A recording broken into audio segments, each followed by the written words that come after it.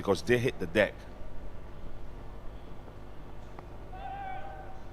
I think the Barbados bowlers, they don't hit the deck as hard as the Trinidadian three fast bowlers that we saw, Jaden Seal, Anderson Phillip. They hit the deck hard, and that is what you need as a fast bowler. And Joshua James, they hit the deck, hit the ball into the pitch to get the ball to bounce.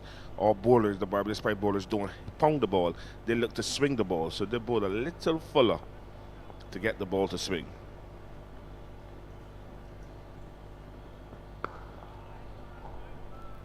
And that's what I'm talking about in terms of Matthew Forde. I mentioned earlier in terms of how wide he's looking to come on the crease, because he's looking to get that ball to angle in. And what he did yesterday and what he was able to take the two edges for Amir Jangoo was a case of that angling the ball, straightening away from the left-handed batter. He's hoping for some more of that here this morning. And the ball is 52 over his all and 3 balls. And yesterday we saw a lot of the balls started in, just like cutting, and that is what he wants to do. Today's day too. His body is a little different, so it's going to be interesting to see how well he starts.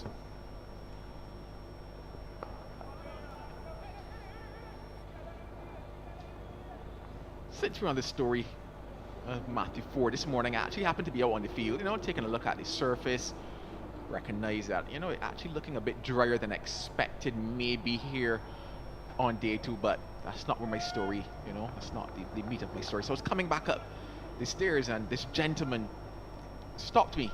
He said, "Hi, how are you doing?" I said, "I'm good." He said, "Oh, I'm Matthew's father." I said, "Oh, pleasure to meet you. I'll finish it after this, fellow."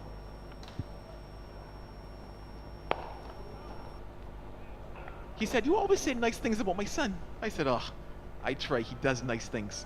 That felt good, Philo. That felt good. It's that's a big tick. I tell you, Joe, the cricketers' parents are very involved in what is said about their children, male and female, in terms of cricket. And it's good to see that the parents are supporting the cricketers. There isn't a lot of spectators downstairs, but once you know there's family members around, it gives you that buzz. Yeah, but now I know that the parents are listening, Philo. I'll give them their flowers. The end of that over. It's 184 for 4. But some flowers have thorns. Which allows me to say another story then, Philo. So yesterday, I was coming up the stairs and I met another father. Yes. This one I actually happened to know because of the fact that his son would have went to primary school with me. So Zachary McCaskey, and his father happens to be my dentist as well. So he saw me and he shook his head instantly and said, "Don't stop.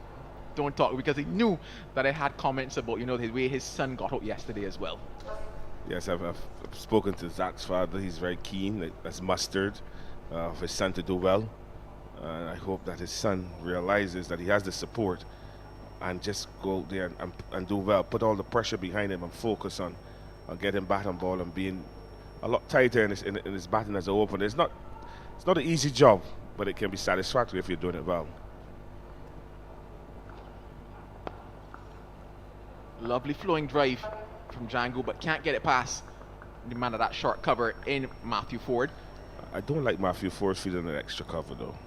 I prefer to see Wickham in that position, because that position that Matthew Forde is in is going to be busy, and he's bowling, and you want to try and rest his legs. Warwick obviously is a designated fine leg for one reason or another, but I don't like to see Matthew Forde feeling in the offside or extra cover. I think that you can put Wickham there and allow Matthew Jones a little rest on the leg side.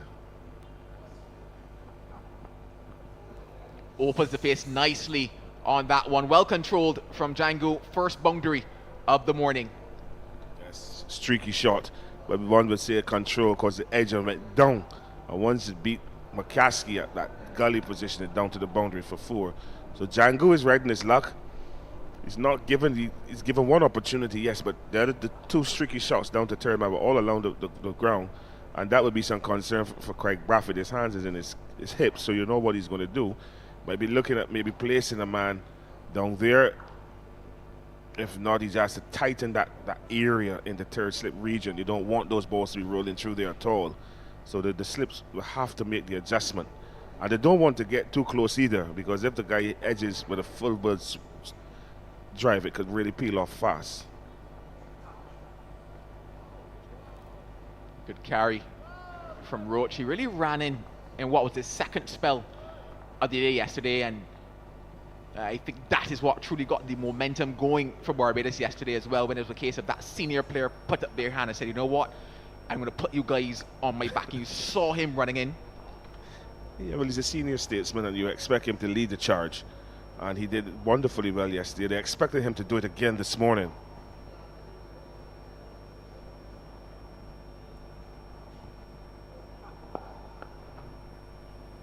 Yeah, picked up the first wicket of the day yesterday in Cephas Cooper. And he was bowled by Roach. A bit of help, obviously, because that ball came off of the thigh as well, back onto the stump. But it was just a case of the build-up because of the pressure that Kemar Roach was putting on, just because of the type of spell that he was into. And it simply raised the spirits. And Jason Holder came in to the fore of things, picked up to Matthew Ford, picked up the last wicket of yesterday. But it was really what got them going. And just wonder, you know, had they gotten going earlier, just opens the face again, does Jangoo. So you almost think that maybe that's an area that he's telling himself, especially with the fine leg, or rather with the third man not in position, as an area that can maybe capitalize on very early this morning. Yeah, McCaskey is in the business there. He's in that third slip area. Again, Jangoo seems to be favoring that area to score, but a good stop from McCaskey, and that is what is needed to save everyone and keep applying pressure. Because the more dot balls the Trinidad and Tobago right force batter face, pressure is going to accumulate on them to score, and they might try something and get out. See Zach McCaskey just come forward a bit more. He doesn't want to get too close. He wants to give himself enough time.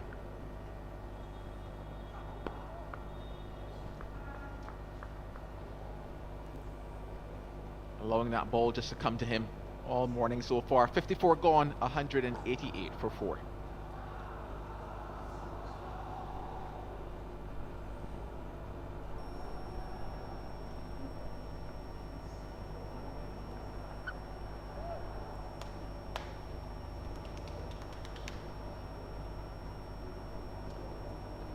And this patches of play, Joel, is going to test the skills of Captain Craig Raffin. And that is also going to be important. We know he's the West Indies Test captain. He's been captaining Barbados now for quite some time.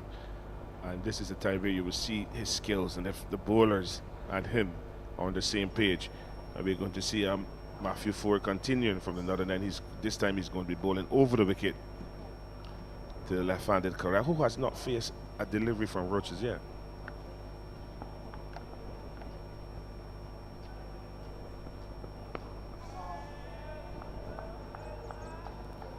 Maybe not seeing what he saw in the shadows of yesterday in terms of the type of movement that they got away from the left-handed batters when he was bowling around the wicket. Now change at that angle now.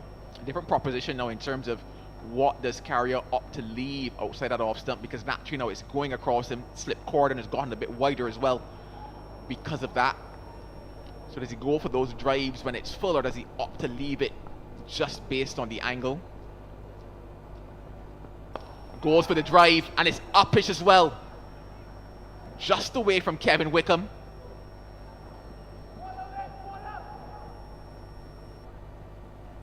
Good running as well, because they get back for the third, but you saw it being set up almost in terms of just the angle across him. But the big question was he going to go for that drive? He didn't, get away with it. Ball wide on the off stump. Carrier obviously looking to be brave and bold, looking to drive the ball on the up and just getting it to the right of Wickham, who thought he was in business. He looked like he was going to dive, Joel, and then he said, oops, it's a little too far. But good running by the Trinidad and Tobago right force batters to come back for 3. Now we're going to see Jangoo facing up to Ford, and he's staying over the wicket, which I think is good. Jangoo opts to leave it. What was very interesting before that ball as well, Matthew Ford actually asked Kevin Wickham to take a slight step to the right, and naturally that's probably where you should have been earlier, because on the angle going across, you expect that between that backward point and cover region is where those balls will go, unless you would say he's a little more in control of the shot. And if he is, and that ball comes in front of square in terms of the left of the man at that cover position, you have to put it down as a very good shot.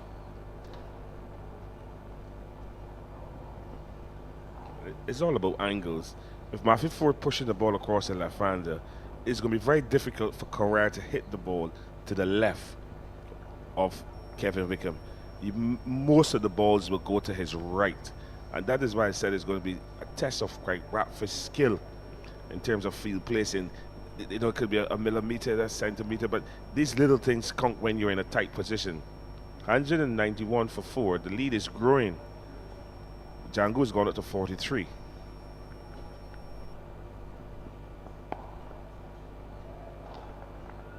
So the lead is 105. So these little things matter when it comes to a situation like this. This is crunch time.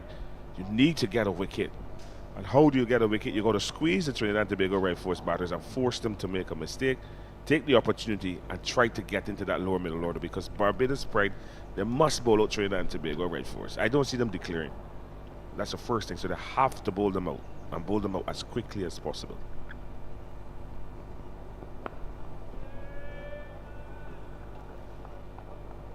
Just 3 runs in the over, 191 for 4.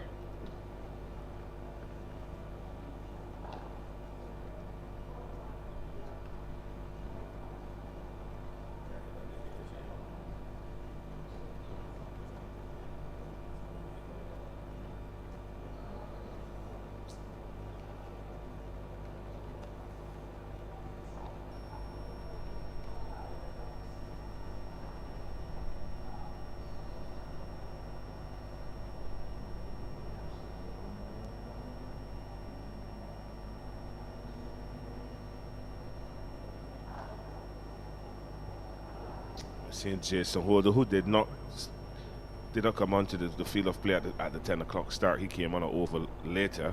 We saw him in a long conversation there with Matthew Ford. You see Matthew Ford shaping like a left-hander. So Jason is saying, look, you just need to bowl that bit closer to the left-hander and force him to play more of those drives.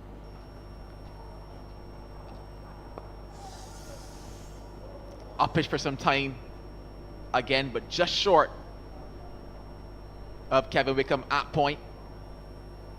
So he's prepared to push hard this morning, Yannick Carrier. So clearly the intention is for run scoring. Yeah, he scored runs at this level as well. He's no slouch with the bat. He hasn't bowled yet in the game. See, obviously this is an opportunity for him to show his worth as a batter. But he's showing aggression, intent to score.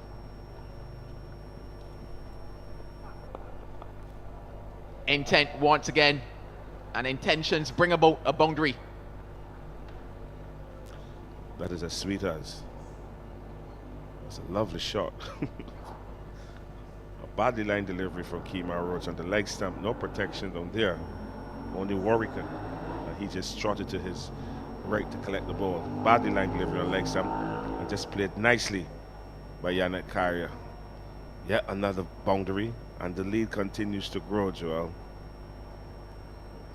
109 runs, and we say all the time, another nail in the coffin. But I don't know how many nails a coffin can hold. Looking to leave that one. Just climbed a little more than he probably expected. No damage done. That's an interesting question, Philip, because it's something I never thought about. How many nails can a coffin hold? I guess it would depend, first of all, on the size of the coffin. Yes, and the size of the person too. Because the size of the coffin depends on the size of the person. So if it's someone like me, I think you might go to the manufacturers.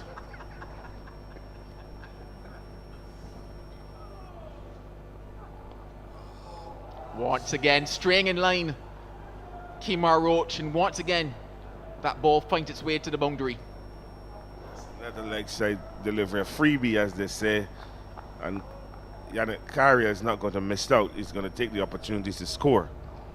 And that is another well-played leg side shot, a nice leg glance. And he has now moved up to 30. Badly line delivery, real side leg stamp, got enough bat on it. And down to the boundary for 4. So this is not a productive over for Barbados Pride. It's more productive for the Red Force in that they're scoring runs. And he's moved on to 30 for 49 balls.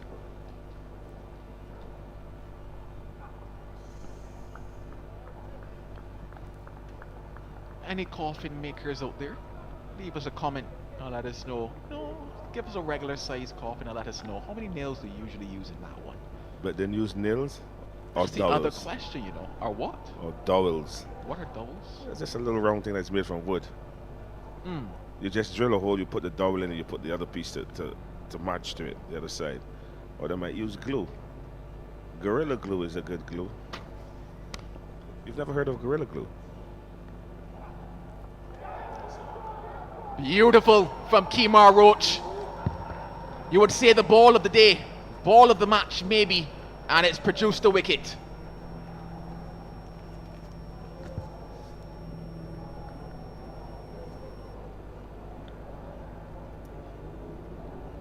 And that is the beauty of Kemar Roach. 2 leg side boundaries, a good delivery outside the off stump, and then a wicket taking delivery, one that just pitched just inside the off stump and shifted slightly away. Yannick Carrier just flinched at the ball, took the outside edge and threw to Hope, who took a very good catch. And he has to go. Trinidad and Tobago red force 199 for 5. The lead is 130. But well played innings there by Yannick Carrier. He will feel a little upset, but he got a good delivery. And in cricketing terms, it is called a jaffa. Just pitching inside or something. He just shifted a bit, taking the outside edge, and Shea Hope said, "Thank you very much." Not a big celebration from Hope, but the slips went up and Roach approved. Well bowled, just twisting him around. That's the kind of delivery that we saw Ford would have bowled yesterday to Jangoo, but the difference is that Hope saw more of the ball, so he lined himself up quite nicely. A good wicket, early breakthrough for Barbados, and they need to continue to take these wickets. Don't let these partnerships build. And well done to Kemar Roach. Yeah, well done indeed. That's what he brings to the contest, Kemar Roach. The ability to make quick adjustments. So you saw the 2 deliveries in that over, line on the leg stump, one clipped to the right of fine leg, the other glanced to the left of fine leg. And he knew that's not where he needed to be. Kemar Roach made the adjustment, got that ball to come in nicely on the angle, forcing Carrier into the shot, straightened, took the outside edge, and that's the first piece of success for them. Carrier is the new batter to the crease for Trinidad and Tobago Red Force. And there's also going to be a change in bowling from that Joel Garner end. It's going to be the pace machine in Jerry McAllister now with ball in hand. Definitely no slouch with the bat, Carrier. So there's still the possibility of runs out there in the middle for Trinidad and Tobago Red Force, who now lead by 113 runs.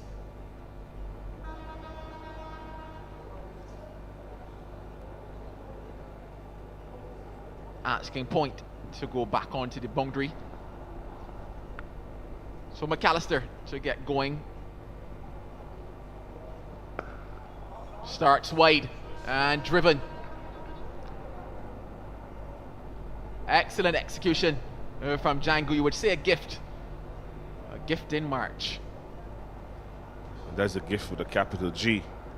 It's a bad start for McAllister coming around the wicket. A long half volley. And Amir Jangoo is not going to miss that. Just getting his arms through the ball, well executed. And across this lush green outfield for 4. And that brings up the 200 for Trinidad and Tobago. The 203 for 5.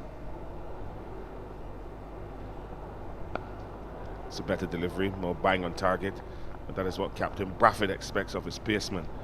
And the interesting point here now is that you have Kemar Roach at mid-off. So obviously he's there to help, McAllister, try to get him through this spell for as little runs as possible. And obviously look to get some wickets. He's yet to take a wicket. His balls are quick deliveries. But as I keep saying, not consistent in grouping the balls together.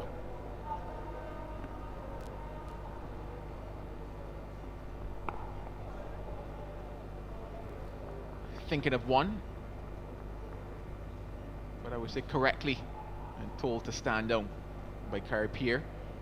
Approaching another first class half century, Amir Jangoo.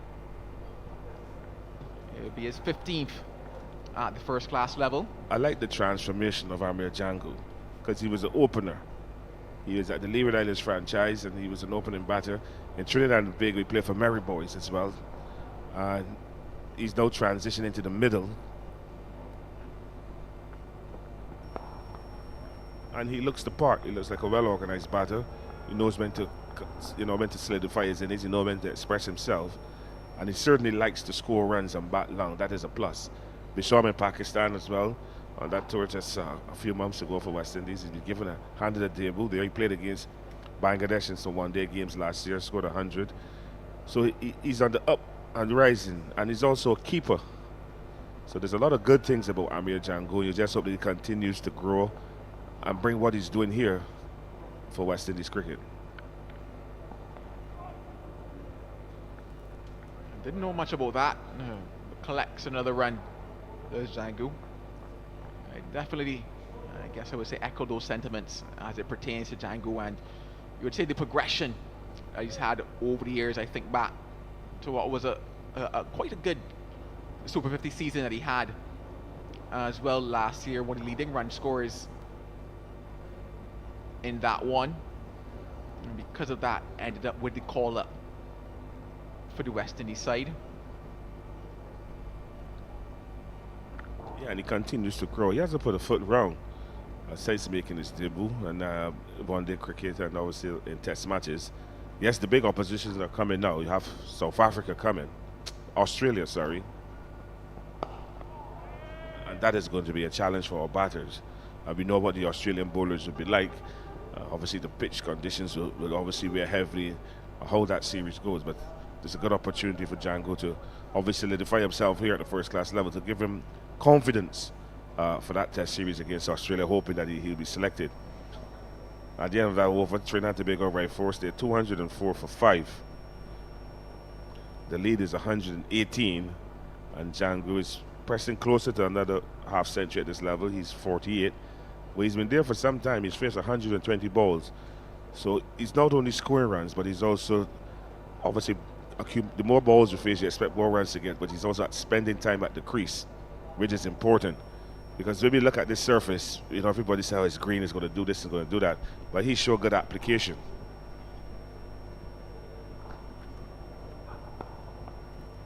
You mentioned Australia coming to the Caribbean, and it cast my brain back to memories of Australia in the Caribbean, Philo. So my memory of Australia in the Caribbean, the one that comes to my brain first, is that 2007 World Cup final when they played versus Sri Lanka here. But my question, obviously, I bring questions, Philo. What are your memories of Australia in the Caribbean? What comes to mind for you? I can remember Australia in the Caribbean. Alan Border led this team. Gordon Greenidge was at the twilight of his career.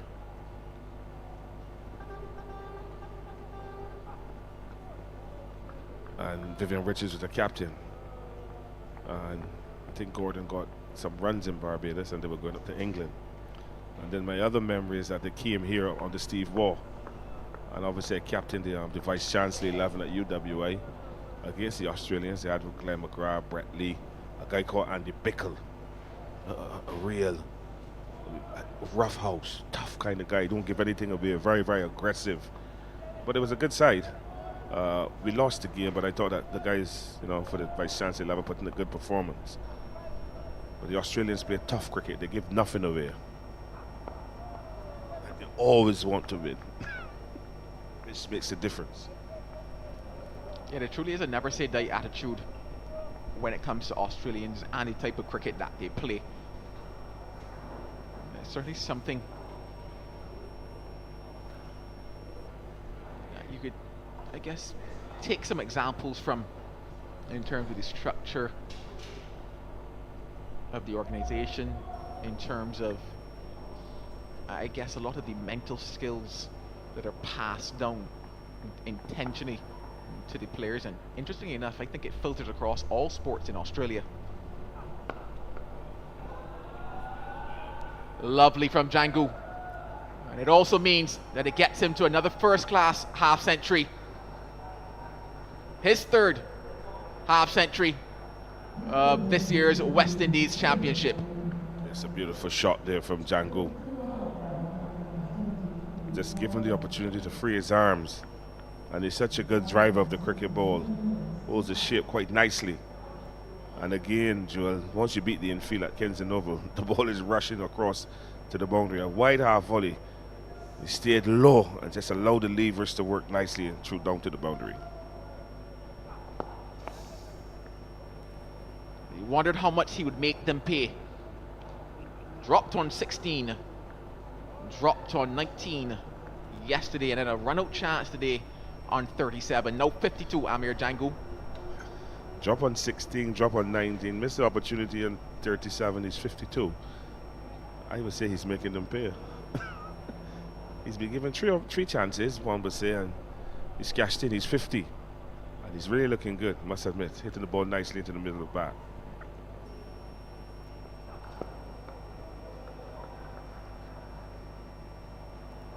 $208 for 5.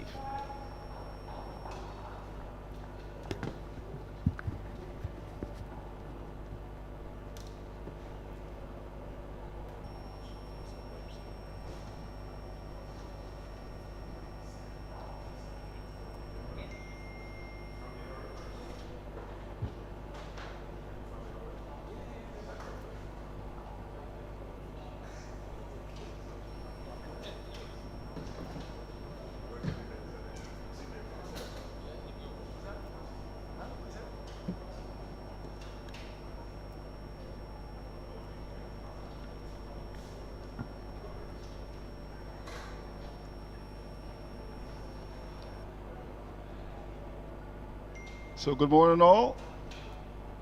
Good to be in the company of Roland Butcher. Well, not taken by Hope there. Did that get a bit of glove there? He had to stretch a long way across to his right, but didn't catch it. Was that a chance? Well, Andrew, we'll have to see, but good morning to you. And I think McAllister was very interested in that. So definitely. Yeah, definitely.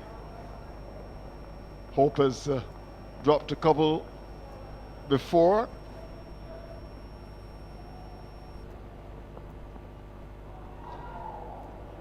Very good delivery from McAllister. Big and strong.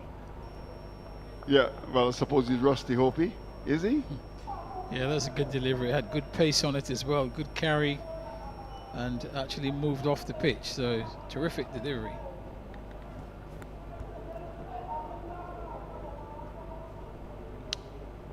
I mean, having seen it, I mean, he got a glove to it. I really think he should have held on to that. Sheho.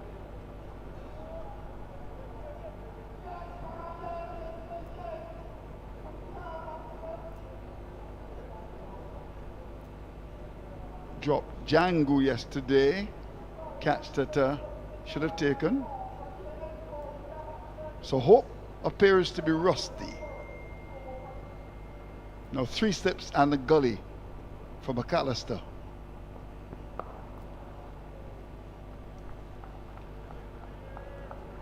Interesting session unfolding. The lead is 122. The Red Force will want to stretch that to over 200. Barbados Pride will be hoping that they can restrict the Red Force to maybe 150 or so. Tail looks a bit longish with Carey Payer batting at 7. But he can bat a little bit.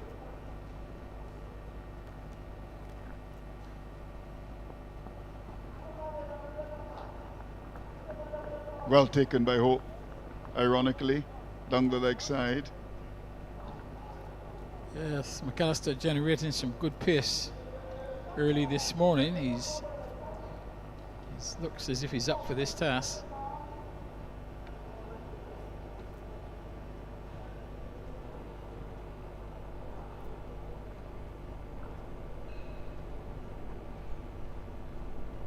First spotted McAllister playing for Wanderers, his club, 3 or 4 years ago. And the first thing that caught my attention was his pace. I think you were then a selector in Barbados. Were you then? Yeah, I think I was when he first came on the scene. Yeah. So you picked him then? Well, I would have been involved with. Even if I you wasn't. was on the fence, Roland Even Butcher. if I wasn't, I would have. Had a say. I would have mentioned his potential. Yeah. Just like you. Yeah, big strong man. Yeah, I remember speaking to yourself and Philo Wallace about him. He's got some pace.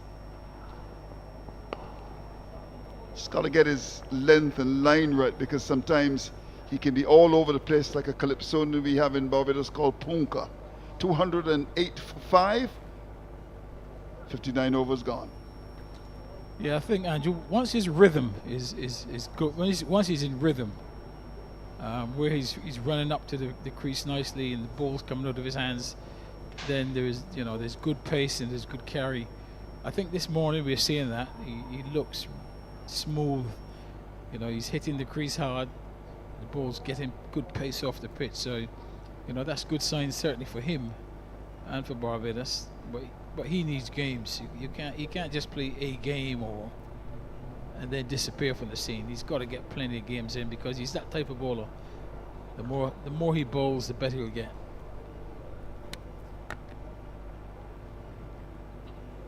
Have a look at this, Roland. Hope should have caught. No, that's the one he took. But if we can just get the one to drop, I'm sure that our technical people will give us that. And that's down the leg side.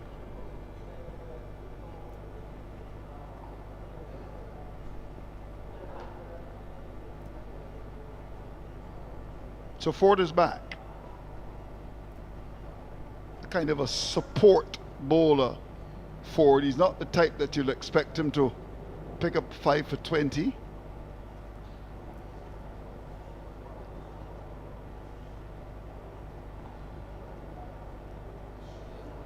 You think he still got that? Yeah, I think so. He had to. I think he got himself in two minds really, whether to go with one hand or two, and ended up really hesitating there. Yeah. Nice height. I think a Jeffrey Dujon would have caught that. Yeah, the good thing about that for a keeper is the height. If it was low, it would be much more difficult, but it was nice and high, so you can get a big strong hand. And if you get one hand across, nice strong hand, and it should stay in there really.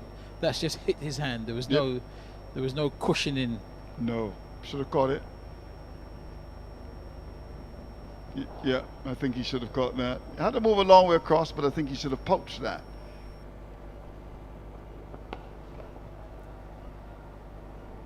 Jangoo's played 1 or 2 sumptuous drives this morning. Good player, I like him. Lots of commitment to his game, takes his cricket very seriously. And one that will want to make a statement in West Indies cricket. The Australians are on their way. Pakistan as well. Got to go to England. Lots of cricket to be played.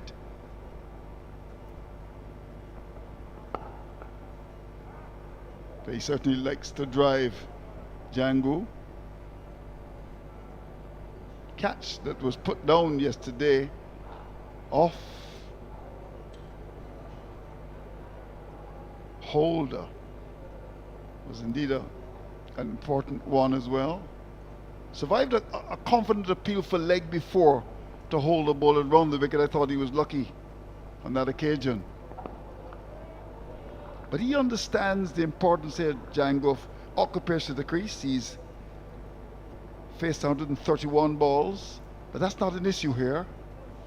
Of course, when the Barbados team bowled out with the pace of a Usain Bolt, or Atta Bolden, or the Bronze King over Delhi, you got so much time to bat.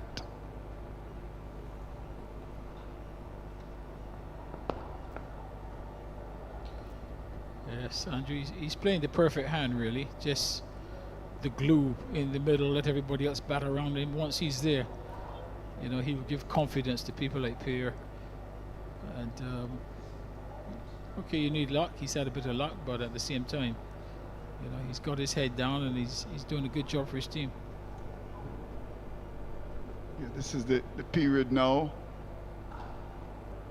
where Trinidad haven't lost the wicket of Corral this morning, caught behind. We want the low order to stay with Jangoo and frustrate Mayor Motley's men. Of course, she was very much in Parliament yesterday, replying to the budgetary proposals. Ralph Thorne, the opposition leader, spoke for 10 hours. Wow, marathon.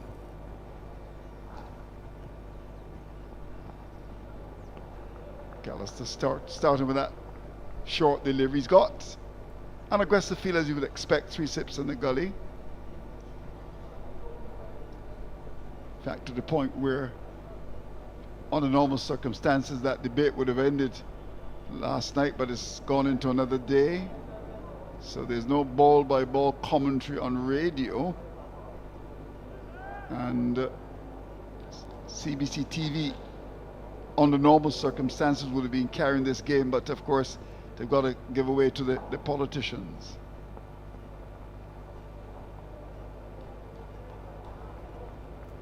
You're not involved in politics, Roland? Never have, never will be, Andrew.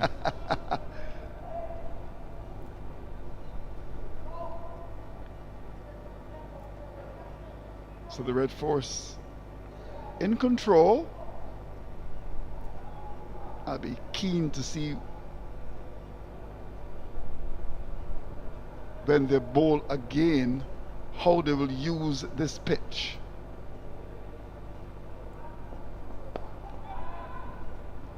Dropping just in front of Kemar Roach. There was a shot of catch it there. It was poked away in the onside.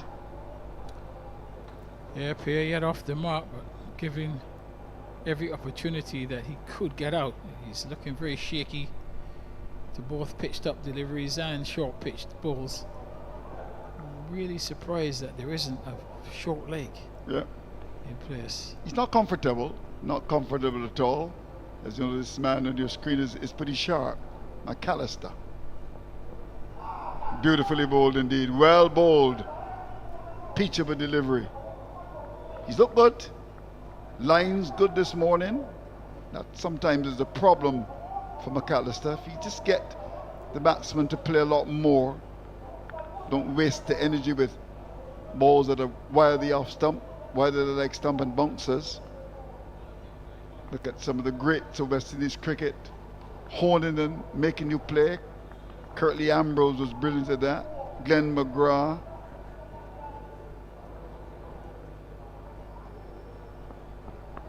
Oh, he's a lucky man. Will get runs fortuitously. Will come back for the second. That could have gone anywhere. That's what I mean, Andrew. Okay, that went over the slips, but Craig, you've got to get a short leg in there. He's very uncomfortable. Doesn't want to get forward, Pierre. This one, he just didn't have a clue where that was, and the short leg should be just in there. You don't need a square leg for Pierre. At best, you can get a single on the leg side, but you know you've got a chance of him popping it up to short leg.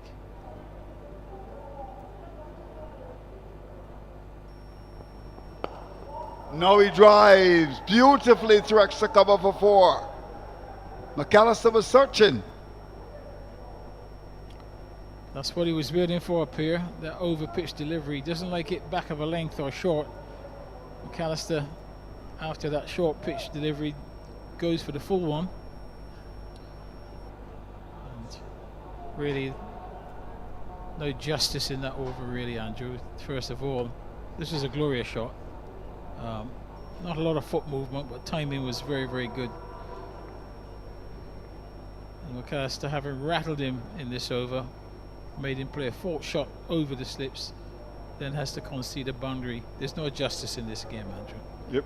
That lead continues to climb, 128.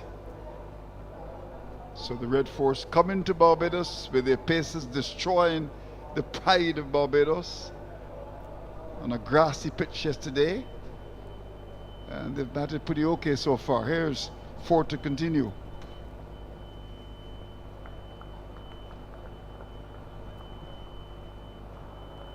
In fact, when you look at the construct of the Red Force side, it's a pretty good one, actually. I think it's one of the best sides in the competition. Then you've got Mohammed who's scoring a ton of runs. Captain De Silva looking to nudge Darren Sammy.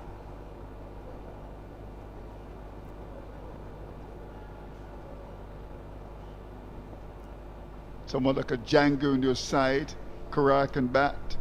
And then you've got some pretty decent spinners in Charles. Pierre, who's batting now. So when you look at the construct of the side, it's a good one.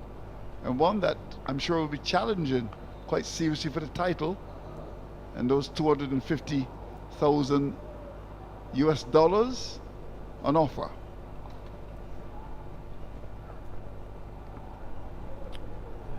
Tennis ball bouncer. But yes, Andrew, they've got a very good side. I mean, if you think Pooran really only got into the side because of an injury to Mohand, the opening batsman, so he got a game because of that injury. So it tells you now that they're getting good reserves as well. And he shaped well yesterday. I like him. He I like him. I think he's a player for the future. Batted very well.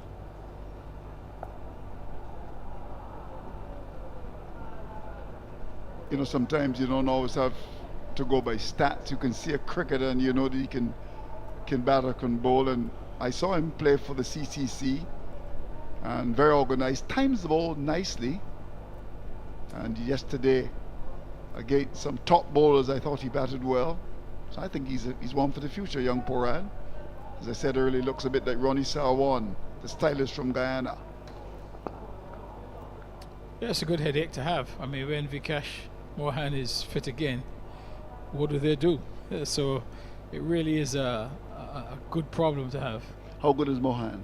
Oh, he's done well. He's done very well as an opening batter, and he was the starter.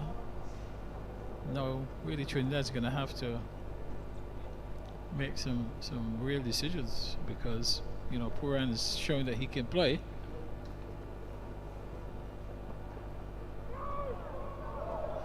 That was a naughty shot by Jangoo. It's one of your bouncers, Andrew. A lollipop, yeah. Lollipop bouncer there. Or you can call it a baby bouncer, really. I mean, he might have made a late decision to spark that, but it was very naughty of Jangoo. And of course, we know he's not a naughty man. I think it's the lack of pace, Andrew, he wasn't sure what to do. Took a day to get to him. Interestingly enough, in this over, Ford doesn't have a lot of pace. Produced some short deliveries. 215 for 5.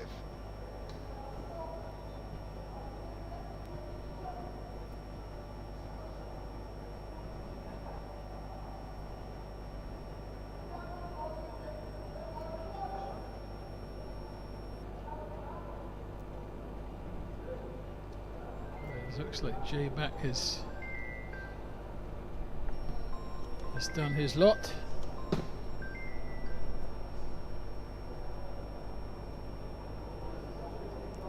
is replaced by Jason Holder.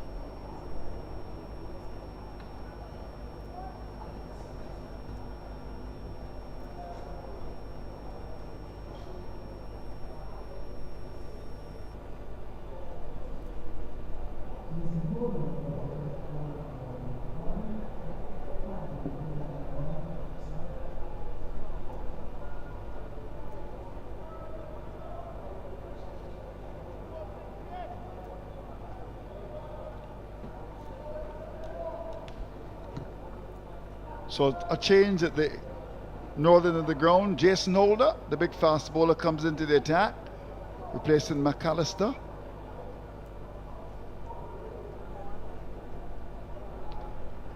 Just wonder if Captain Brathwaite might just have been tempted to bowl McAllister for one more. Would you have done that?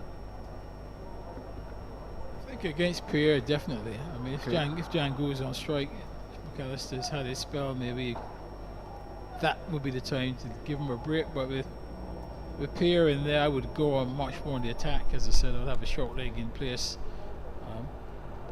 Wouldn't have a mid-on. Shouldn't have any challenges in terms of pace with Holder bowling?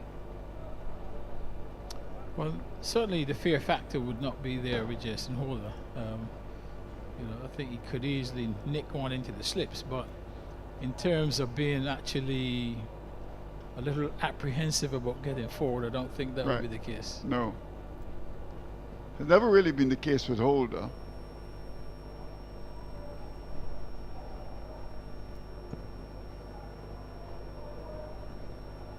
I mean, when you see someone like a Holder, you would think that perhaps so big and strong, so tall, that he would be rolling out quicker.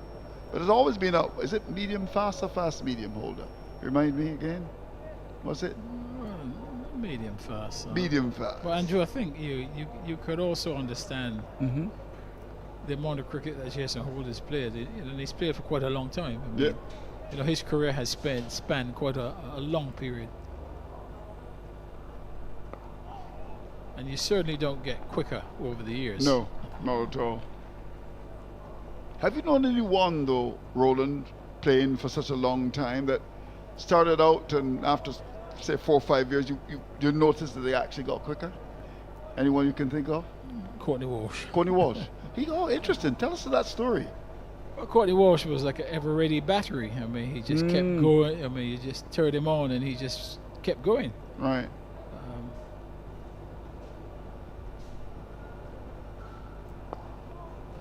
Very well bowled by Holder. Not just at international cricket. I mean, in first-class cricket, Courtney Walsh. I mean, if you check the number of overs and balls that Courtney Walsh has bowled, right? I would challenge you to tell me someone who has bowled more. Yeah, I agree. He just would be given the ball, and I mean, I remember one game against Middlesex. Courtney Walsh bowled from one end the entire first session to lunch. Yeah, I remember him at Kensington Oval bowling from the start of play till tea, and they call him Mandrake. I'll never forget that. I mean, he's given so much to West Indies cricket. 215 for 5. Yeah, I mean, he had extraordinary powers to keep going. I mean, his endurance level was so high. I mean, as I said, I saw him bowl 2 sessions, and then he started after lunch as well. I mean, as a fast bowler, and his pace didn't drop. No.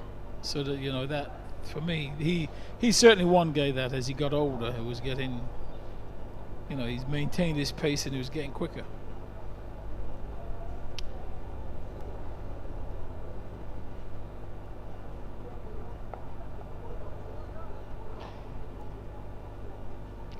I don't get the feeling that really he's been given his due, though, as a fast bowler in West Indies cricket. Because when you speak of the greats, I mean, you talk of Malcolm Marshall, you speak about, people like Wesley Hall, you talk about Michael Holden, Curtly Ambrose, but there's never really a discussion about Courtney Walsh, 519 wickets.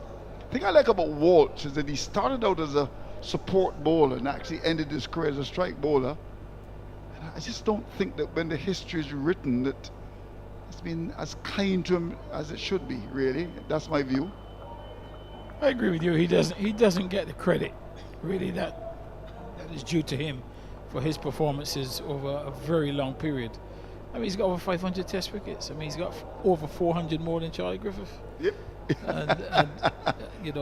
That's enough for a phenomenal amount of wickets. No, it's interesting, and it's a discussion that I'm sure that you may want to get involved in, because when you speak about West Indian fast bowlers, immediately you hear, the name Malcolm Marshall, the best. You talk about Michael Holden, Andy Roberts. You talk about Colin Croft. Talk about Joe Garner, the big bird, Curtly Ambrose. But you never hear Walsh's name called in that company. Well, this is crazy because Walsh really needs to be at the top. He needs to be at the top with those first few. I mean, there's no question about that. He was not a demonstrative sort of. Walsh was a guy that just loved bowling, got on with it, didn't make any great fuss. There was no antics, it was just bowling and getting wickets. Maybe that is what people like someone who they say has got charisma. They've got Right. some. I mean, they like Lawrence Rowe because of his elegance. I mean, he was a great player too. They like Carl Hooper because of his elegance. But someone like Courtney Walsh, he goes under the radar. People yeah. don't recognize what a great bowler he was. I agree. Ford is peppering Pierre with some short deliveries. Went to a nice sight outside the off stump. Roland, would you put Courtney Walsh in an all-time West Indies team? Well, it depends how many fast bowlers you're playing, but yes, he would be up there. I think if you look at Roberts, you look at Holding, Marshall, Garner, Walsh got to be the fifth one in there. That's the five. But suppose you're five not fast bowlers, that's it. But suppose you're not playing five. You tend to be on the fence sometimes. Well, he's in the squad. He's in the squad. So depending on the pitch. And that's interesting. And actually, I'm playing five. I don't really need Lance Gibbs. those five. I don't really need a spinner. No. Or I can play. I'm going to play 6 batters, Right. including the keeper. He's one of the batters. Right. And those 5. And I'm going to win more. 5. I'm going to win more than I'm going to lose. But Sagari would be in the side. in test matches. Well, Sagari is the all-rounder. Okay. But would you need 5 then? Would you need 5 then if Sagari he can bowl? Yeah, well, yeah, I do. Yeah, because Sagari can bowl. If I want some spin, he can bowl some spin as well. Or he can also bowl fast. Yep. I'd love to get your 11. Can you write that down at the break when we're having lunch compliments of the BCA? Of all time.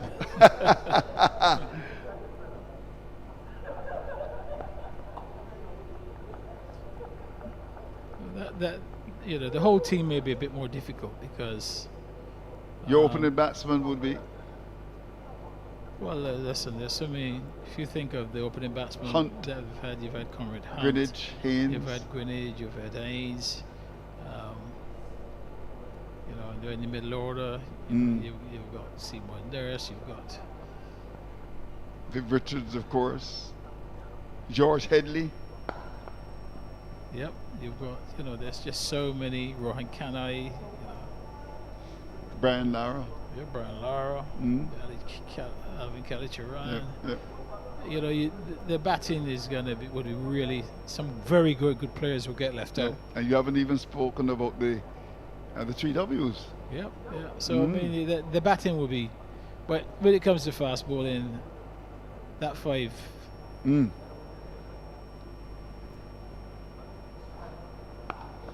I mean, actually, with that 5, I would only want 3 batters. I don't want any more than that. 1, 2, 3. So, Roland, are you going to promise our viewers that you're going to give us your 11? Can I read your 11 after lunch? No, I don't think you can. Okay. That Right. needs careful thought. Just Okay. like when I was a selector, I had to think carefully. Okay. It wasn't like You weren't Like, overthinking. it wasn't like you suggest you put your hand in a bag and pull a name out. No, it was carefully thought out and all the reasons put as to why this person deserved to play.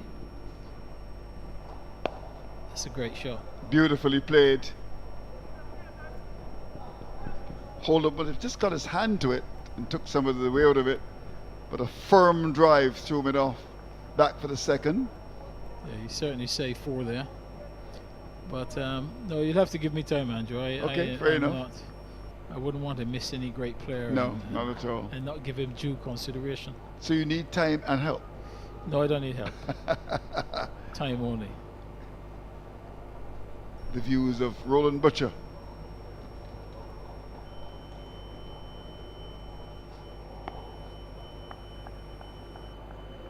Let's get the feeling here that Hall is just keeping things quiet. I think he looked more dangerous yesterday. Pitch which is flattened out. Traditionally here at Kensington Oval, in the second day it plays better. Does it? Yeah, today's the pitch will be at its best, really.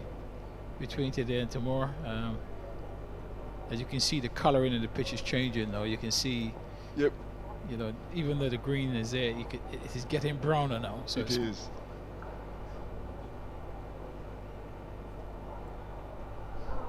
Beautifully bowled by Holder. Jangoo was fishing, he was flirting.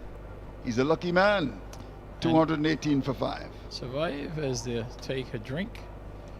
But yeah, the pitch is good now. There's still, you know, something there. As the ball gets softer, it's going to be more difficult. But with the new ball, as it stands right now, that, you know, there will still be something in this pitch for the new ball.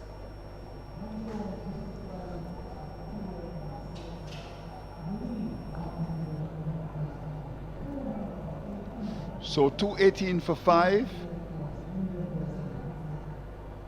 It's been an interesting session, starting at 182 for 4, leading by 132 now, and losing the wicket of Carrere, caught behind of the probing Roach.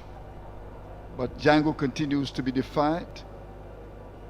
55 from 145 balls, and is the man who can hold the keys to Bridgetown here, because if he bats deep into the day, that lead could stretch to well over 200, and the pride of Barbados could be under pressure and feeling the squeeze like the local economy. All right, I'll leave it with Joel Manning, who comes a calling, and alongside him is his favorite commentator, I'm told, Philo Wallace.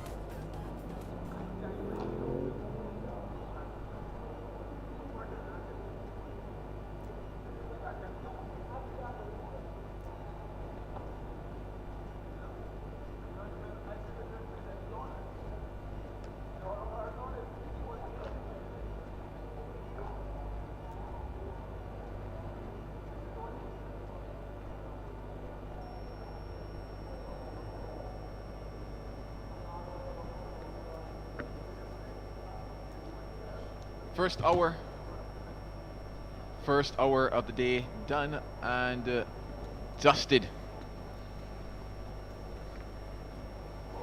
And it looks as if it's going to be Kevin Wickham with ball in hand. Well, this one is interesting. I'm not surprised that Wickham is actually bowling, because he bowls a good medium pace actually. Opens the face. Pierre should collect 2. Just a bit of damage there to McCaskey as that knee went into the surface. Not sure which took the bigger blow, the turf or his knee. Well, he's going to need a bit of that blue soap tonight, I tell you. A bit of a mark there on the pants. Yeah, I don't think he does his own laundry. The laundry company might be angry to see such a mark. It's supposed to be red, but it's obviously dark with the soil. But good effort from McCaskey. Good to see the effort in the field.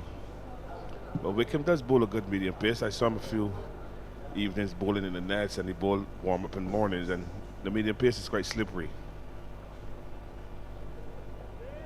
And as you can see, that ball is pumped into to Shea Hope's gloves. I listened to the sound of the wicketkeeper catching the ball in his gloves. I mean, you get that thumping sound. That means there's something behind it. But he's a strong young man. And this can also help him, Joel. He knows he's been struggling with the bat. He got a 95 last week. He got a one bowler yesterday. And this is all helping with his confidence. Keep him involved in the game. He's that type of player.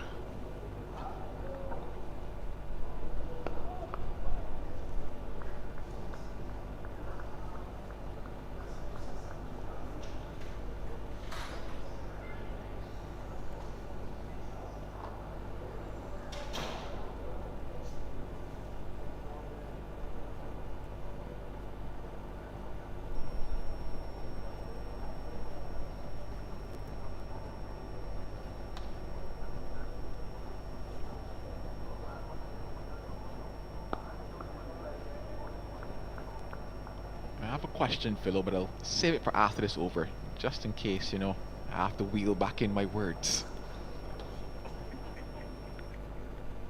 Okay, Joel.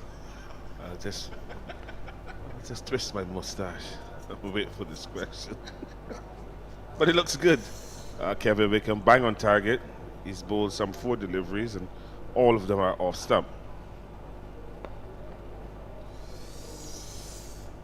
That is what I don't like to see, Joel. The point is deep on the boundary. Kai Peer just opening the bat face and getting a very, very easy single to bring Jangoo into strike. Jangoo obviously is the rock of Gibraltar. I don't think there are many rocks in Port of Spain. I know there's a northern range and the northern side of Trinidad and Tobago. He's on 55, but he's batted 145 balls. He won't mind that as he continues to push Trinidad and Tobago right force forward. That's been a productive region for Jangoo all morning long. This time, though, just kept to 1. The end of that Wickham over, 222 for 5. Now, I do know, yes, that Wickham has been used occasionally to break partnerships, to allow bowlers to have a bit of a rest, etc. But I think I was a little more surprised in terms of the context of him looking into the field. And yes, I know there are 2 left-handers out there, but I'm wondering about the prospect of Jamal Warwick and at what stage is he maybe a consideration? I was even thinking of Jamal Warwick, and we keep hearing about matchups. Every time you listen to cricket commentators, matchup. The only match I know is matches that likes fires. But you have Roston Chase, who took 5 wickets in the first innings last week and a couple in the second. And he has not bowled. You've got 2 left-handers batting, which is very strange. That's got me. Oh, that's a loud shout. And at long last, they've removed the peg of Amir Jangoo. Jason Holder comes back and gets the breakthrough. That's the wicket that Barbados pride needed.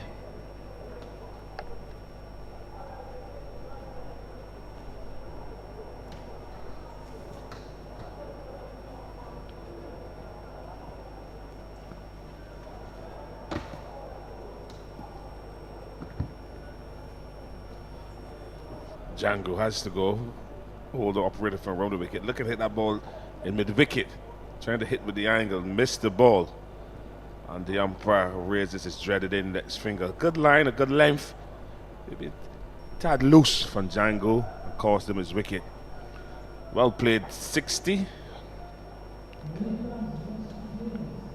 Well played, 56. And he has to go back. Trinidad and Tobago right force at 222 for 6. So Barbados Pride has picked up very important wicket of Amir Jangoo and have exposed now. I don't call it the tail end, I like to call it the lower middle order. And James, obviously, he's a very good striker of the cricket ball. Really strong. And the bat just looks like a spoon in his hand. Yeah, it does resemble a bit of a toothpick in the hand of Josh James. And he's somebody who can hit a long ball when he gets going. But it's just so interesting, that shot from Jangoo was almost unexpected in a way, given the type of innings that he's played this morning, and the reason why he also used the phrasing of a peg, and given how he's really staked himself down this morning, you just wonder what he was thinking there. And it's always interesting to maybe be able to go back down and say, well, you know, to a player, okay, what was going through your mind at that particular stage? Because it's a shot that we have not seen, you know, for the morning. It's against the run of play. He's been playing sensible cricket and good shots, but he just picked the wrong line, the wrong length, and was a Judge LBW looking to be ultra aggressive. But there is no really need to. Anyway, Trinidad is in a very good position at the moment, and it's just unfortunate. And you know, in cricket, in terms of batter, the lead is 136 runs, but batters sometimes have a second of madness. I think that is Jangoo's second of madness that's caused him his wicket. But the pride would not mind to see the back of him.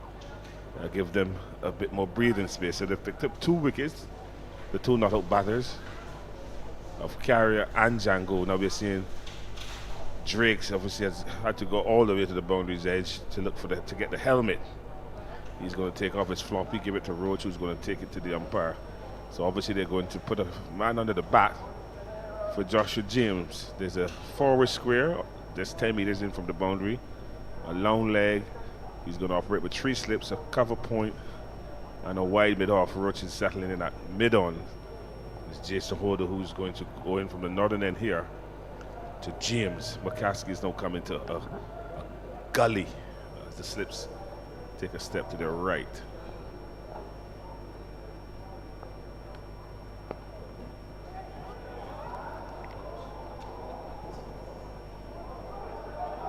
Could be close, a better throw needed maybe.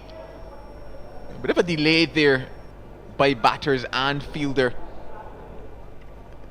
Drake's probably expected that square leg was in and out of Dundee fielding. Looked back and realized that he had to do the running himself. Yeah, quite strange. Jonathan Drake's on the helmet. Bat pad pretty deep. The ball went to his right. Put up his right hand as they normally do to say it's yours, but Morgan is forward square. And I thought with a better throw, more balance, it could have maybe affected the run out.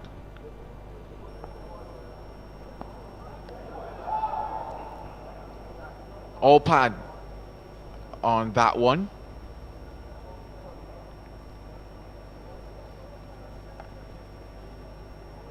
Two-wing swingers from Jason Holder. I believe that they know that James can hit the ball a long way. I'm not going to give him any whiff or room to swing his arms. Just try to cramp him for room. But this is good steady bowling for Jason Holder. He's into his 17th over. He's picked up 3 wickets for 39 runs.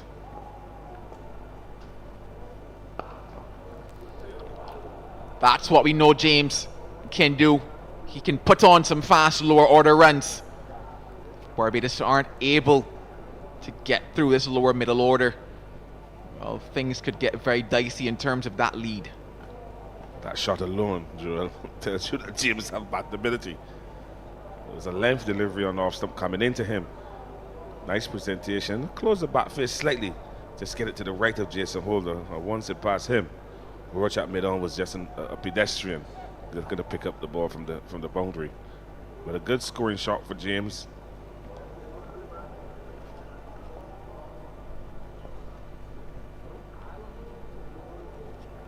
And no room to play that one. He came in with the lead at 138. And it's just so interesting. Actually, I think maybe 136 is when he came. Yeah, he came in with the lead at 136. And you think about these lower order cameos and what they can do. That 136 magically becomes 181. You know, just by the basis of maybe a quick 20 here. Somebody coming below with another 15. Those cameos can hurt.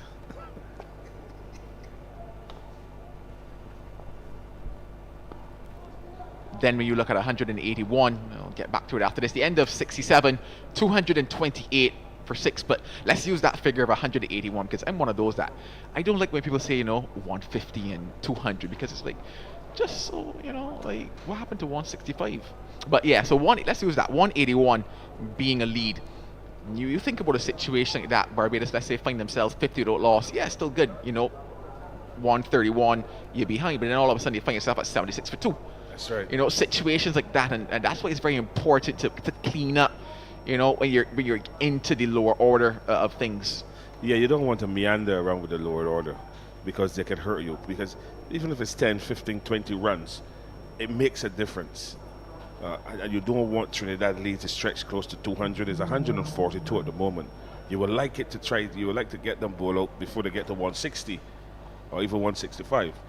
But when they get up to 170, 180, you know you're in trouble. And you look at a figure like that 170, 180, automatically you need 2 good partnerships to start with. And those 2 good partnerships come from your higher order as well, because 2 good partnerships, your lower order means you only get to 201. That's right. So you're looking for 2 major partnerships already between your 1 to 4 to begin with. So you know that you're looking for a bit of dedication. Those 2 partnerships only get you to the lead. Those 2 partnerships don't actually get you, in terms of setting up a total after that. And if the lead is 181, it's not going to come in one session. So you've got a back time.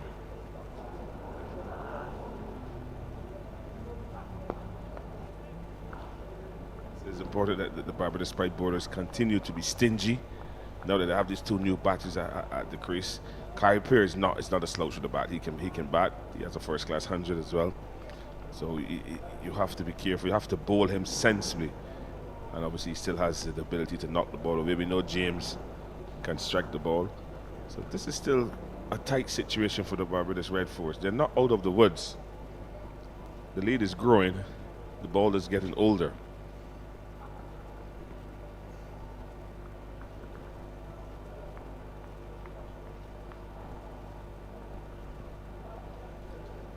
The keeping of sheer hope so far in this innings.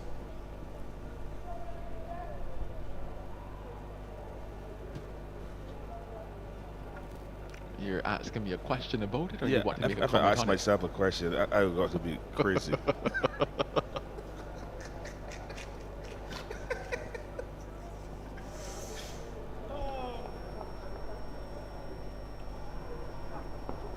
I'll start by saying for sure these are the most overs that he keeps in a long time. Let's begin there. Has it been the easiest surface to keep on? I wouldn't say that it. I mean, it's been okay. Let's go with that. But I'll start by saying that I actually didn't expect him to keep to begin with coming into this one. So when I heard the news at the toss, or rather just before the toss, with regards to the possibility that he could be holding the gloves, I saw it to be, or rather thought of it as a very interesting decision to begin with, given that he's had an extensive workload in the shorter formats before this, given that I also told myself he might only be playing the 1 game as well, because 2 weeks break, PSL coming up, not telling myself that he might play the next round for a workload before he travels to PSL. So I figured that if he was going to play in this one, when I saw his name in the 11, he was playing as an out and out middle order batter, because I didn't think he would open or come 3 as well in this one. Well, I think too that what happened is that the 95 that Kevin Wickham scored last week would have saved him from getting dropped for this game. So with Hope coming back, obviously instructions could have come from higher authority that he needs to keep wicket, and that's Boucher had to get the axe. But if he wasn't keeping, Boucher obviously would have kept wicket, and you had to choose. Well, Wickham would have been the man to act as vice captain and not scoring runs, because you can't. Jonathan Drakes is in form despite failing last week, but he's in form. So Wickham would have been the man, but that 95 saved him. So obviously he's keeping.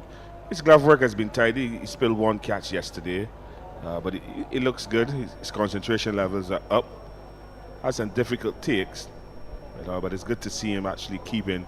He's done it for Yorkshire in the couple, I think last season, or in the county championship. So it's not a slouch in keeping with the red ball, and obviously keeping in England, Joel, is a lot different to keep it in Barbados.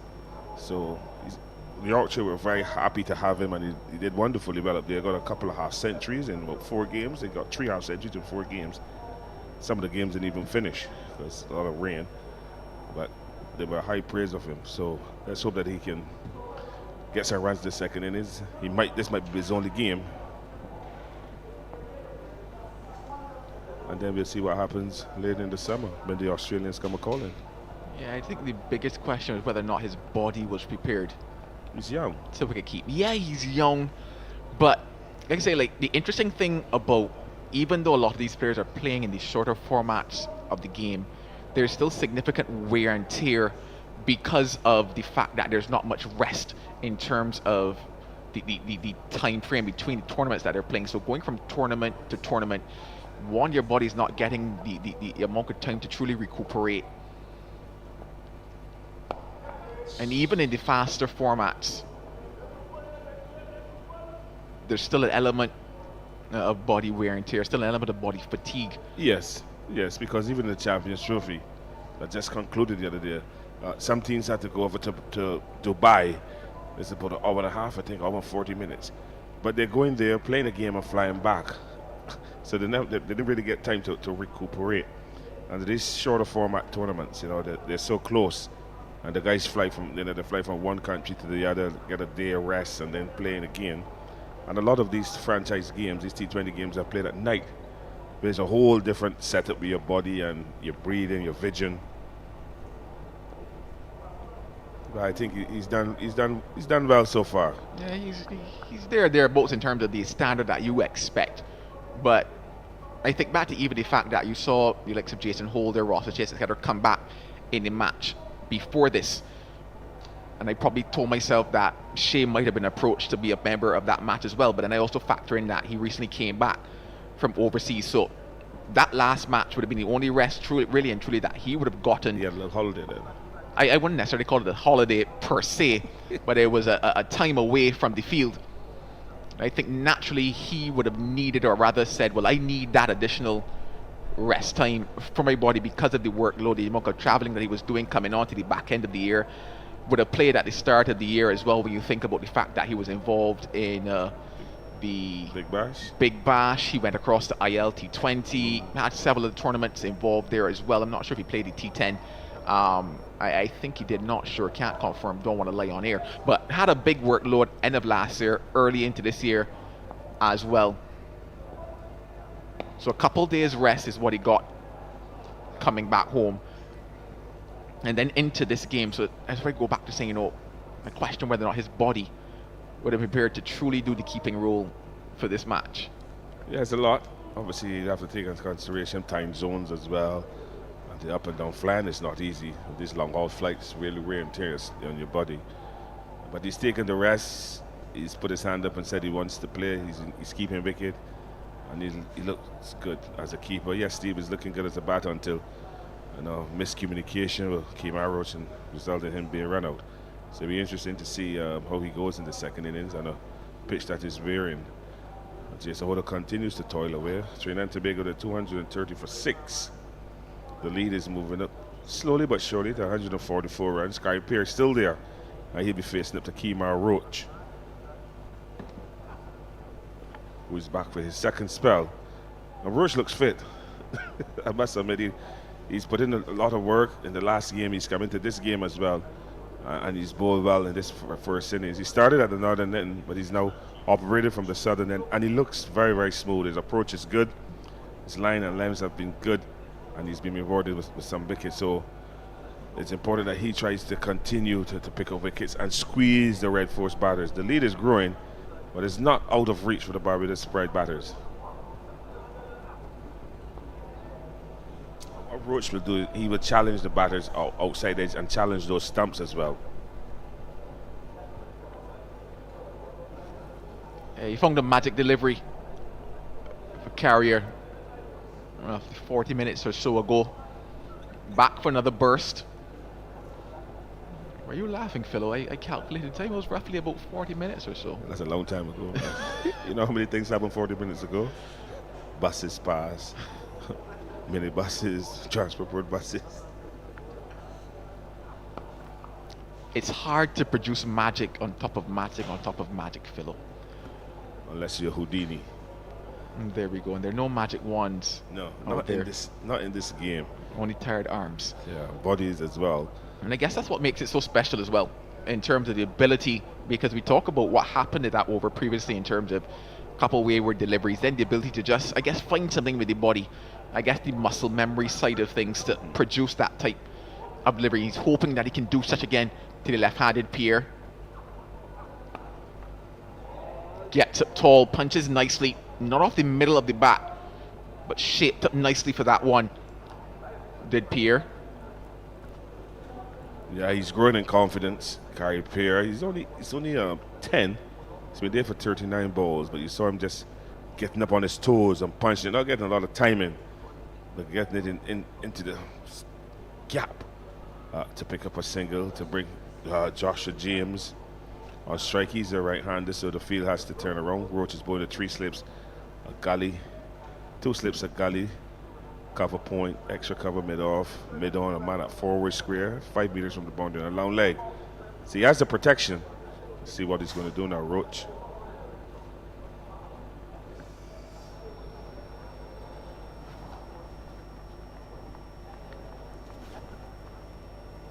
Interesting that he's gone back of a length. Obviously he has protection out there at that deep backward square leg, and a man had a wideish fine leg as well. The only full I would go for to James is a Yorker, because I believe if you go line full, he's going to hit you down the ground. He looks like that kind of player. Already has an open stance, clearly to free his arms to hit through the ball, so you're trying to cramp him for room. Well, James is prepared to take it on, even though there's protection out there. The end of 70, 2-3-1 for 6.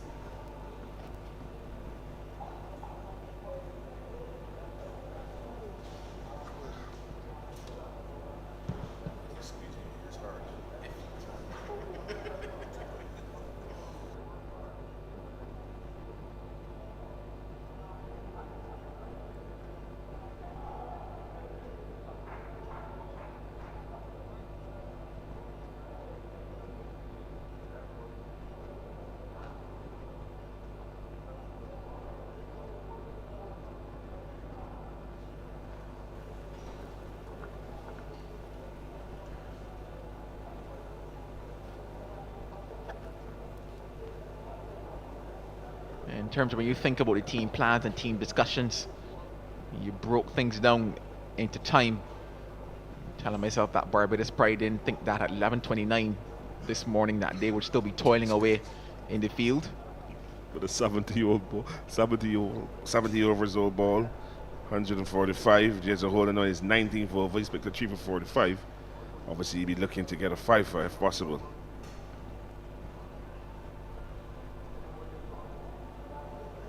But this is a good battle. Bat versus ball. The skill of Caribbean versus Roach, West Indies leading fast bowler in this modern era, and Jason Holder, the experienced campaigner, former captain. It's a good battle. We haven't seen the spinners yet. Holder has asked Warwickon to move from that backward point, catching, and he's gone down to a wide third man. So that is giving the indication that he's looking to attack Caribbean just outside the off stop. He's bringing a lot square now to his left. So he's going to have him at just in front cover point, forward point, yeah, on the boundary. What was the in swinger? Yeah, just so interesting because naturally, I guess in a way almost that double bluff thing in terms of going for the pads there, got the LBW a little earlier, just maybe offline, but it allows him to just bowl that fuller length outside of the off stump with that point back on the boundary, especially with how square Jason was asking him to be. Brings in that outer edge. Kyrie Pierce driven nicely, you would say, so far in this innings. Interesting to see how he bowls to James.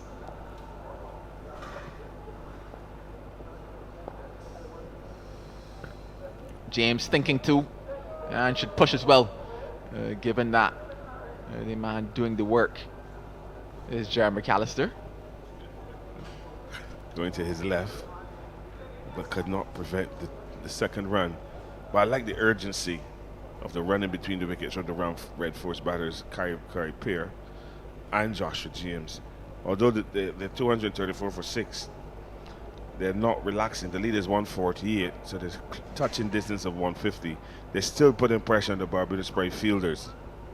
They're not easing up, and this is good cricket. This is good common sense cricket from the Trinidad and Tobago Red Force. I think it's also a case of sensing moments. As you know, we go throughout a cricket game, there's several different moments, different passages of play that you would say one side is up, one side is down, where things could probably come to even Stevens. And you would say that this is a passage of play, a moment where Barbados seemed down out there. And if you like go back to mentioning that at no stage, maybe at 11:30, they expect to be out there. So spirits a little down, the intensity isn't there in terms of the fielding, so you're able to capitalize on those moments and eke out those extra ones, those extra twos. This looks close, and the finger once again goes up. Come on, says Jason Holder. Oh, he is doing it. That's 4 now for him. Yes, a good full length delivery. James thought he got some bat on it, because as the umpire raised the dreaded index finger, it took some time to raise his finger. James' head went to the sky. Obviously, maybe disappointed, maybe missed the ball. But a good delivery from Jason Holder, full length, bang on target. James have to go for 10. Ball hitting the back foot. James clearly not getting any bat on that. Maybe he thought it was going down, but umpire said no, that's going to hit the stumps. Would have raised my finger. That's swinging, missing, hitting the back foot. I think that is a good decision. And Trinidad and Tobago has lost the 7th wicket. The score at 234.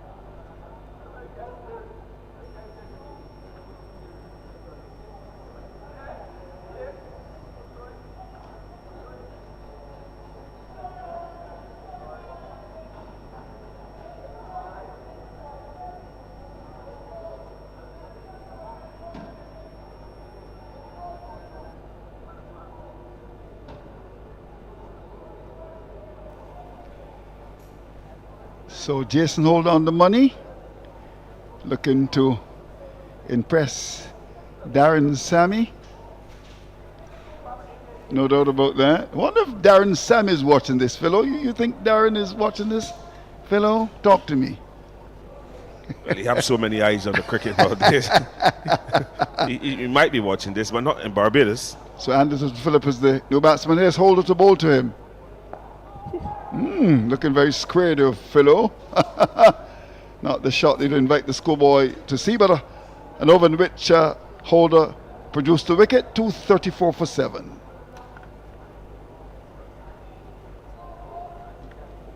That's Jason Holder's bowled some 19 overs. He's picked up 4 wickets for 48. Certainly he's not going to put down the ball now. He's looking for a 5er. This could be his last game before he jets off, so you'll want to leave on the high. He still has to bat, Andrew. He didn't get any in the first innings. Where's he going? Well, if you're not going to be here, that means you're going to be away. Did he speak to you? You know, you guys are friends. Yeah, we're friends, but I keep hearing that this might be his final game. They only are maybe available for 2 games. This might be Shea Hope's only game. That's what I'm hearing as well. Yeah. So it's quite strange, but then there's a break. Then Barbados will go off to St. Lucia and then to St. Kitts. St. Kitts, yeah. Yes, Yeah. Hello to our friends there in St. Kitts. and our friends in St. Lucia. Yeah. It's the Helen of the West. Yeah, yeah. And Nevis, of course. Can't forget No, Nevis. you can't forget Nevis, a lovely place. Have you ever taken the ferry from St. Kitts to Nevis? Not yet. Okay, you need to, because you see some flying fish as well. Yeah, but Fish would come from Tobago. Here's Roach to continue to Pierre.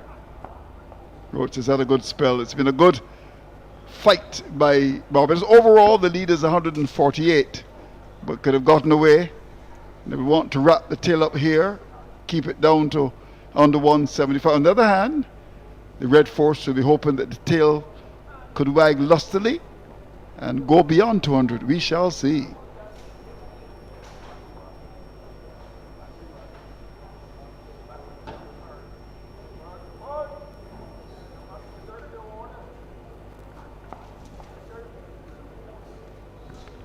this has been a good challenge for the Barbados Pride bowlers, because it's good, sensible batting from Trinidad and Tobago Red Force batters all the way through.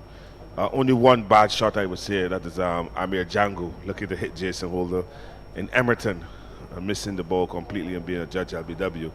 But the Barbados Pride bowlers have the ball steady, picked up wickets consistently. But the Trinidad and Tobago Red Force batters have shown good application.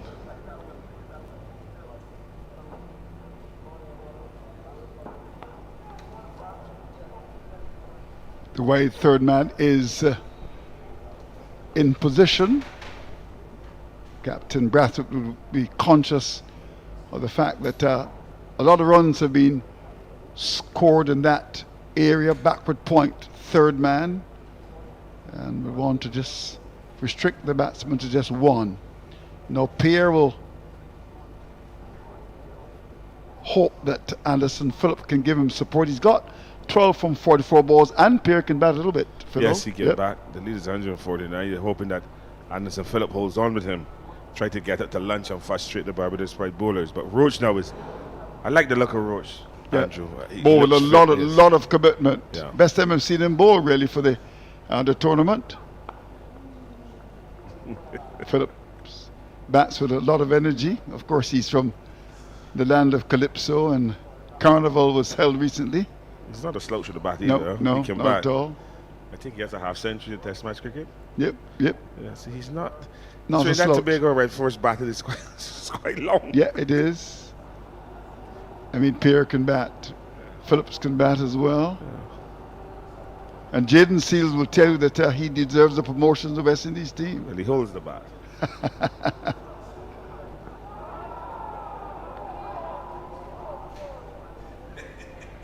Well, don't know there. I mean, Roach didn't seem too keen. The appeal was rather belated. Yeah, half-hearted. And then Roach went up, and then he shook his head, smiled, and he's going back to his mark.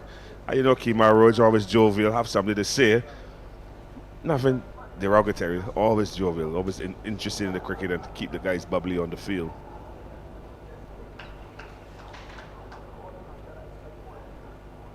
We saw your friend Kevin Wickham bowling medium pace. Yeah. He bowled just one over because Yes. the wicket. You called last week Was for him that? to bowl, but I was told he was just carrying a little niggle. Oh, So okay. you don't want to put too much pressure on him. But he's slippery, like good okras. And there are plenty around. Wow. Was that a lack of pace, Philo? Lack of bounce. A lot of bounce. Well said, Philo. Okay, the over comes to an end to 35 for 7.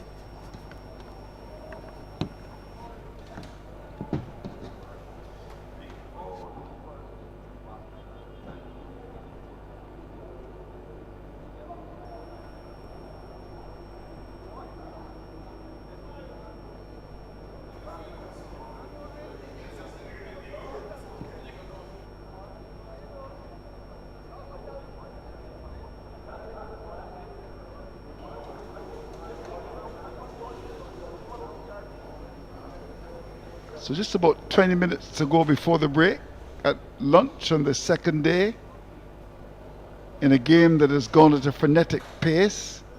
Holder looking for another wicket, looking for wicket number 5. Squared up with a very good delivery from Holder. I welcome back my good friend Roland Butcher. Nice to see you, Roland. How do you read it now? The lead is exactly 150. Yeah, it's a significant lead, Andrew. And every run on top of this really is a nail really in the coffin of the Pride. And 150 is significant as it stands. Yeah. Trinidad in a very strong position here. Won the toss, bowled, and bowled Barbados out for just 86.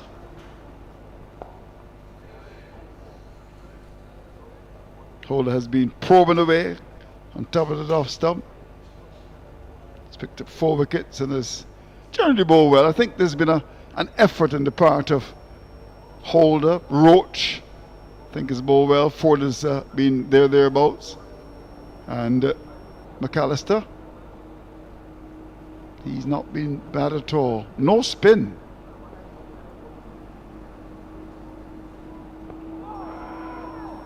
Clearly going on the leg side. Probably some bat involved too. Not according to the umpire. Signals a leg by. But Andrew, from yesterday when we saw the pitch, it was obvious really that spin wouldn't really play a part, if any, until very late in this game. the seam was always going to be the one operating for most of the time. You know, Holder's in his 20th over. He's got pretty good figures. And there was Carrier coming down the pitch to Holder. That's interesting. Yeah, it's good tactics.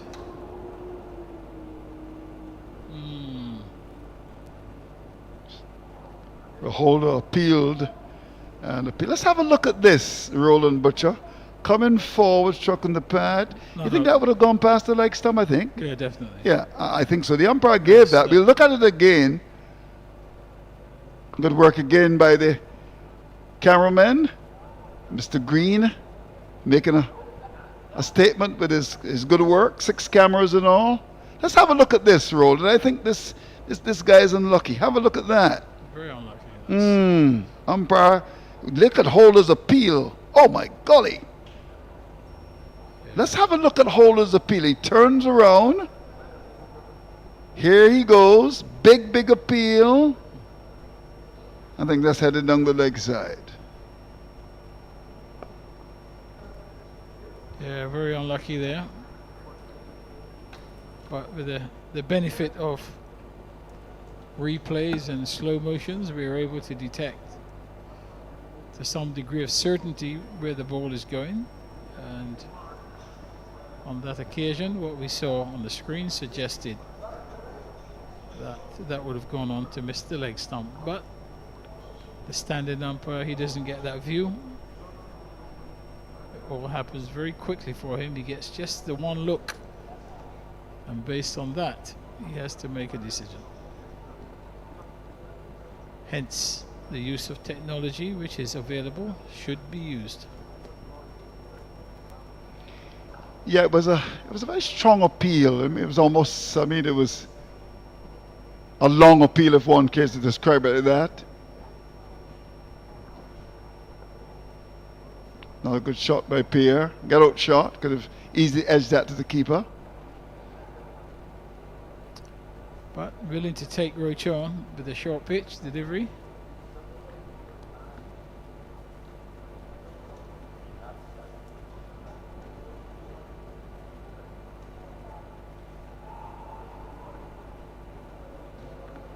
Look at the angle here. Starting on about the leg stump.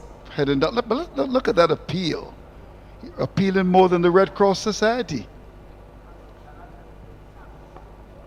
More runs. These are important runs here for the Red Force. We'll look for second, but good work by Jonathan Tricks down at the boundary. Yeah, I think that's one that went in the favour of the bowler. Yep. And let's hope that they don't become too disappointed when one goes against them in another part of the game or in another game. It's part of this game. That's why we love it. Yeah, Holder was convinced he had his man there. The Roach looks for his 3rd wicket.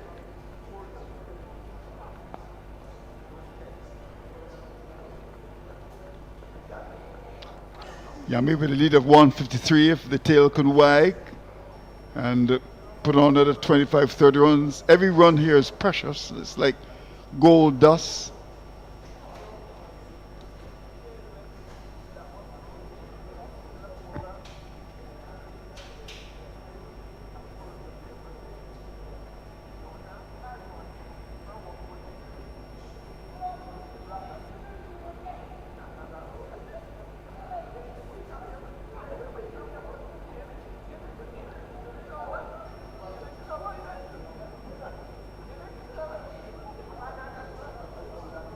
About it though for Barbados is that you've had the big guns in Roach and Holder putting up the hand and saying, look, we've got to respond to this challenge here, having been embarrassed, bowled out for 86 by the Red Force.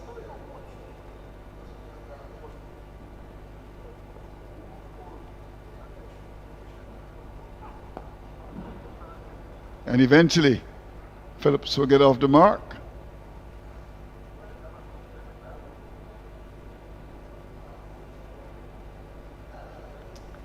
Yes, and between Roach and Holder, Andrew, they've got 6 of the 7 wickets to fall, Mm-hmm.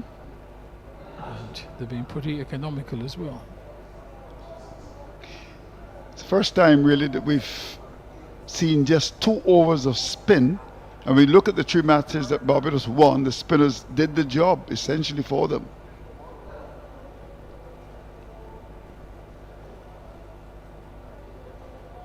Trinidad and Tobago is about to say goodbye to Dr. Keith Rowley. I think he leaves, is it March the 16th, I think? Yeah. So I'm sure he's a big cricket man, would love to go off for the win by his wonderful men.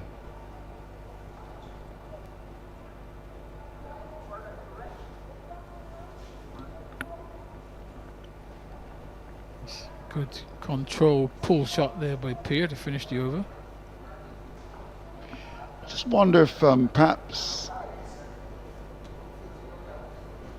Captain Brathwaite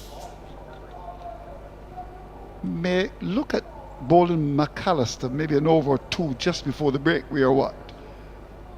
Less than 15 minutes to go before the break. In fact, 12 minutes, and you would think that with Pierre, who looked uncomfortable against him, and the new batsman Phillip, he may want to just say, look, McAllister, give you 2 overs, try to get a wicket. But he's continued with his tried and trusted in Holder and Roach.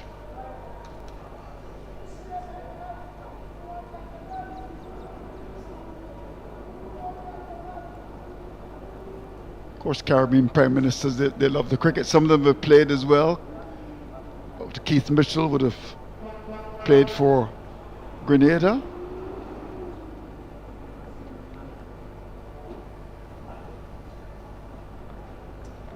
And before that, is it Vance Emery? Yeah, Vance Emery. I played against him. Plays against him. Yeah. I played against him on the England tour here. Yeah. When we played in Montserrat.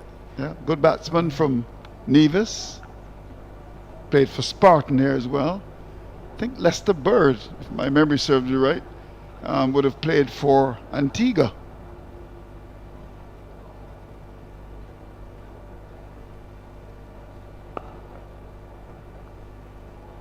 Owen Arthur, the late great, said that he really wanted to open the batting for the West Indies. Can you imagine? Owen Arthur said that. But of course he was a better politician than the cricketer. But he loved his cricket, Owen Arthur. Never could bat, but would always talk about cutting. Get into a conversation with the late great Seymour Arthur. He was the one to say season settle. Of course, P.J. Patterson from Jamaica would come to Barbados on a private jet. It was a time in West Indies cricket. I remember when I first started as a commentator that we were at the zenith really, and people were so involved. The Bermudans would come in their numbers to Barbados. Prime ministers, people all over the Caribbean, businessmen would travel just to see the West Indies play.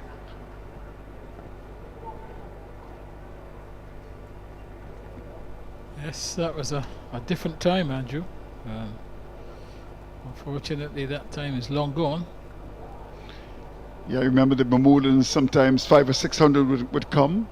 And as far as I know, there's just one traveling now, a guy called Patrick Bean.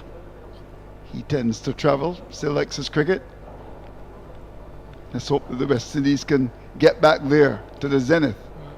There's one of the original posse that used to come. A lady by the name of Charlotte Simons. Oh, really? From Bermuda? Yeah. Okay. She used to come years and years ago, and actually she still comes now. Okay, really? So she's one of a few. Okay, yeah. I mean, it was amazing to go to Sabina Park, to Border, see those people in the trees around Border watching the cricket.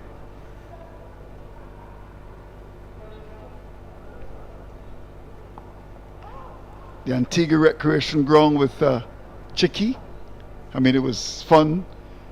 fact, interestingly enough, Chicken. as the over comes to an end, there were people in Antigua who actually came after the game was finished to party. It was a big thing. It was amazing. When I first went to Antigua, of course at the ARG in the nation's capital. Well, people Andrew, just- I had the great pleasure of actually playing in the very first Test match ever played at the indeed. ARG. hmm Yeah, that was a special occasion. Back in 1981, was it? Yeah. So Okay. it's, Chicky and hmm Mayfield, and they were all there. Okay, wonderful. What number did you bat at, Roland? 5, I think. 5, It was okay. You're not in decline then at the time, were you? Decline. Roland batted at 5, a good man. We wouldn't discuss how many runs he got. Well, As- you called for McAllister and you got him. Yeah, I got Andrew. him, yeah. Maybe yeah. you should become a Barbados selector. I'll have a chat with Stephen Leslie. Stephen Leslie, a wonderful man. And Conde O'Reilly about Yeah. elevating you from the commentary box to the selection room. I think I know a little bit about the game. I mean, you have to bring back McAllister here. I'd put a forward short leg in and just bang the ball in. Nice to see our good friend Mr. Stephen Leslie, the manager of marketing and communications, giving Mr. Green his lunch tickets. I think he's actually one short there.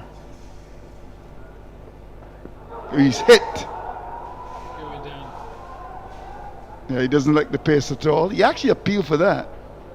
Yeah, I think it looked going down the leg side, but didn't bounce. It was short. Yeah. But that's a psychological thing of just having that. Or the intention from McAllister was to bowl it short. Didn't get up. Yeah. The replay will tell us exactly the length it was. Yeah, but you got to get the forward short leg in. You're just how many minutes away from the break? Have a look at that, Roland. Yeah. Way down the leg side. Just stick the man in. Sometimes it's about the psychology of the game, and this is why I criticize captains sometimes, and they don't speak to me like Desmond Haynes, who hasn't spoken to me since 1990.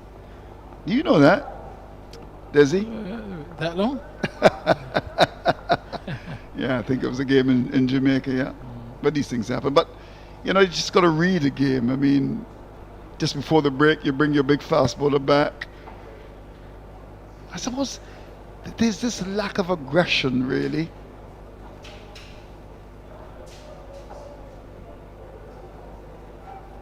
This 17 by pair is a good knock in the context of the innings here.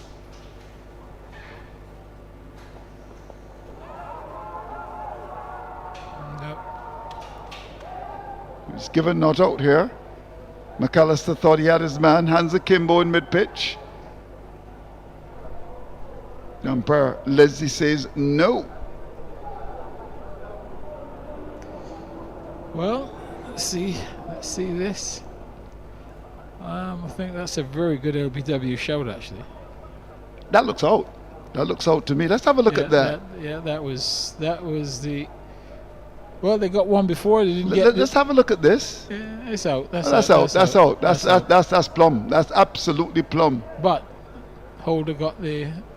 Yeah, that's fine, but that's Holder- plumb. Holder That's got- plumb. Holder Round got- the wicket. That would have hit the middle stump.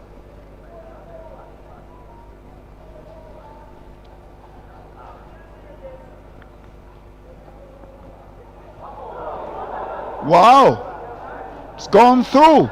No one went at it. That's gone for 4. What's going on there in the slip cordon?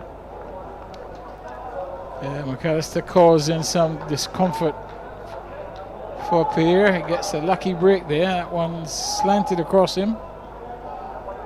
Gets an edge, and the slip cordon has a look at one another. That's a keeper's catch. I'm not involved in the first slip in that at all. That's a wicket keeper's catch. And But Hope has not been at his best, I must admit. And I think he really should be embarrassed by that. He's dropped a couple. Shea Hope. McAllister's bowled well. Very unlucky.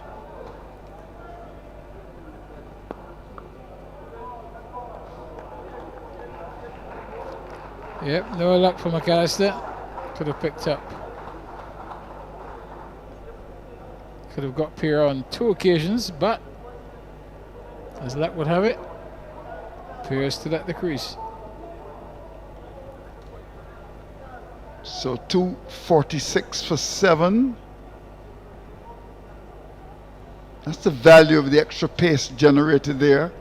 Just swinging his hands about McAllister as he goes down towards that fine leg area. Not happy at all. Giving his heart and soul to his country. Let down by the slip cordon.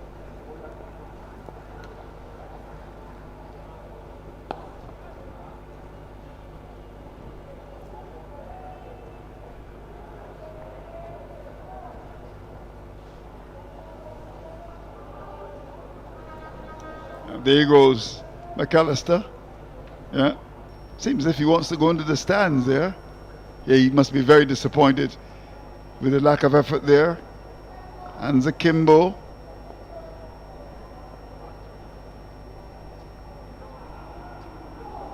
Yeah.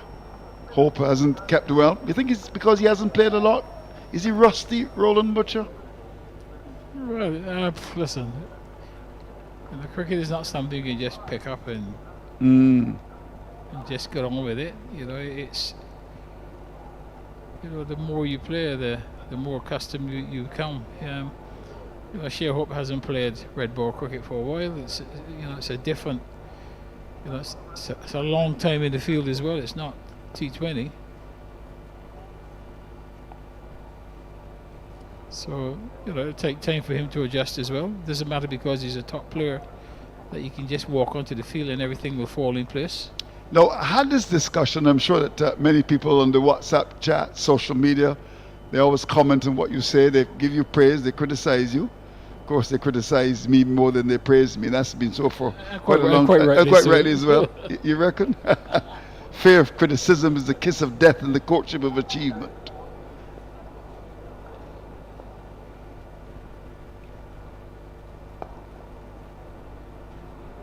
Holder's bowl well here. He's been thereabouts, probing away, picking up a couple of wickets. It's been a very interesting session. It's been a session where Trinidad and Tobago have not gotten away. Barbados have been able to chip a couple of wickets, have gotten 3. But the overall lead must be of some concern to Mia Motley's men.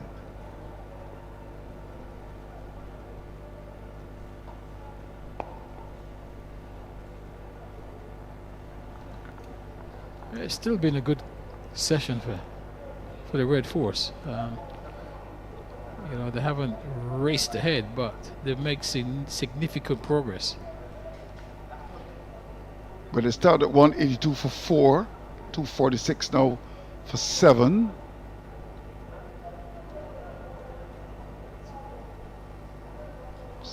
I got 12 o'clock on my watch with 1 out to come, so this should be the last ball before the break. Played away nicely by Pierre. Make that Phillip for single. But of course, a lot will depend on what happens when the umpire comes up. Or in fact, they're going to remove the bail. So, at lunch on the second day of the battle between the Barbados Pride and the Trinidad and Tobago Red Force, it's been an intriguing battle. 247 for 7. Overall lead of 161, and having dismissed the Barbados team for just 86, the Trinidad and Tobago team will go to lunch in a position of command against a side that won its last 3 games at home. The pair of Pierre and Phillip will go and have a good Bajan lunch and come back and battle away for the Red Force. Pierre has been good. He's got 21 from 63 balls. And recognizing the importance of occupation of the crease. And at the break, 247 for 7 means that despite losing 3 wickets, Trinidad and Tobago Red Force are still very much in control at the region's mecca. Yes, and they are, and they've lost those 3 wickets, but at the same time, they've still really got themselves in a good position. They've still got 3 wickets in hand, and obviously that total going up all the time. So Barbados got a lot of work to do. Yeah, that was the they played away square down towards the boundary as they started. 2 straight flicked away, beautiful shot. Again, Roach round the wicket, angling about the leg stump. Well, that was the beauty. Gone, caught behind. Lovely piece of bowling. Gone, caught behind. McAllister was unlucky coming into the attack, the big fast bowler. Important runs scored. 2 full, stroke through cover. Wonderful shot. We know that Pierre can bat, and that was a rasping drive. That looks out. Plumb leg before. Holder celebrates. And that's a lovely drive by James. And then struck on the pad. Holder appeals. The umpire gives him. But on the evidence, good work there by Mr. Green's team. I think he was a little unlucky to have been given leg before. So, situation where it's 244 for 7. Your impressions of the morning's play? Yeah, I think it's a very good day's play. Obviously, Barbados had to come out this morning hoping to pick up early wickets with the game slipping away from them. Eventually, they were able to get 3 of those wickets and 3 of the main batters. Stubborn resistance by Kerry Pierre. He's getting some assistance now from Anderson Phillip. They will be hoping after lunch to continue and perhaps get another 30 plus runs. And Barbados very much behind the 8 ball right now. Yeah, so let's look back really. 182 for 4 at the start, dismissing the Barbados team for 86. This session, an important session. Let's start with Barbados. Do you think they've achieved enough, just picking up 3 wickets, Roland Butcher? I think they have. I mean, the game could have easily gone out of their reach in that first session. The fact that they were able to pick up 3 wickets and the batters, they just really got to deal with the tail enders right now. Pitch is getting better. There's no question about that. It's getting drier. I would think tomorrow it will be even better for batting. But there's going to be some difficulty with the new ball, you would expect. Barbados will have to get over that. But before that, they've got to get 3 wickets, so they've still got a lot of work to do. Yeah, and in terms of the bowling, Jason Doble with 4 wickets, Roach picking up 3, the 2 major men for the Barbados team. A lot of work this morning. Yeah, I think they've worked very hard. Roach, he's had some long spells. Jason Holt has picked up 4 wickets. Roach has got 2 as well, so they've picked up 6 of the 7. I think you've also got McAllister. In parts has bowled pretty well, particularly today. He's had good rhythm. He's had a couple of opportunities as well, particularly in his last over, LBW shot, which was from our vantage point, was actually out. Mm-hmm. And then the edge that went between the slip and the keeper, that the keeper really should have taken or at least gone for. So he's been unlucky. And Matthew Ford also has been pretty steady with his bowling, not threatening but steady. But Jason Holder and Roach have done the job. We turn our attention now to the Red Force. Carrera can bat, there's no question about that. Jangoo can bat as well. The 2 occupy the crease for some time. But do not discount the innings of Pierre. Faced 63 balls, 17 not out, and with a very handy lead going into the break. That knock from Pierre of great importance. Yeah, importance to the context of the game and the context of the innings, because had he got out early, the tail could have easily been blown away.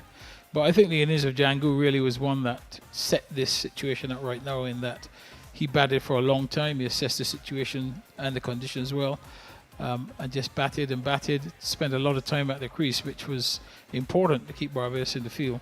And now, as you said, Pierre, he looks set at this moment in time. He doesn't really look as if he's going to get out.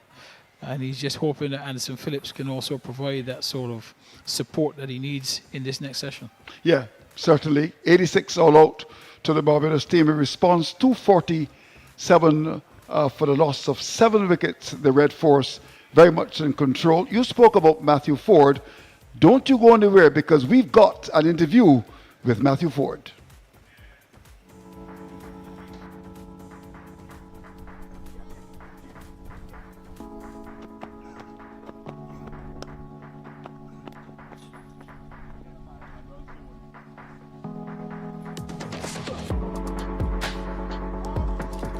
"22-year-old Matthew Ford from right here in Barbados, Spicetown to be exact. Matthew, it's been a crazy journey for you.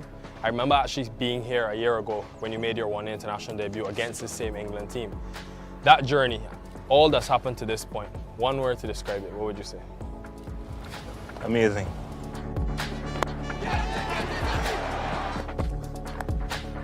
And he strikes again. Good delivery, good delivery. Tell me about your debut as well. Think back to your emotion, the feeling you had. Talk us through that day. I think for me it was hunger and passion on that day. You know, obviously there were 2 matches in Antigua and I didn't play. And coming to Barbados and being able to debut, I mean, it was really a dream come true. And the atmosphere was absolutely electric. In the air, a second wicket for Matthew Ford. He is loving this beginnings here in international cricket. So be able to do that in a series decider, and you know, we're back here again for another series decider. So for me, it's just about repeating the basics and doing the good things over and over. We often see you on the field. What about off the field? What type of person would you say Matthew Ford is? Quite chill, quite down to earth. A lot of the guys see me as the funny one, so you know, we normally just mingle in the room. You know, this tour has been me, Hetmeyer, Seals, Moti, Shepherd. So you know, like we have a bit of camaraderie going, which is quite good.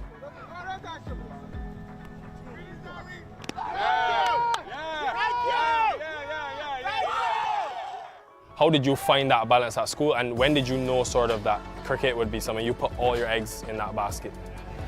I think I made the World Cup team at, I was like 17, and it was from then I was like, nah, Mom, I'm sorry, but I want to be a cricketer and I'm giving it my all to be a cricketer.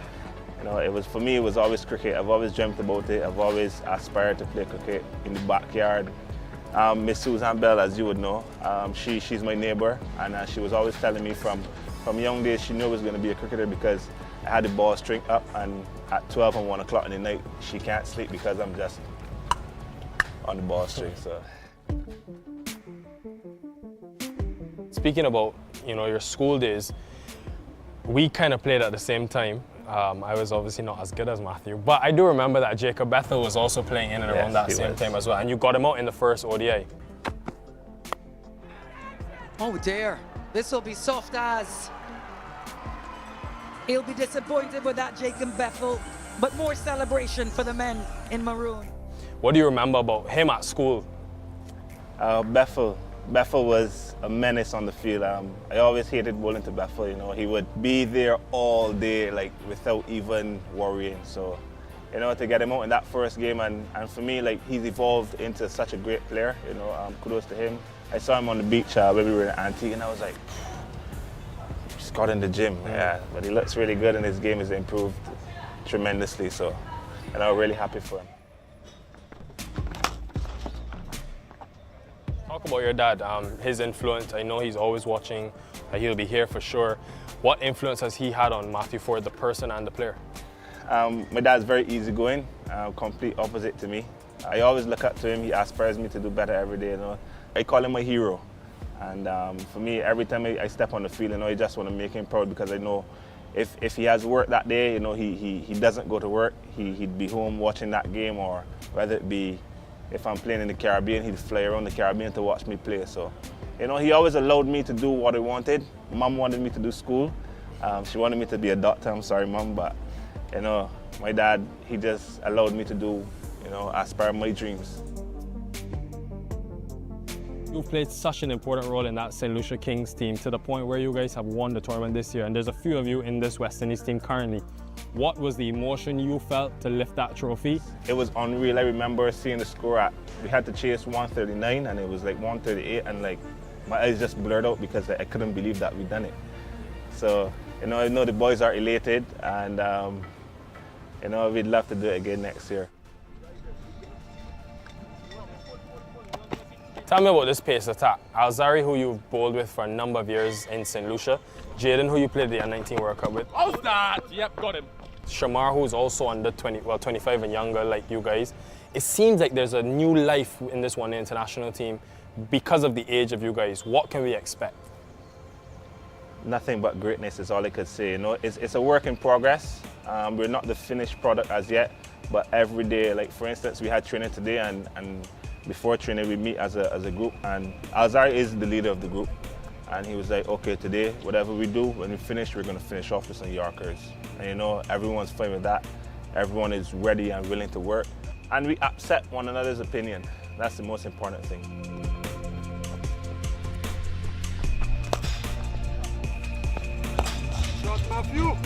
Coach Darren Sammy, from when you first came onto the scene in the Caribbean, he was your head coach, and now in the West Indies, he's your head coach. Describe the role he's played in Matthew Ford, the international bowler. He's a phenomenal guy, and he makes the dressing room so easy. He tells you as it is. He just made things a lot easier, and he would always give you that opportunity. He would always give you that chance. He would let you know what he thinks versus what you think.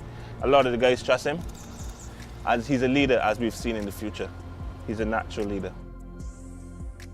I've never asked you this, but show us these tattoos and what is the significance of those? Because I've been your friend for a long time, but I never remember seeing these tattoos until recently. So can you tell us about these?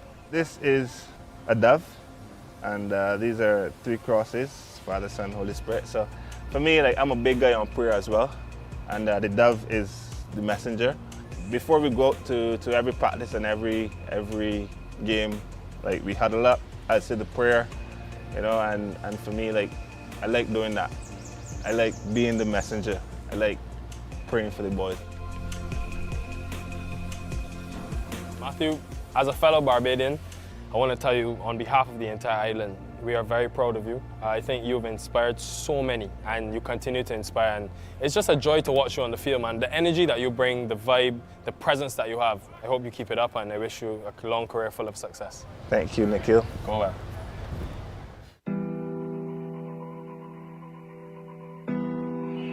Deep expressions. He's got it. Dirty. Jimmy Adams finally gets 100. It's been a long, epic struggle for the West Indies captain. This is the only cricket club I've ever represented. I started here 13, so I was in second year high school. As a young teenager, I was made to feel very welcome by some of the old stalwarts of my time. We're here, Alan Ray, Jackie Hendricks, so Jeffrey Dujon, Maurice Foster, just to name a couple. It's a club that had a rich sort of history of producing cricketers, but they really made a young teenager feel really welcome, and that was it really. Well, the first thing that you became very much aware of were the 2 boards that were in the bar, and one had the batting and bowling averages for the club going back to the 1930s. There were 3 boards. One had the international representatives, and one had the international representatives who were captains. After, 25 years, 30 years at the club, to have ticked all those boxes, I think, and the memories that came with it, mean a lot.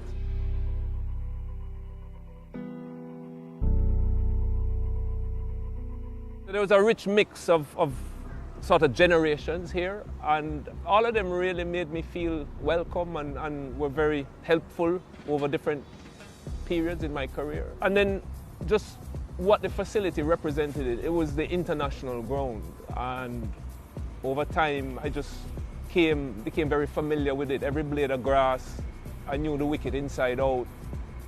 The atmosphere here, even before these stands were built, was something that I was very much aware of, and it became part of the whole experience. A full house was just very loud, as any Caribbean full house can be. And I grew up experiencing the big crowds, even at regional level, to be honest. And the occasional club game, when Kingston played Michael Holding's Melbourne or Lawrence Rowe's Kensington, you would see more people than you get for Test cricket now, and international games. It was fantastic. The noise. It was a little bit intimidating for those who didn't know it, but it was home for us, or for me anyway. And I thrived on it. I loved, you knew who the people were, what sort of instruments they were bringing on the day, and just the whole atmosphere. Having the Jamaican crowd come to support cricket was great as a youngster.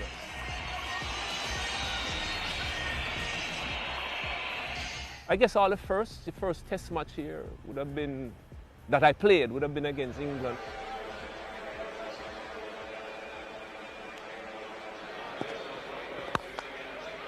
And Jimmy Adams, of course, is the local boy. He's a Jamaican. He looks pretty solid though, doesn't he? Once again, it's another West Indian batsman who set out his stall to get onto the front foot wherever possible. It was a really good occasion for me. You got performances in. I only got in because Hooper was injured, which was sort of like the story behind my first 9 or 10 Test matches. So thanks, Carl, I appreciate it. It was very late the night before the game that Hooper said he wasn't going to make it. So maybe that helped to control some of the nerves. Well, that's a glorious stroke as well. All timing from Jimmy Adams, so he gets into the act as well. And this crowd at Sabina Park is alive. It was a good wicket, good batting wicket. We had a really good informed batting lineup. All left-handers, Arthurton, Lara, myself. And he's got it.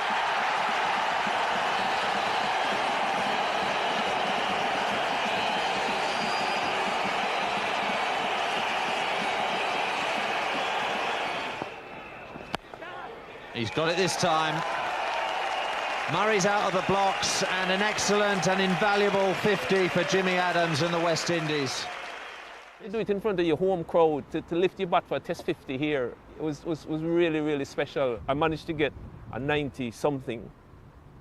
Disappointed I didn't get 100, but really happy to have gotten a score. Well, this is the time when if you're Jimmy Adams at the non-striker's end, your heart's in your mouth for a couple of balls, while Courtney Walsh has all the pressure. If you get out, you really have let your partner down. Oh, that's close too. And out, yes! Steve Buckner confirms that Courtney Walsh has gone. It's the last West Indies wicket to fall.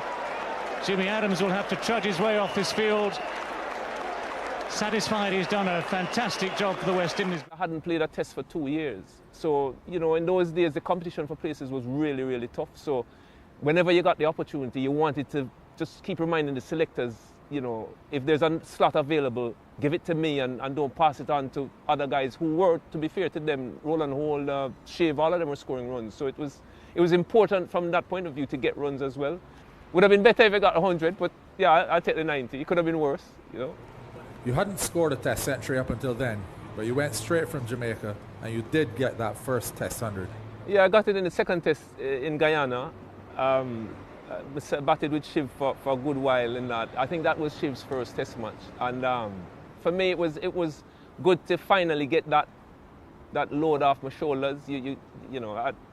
I knew what it felt like to wait a lot of years for the first class 100. And you'd been knocking around. You still weren't too sure about your spot in the team. So to get that 100, I was thinking, well, even if Hooper came back, maybe there might be a place for both of us, which was significant for me. He's never made a Test 100, that's the key. He'll learn to relax. If he makes one, his second one will come easier. That's it this time. Full toss from Salisbury. Adams puts it away. The first thing he acknowledges are his teammates in the dressing room. And a brilliant moment for Jimmy Adams.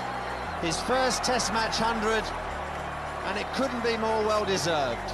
Let's fast forward some years now. You came back to Sabina in 1999 against a powerful Australia team. That turned out to be an historic victory.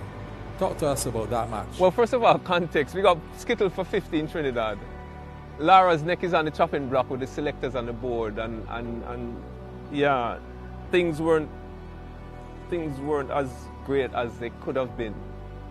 And I remember walking to the wicket, and the usual chit-chat with me and Brian. We've been batted together for years, and So Pedro Collins had just got hit in his nuts and he retired hurt. And it was in the morning, so we probably had maybe 80 overs left. And we literally just started counting down overs. So at the end of the over, Brian would say, right, Jimmy, we've got 79 left. And I would say, okay, we've got 62 left. I guess the underlying theme for both of us, you know, we're going into lunch, we've got 2 of us to lunch, and we just kept going. And I think both of us by then were old enough to realize when momentum was shifting. And yeah, pretty much between lunch and tea, we knew, we kept saying, you know, if we're here in 8 overs time, we'd have really taken this game away. And we kept going and we kept going. No ball, smacked down to the long-on boundary for 4 runs. Lovely shot. Found the gap between mid-mid and mid-on. Nice placement. And they'll come back 4-3. Good 15 for Jimmy Adams. A claim for him now on his home ground here at Sabina Park. Lovely shot. Beautifully played by Lara. He's hoisted up, down towards long on, into the mound stand. That'll go for another 4. Brian Lara in full flow, moves into the 90s. What Brian did was special, to be honest. I don't think anybody can understand or appreciate the kind of pressure he was under, just generally going into that series, first of all, and then that game. Selfishly, to have gotten the bird's eye view of the innings at the other end was just the best seat in the house. I mean, I've seen Brian play some magnificent innings, right? But some of them, I didn't spend as much time with him in the middle as I did on that one. So to have been 22 yards or 20 yards away and sort of been a part of it. 150 not out. Well played by the West Indian captain. It was a huge day for West Indies cricket. We desperately needed something coming off the South Africa series and then that first test loss in Trinidad. So, yeah, I mean, the greatness of Brian, what can I say? And yeah, to be there and then to get that view of the innings was superb.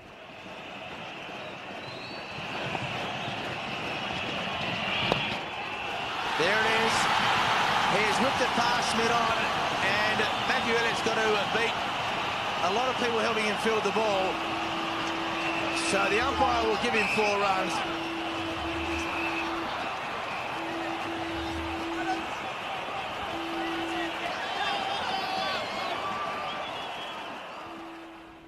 The 200 for where we and he was at that point in time, that week, he had momentum going to Barbados. He had nothing coming into Jamaica. And for anybody under that kind of strain to produce what he produced in the way in which he did it, like, he just dominated and from the whole day.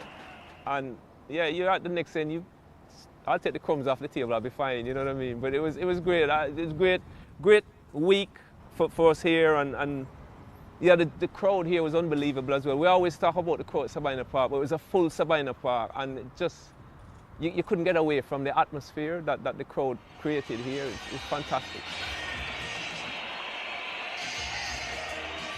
Coming back to Sabina Park a year after that as captain was very special for many reasons. One, to captain the West Indies obviously was a great honor for me, but to get the chance to do it here at home where I'd learned the game at Sabina Park, which was my own club, and you literally could pick out hundreds of faces in the crowd that you knew personally going back many years. And I remember batting, friends of mine saying, Jimmy, you must have set some world record to bat 3 days for 100.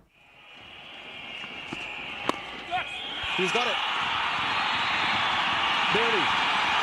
Jimmy Adams finally gets 100. It's been a long, epic struggle for the West Indies captain.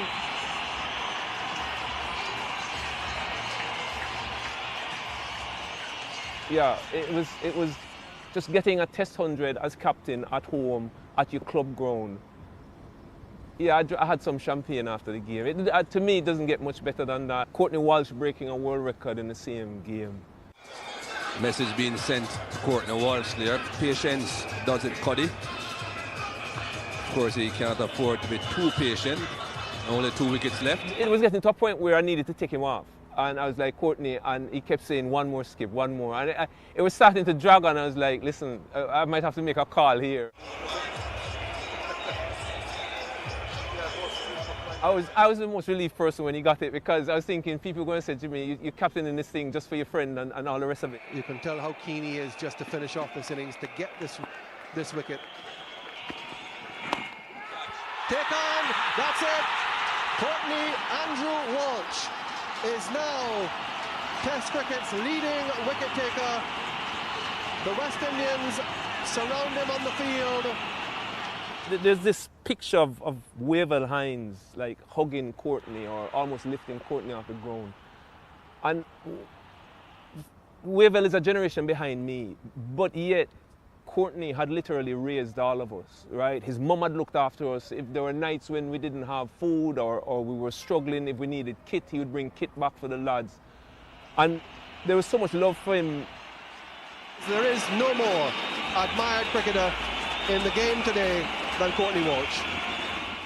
You can see what Courtney meant, even to that young generation. Some of them from Jamaica, some of them weren't, but he's always had that effect on people because he's a giver, and he gives of himself, and he loves people, and yeah, it was great feeling, and great to be involved in it as well. So much happened in that game. But that's why we play sport, isn't it? You carry those memories for life. I mean, if I was young enough, I'd be playing now, but it's why we play sport. West Indies captain Jimmy Adams, who himself will remember this day for a long time for his personal achievement early in the day in scoring his 6th Test 100. That week would still be one of the highlights of my career, with all that happened while we were here that week against Zimbabwe. End of it, all over. West Indies have won by 35 runs. Zimbabwe are all out for 63. And Jimmy Adams, in his first Test match as West Indies captain, has led his team, which has pulled off a quite astonishing victory. The funniest moments here at Sabina Park, Franklin Rose getting upset in a first-class game, kicking a chair and breaking his toe, couldn't bowl for the rest of the game. It was like really rosy. Like, you know, in a Jamaica team where stuff like that, you don't get away with it. Lashed out this great kick, the chair went flying, and then in 2-2s we see the foot in a cast. And at Test level, I can't go into detail, but let's just say, funny, Curtly Ambrose, enough said.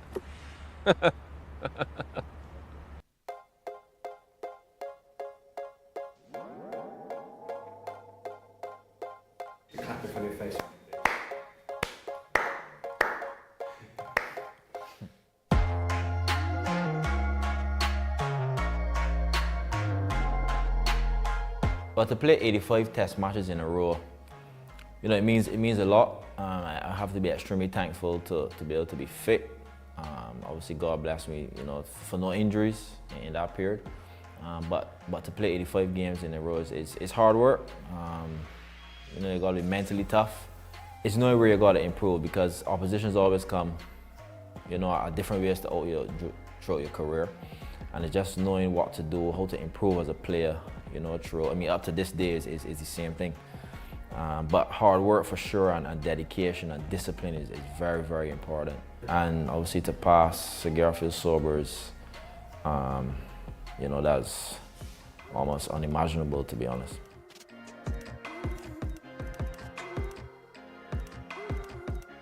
You know, it's a sense of honor. You know, I mean, Sir Garfield Sobers is a legend of the game. He always gives, you know, his advice, you know, whenever we see him. And, you know, obviously you could see why he was great, you know, from obviously the way he moves and the way he talks, how confidently he says about, you know, certain situations of the game and certain shots that, you know, he would have played.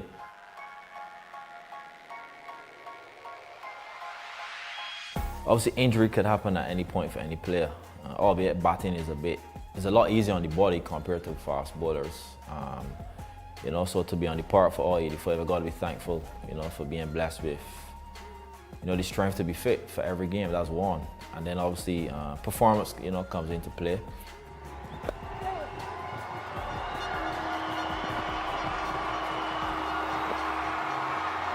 A win that has come swiftly and appropriately off the bat of the West Indies captain and leader.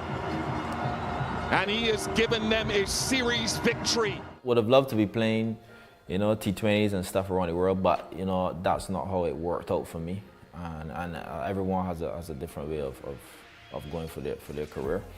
But for me, it's been easy, you know, just, you know, doing to be a successful Test cricketer. And, you know, and the ups and downs. I think that's one of the biggest challenges. And I will always tell any younger guy, any guy aspiring to play as a batsman, yeah, it's good to come in and get a debut 100 and a maiden 100. That's lovely and your average looks nice.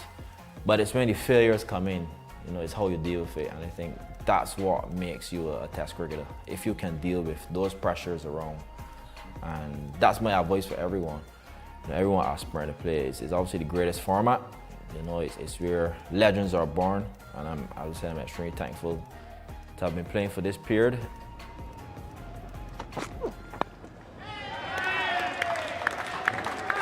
A landmark of the highest order for Craig Brathwaite. Test century number 9, he becomes the 18th West Indies Test captain to score one. I remember the 100 I made against South Africa when they were number 1. You know, at that age as well for me, you know, being 24, 25, I mean, for me that was amazing. The 100 in Australia, you know, a couple of years ago, I mean, they were number 1, and for me that was amazing.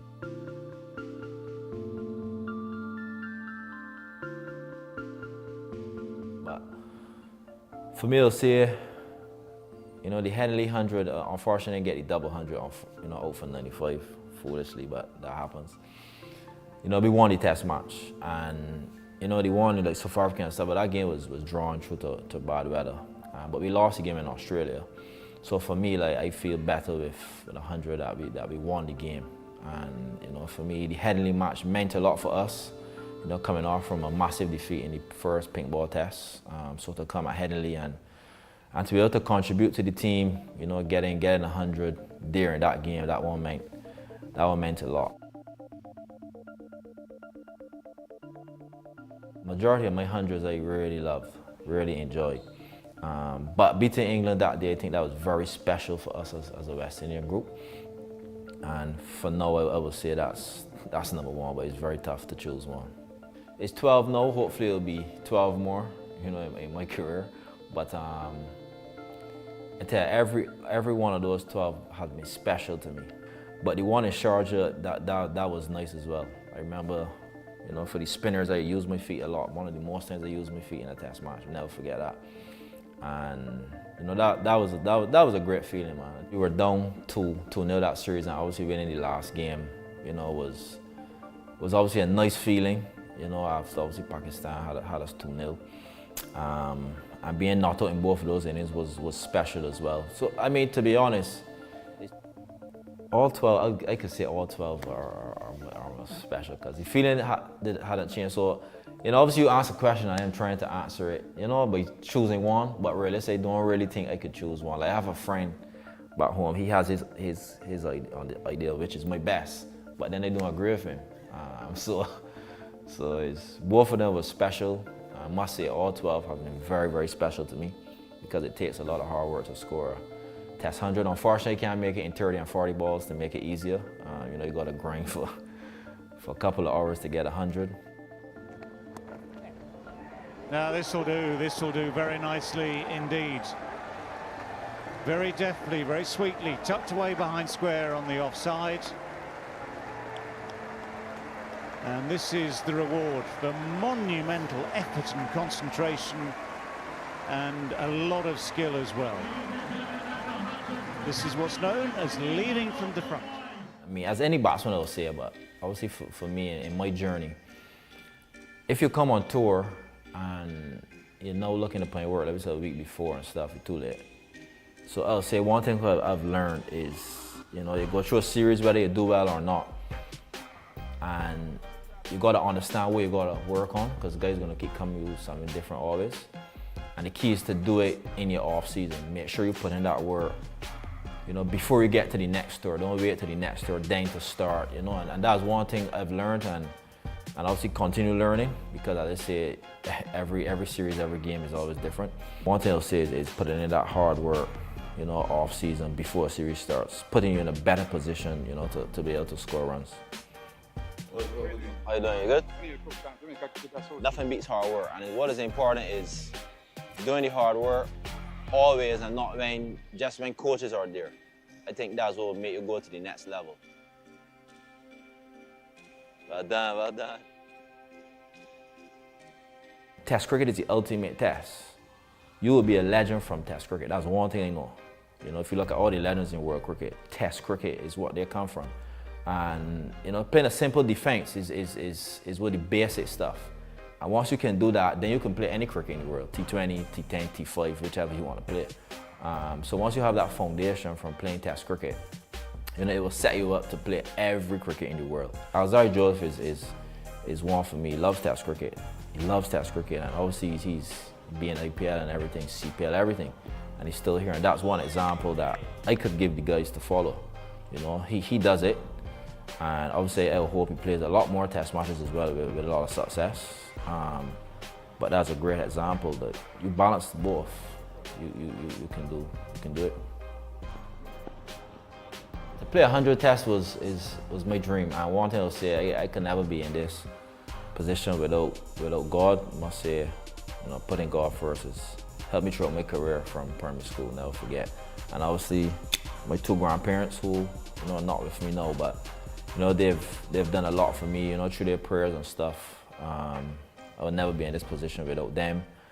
And also, obviously, my father, you know, who has been there, you know, for me for cricket from a young boy. So, my goal, and I'll never forget, my coach, Mr. Ashley, at the time, and he never forgets that my goal was to play 100 Test matches, not to play for West Indies. You know, I didn't just want to play and, you know, or score 100 and stuff, and then it done there. No, I don't want to finish there, I want to play 100. So, you know, to play 100, yeah, that would be everything. That's what my life has been, playing Test cricket. And yeah, it's very thankful to be in this position right now, to be captain and played 95 games. Obviously closer, you know, to that turret. So I can't really express how I will feel on that day, God willing. But it's everything. Test cricket is everything to me. I can't express the feelings that I will feel towards, you know, that special day, to be honest.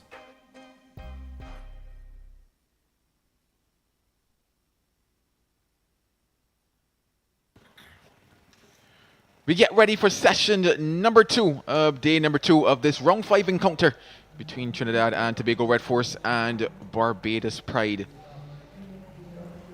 Trinidad and Tobago went to lunch at 247 for 7 and continue to pile on that lead.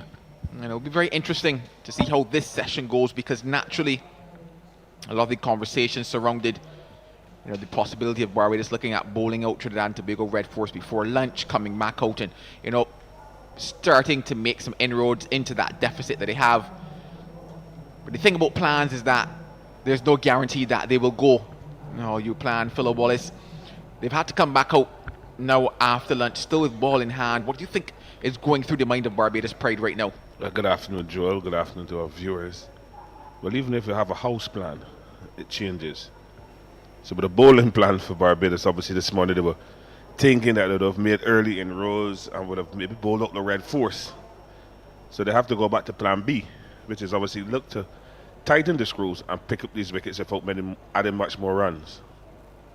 Well, they add one more certainly, as Jar McAllister is going to get things going after lunch from that Malcolm Marshall end. And bowled with a bit of, I guess you would say, fire behind him just before lunch. Should have maybe had one, should have maybe had two.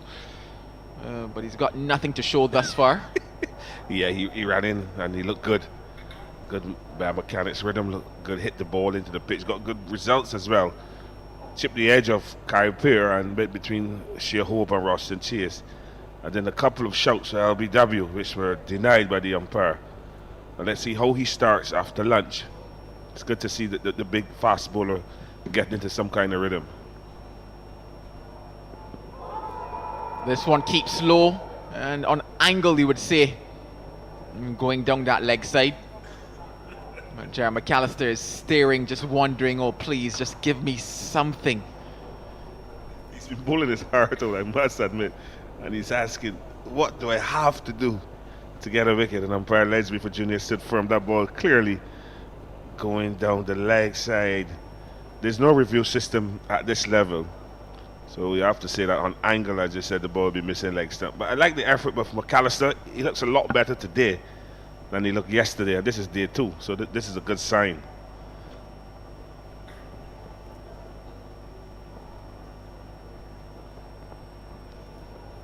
Digs in one and called a wide for height. I think maybe that last shot wasn't as bad as we maybe thought, especially given that I'm looking at the keeper Shea Hope and the fact he wasn't actually going down the leg side. I'm also looking at the fact that saw Carrier actually come on the inside somewhat of the stump, even though I know that maybe our camera angle that is overhead isn't necessarily lined up middle to middle. Maybe say it might give a slight angle. Angle on the view, but it looks maybe a slightly better shot than first glance.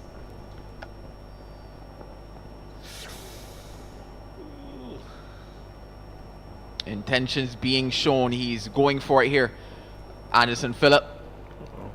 A case of looking to keep those runs ticking over. Clear message. If you come in my half, I'm going to throw the full kitchen sink along with the pipes at you. And that ball just skittle along the ground to keep a Hope. But McAllister's been working hard. He's been out through injury. We don't know what kind of injury he had. But it's good to see him come back in this game and really running and bowl fast. Express himself. It's good to see fast bowlers expressing themselves.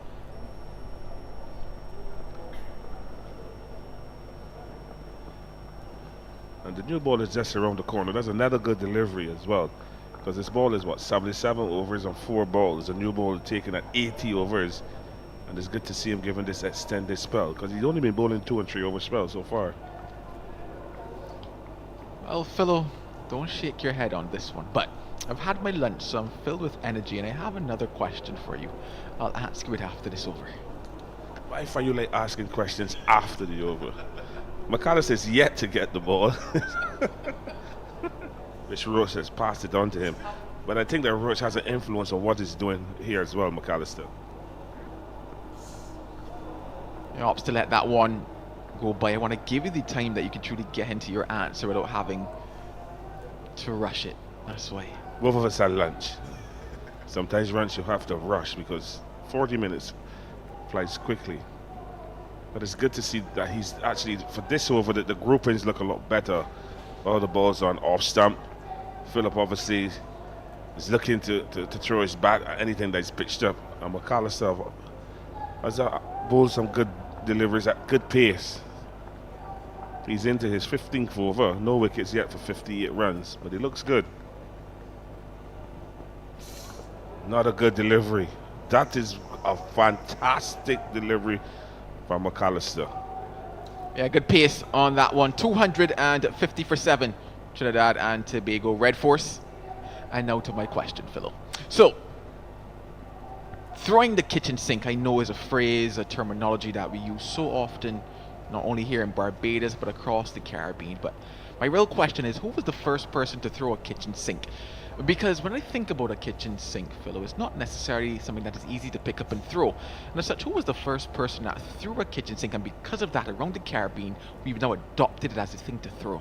Well, the terminology to me came about where you get batters, particularly balls outside the off stump, and they throw their hands, their body, and everything goes in one direction.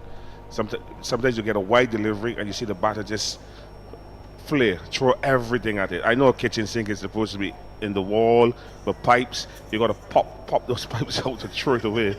But they have some kitchen sinks that are just sitting. So you just throw it away. That's the closest thing to your hand. It's just the action of which the batter plays the shot, particularly to a short ball.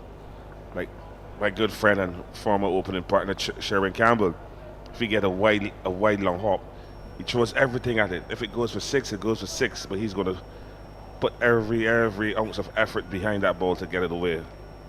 And Anderson Phillips, he just threw the kitchen sink at the length delivery. So the back of that, my follow-up then is that you're throwing new kitchen sinks because only new kitchen sinks are the ones that are loose. But you could go to old one that's already out, and you could just throw it away as well.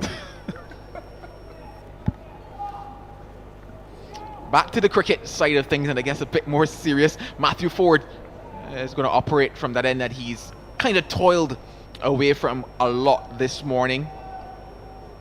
He changed his shirt too. So maybe looking for different results. Cricketers are funny, you know. When I played, I put on my left sock first. Everything on the left side used to go on first. So my left leg go into my trousers. I put on my left glove. I put my left arm in my shirt. So changing shirts might change his luck.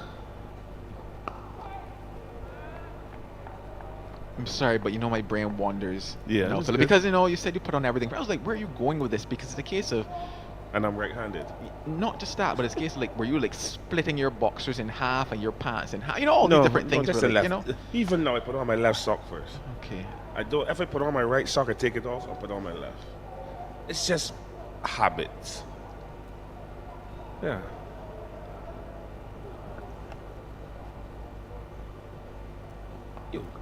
Do you find that your morning starts better, Philo, if you put on your left sock first? I feel better. Okay, you feel better. My morning starts not better. My morning starts good when I open my eyes and see sunlight. So you've never woken up at night? No. I think I sleep a lot at night. Like I have a friend asking me every morning, how did I sleep? I said, I sleep. I can't tell you how I'm sleeping. But I sleep. I drop to sleep and I feel very, very rested. I get up at 5:45 to go walking with two gentlemen in my area. One is 79 and he walks like he's 62. And the other one is 75 and he walks like he's 63.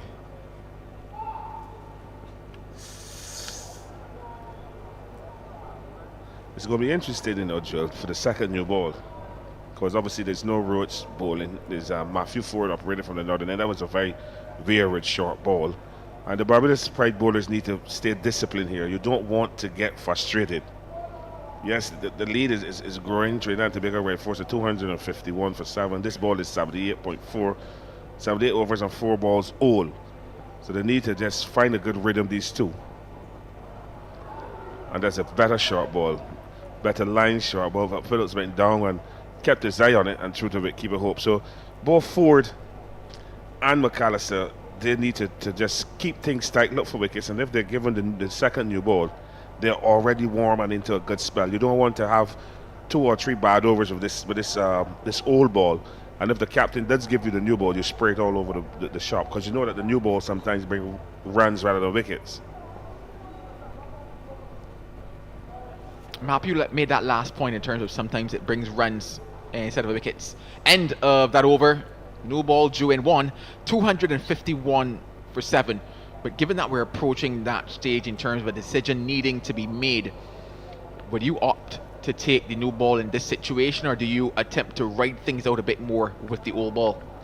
Well, they're using the juke ball, and the juke ball tends to swing when it gets older. There's still good carry in the pitch, and obviously the bowlers are getting something from that old ball. You will have to ask the bowlers how they feel, how comfortable are they to bowl the new ball. I know it's Carey Peer and Anderson Phillip. You don't want to underestimate them as batters. But if I was the captain, I would definitely go for the new ball.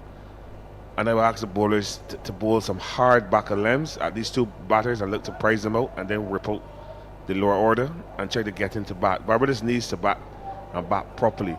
And the quicker they wrap this TNT red force innings up, it gives them a bit more confidence when they go to bat a second time.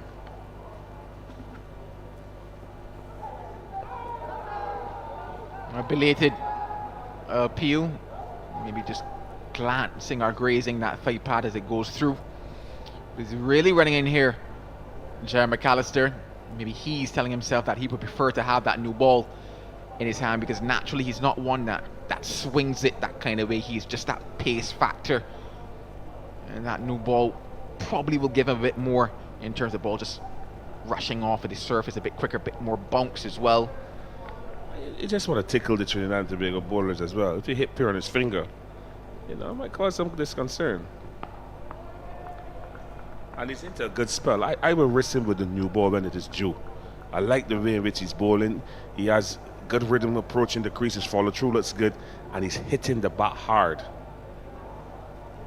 Jason Holder is giving a lot of chat. After the previous over, he went up and he tapped McAllister and said, well, bowl. And that is what you want to see, the encouragement from some of the senior players in this team.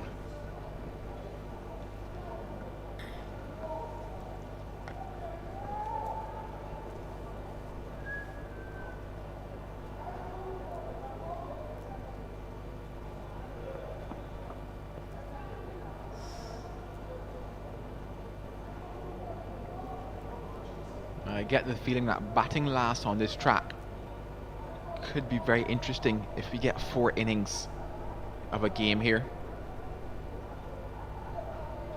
A lead now of 165, and I remember a little earlier in our stint, in our first morning stint, we started talking about figures like 181 in terms of a lead, etc. We're getting by far closer to that stage where, you know, it's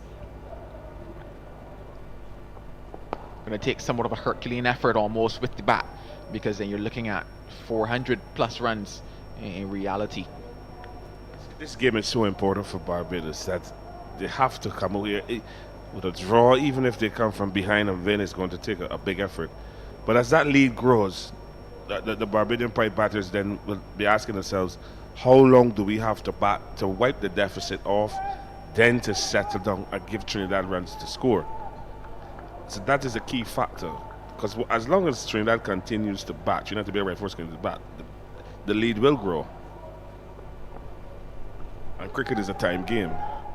You know, this is only day 2. Barbados have bowled up for 86. They only batted 26 overs and 2 balls. But as that lead grows, the Barbadian Pride batters will be saying, look, we need to bat session by session. We have to try and wipe off the deficit with losing as few wickets as possible. And that is where the openers again will come into play, Joel. With a lead of over 150 by TNT, Trinidad and Tobago Red Force, the openers will need to stamp their authority and have a good opening stand. That lead is 165 at the moment. Yeah, just getting it wrong. Last couple of deliveries in terms of that angle, though. New ball is due. 251 for 7.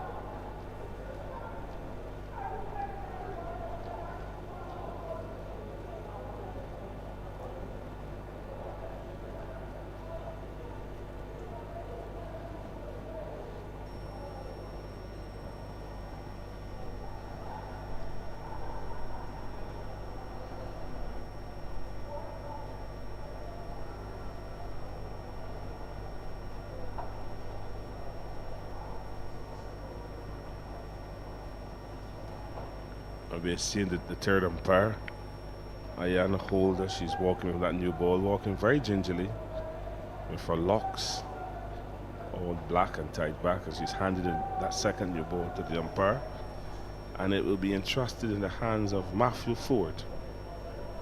There it is, that new cherry. It looks brand new, lovely. It's a juke ball, dark in color.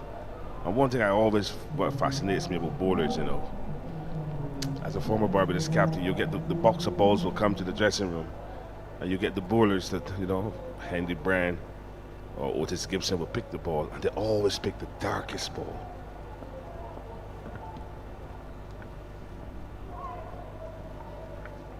And the cricket plays in sunlight, but they always pick the darkest ball from the box.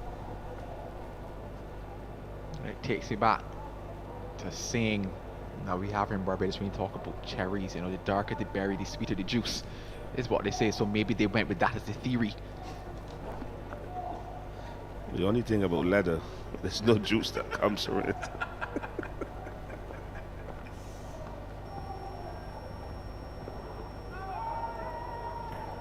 Looking to ask some early questions here with this new ball in hand. You're telling yourself, okay, new ball taken. It's an aggressive, I guess, an approach an attacking mindset being taken by Captain Craig Brathwaite and the Barbados Pride, which tells you that they're definitely hoping to wrap this up quickly. But as you mentioned also, there's that ability for quick runs to come as well. Outside edge flies up and over. Ball runs across the outfield a little faster. And some spit out the surface as well. Yes, and McAllister is feeling that cover point. Yes, that ball just jumped from off a length and hitting Anderson Phillip on the glove. No damage done, but at least there is some, uncomfortableness in facing that delivery. So a good start with the second new ball from Matthew Ford. And Captain Brathwaite will be hoping that his medium fast bowler can pick up a wicket.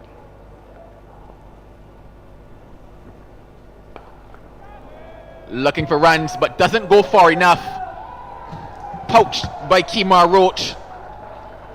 Just what the doctor ordered if he's operating for Barbados Pride.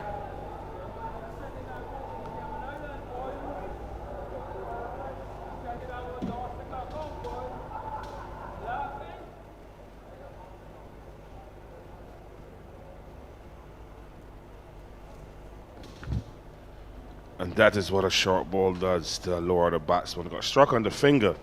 The next delivery from Matthew Ford, length. Anderson Phillip looking to hit it over long on.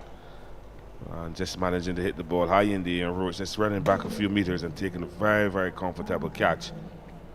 And that is the partnership that they want broken. It's been broken with the second new ball. And Phillip has to go back. A good length delivery coming in as well to him. Looking to swing it over mid-on and just managing to hit it to Roach's left. And the experienced player, Roach, is not going to drop that. Very good delivery, good cricket all around, and good success from Matthew Ford and the Barbados Pride. Trinidad and Tobago, they've lost the 8th wicket at 251. Very good catch, good hands. Obviously using the Australian style with his fingers pointing to the sky and then taking it and pulling into the chest. It's going to be Brian Charles who's going to join Kai Peer. And finally, Joel, the scoreboard has put the entire batting list.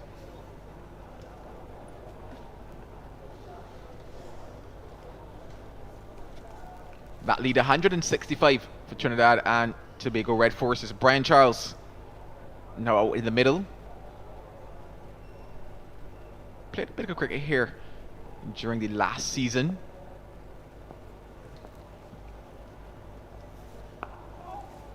Believe he would have strode out into the middle for Pickwick during last season.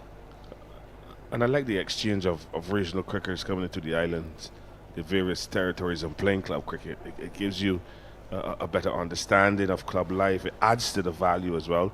I know a lot of Barbadians would have gone down to Trinidad as well and playing the clubs, the club cricket down there. Had very good performances and good times. It's good to see that the exchange program is still going.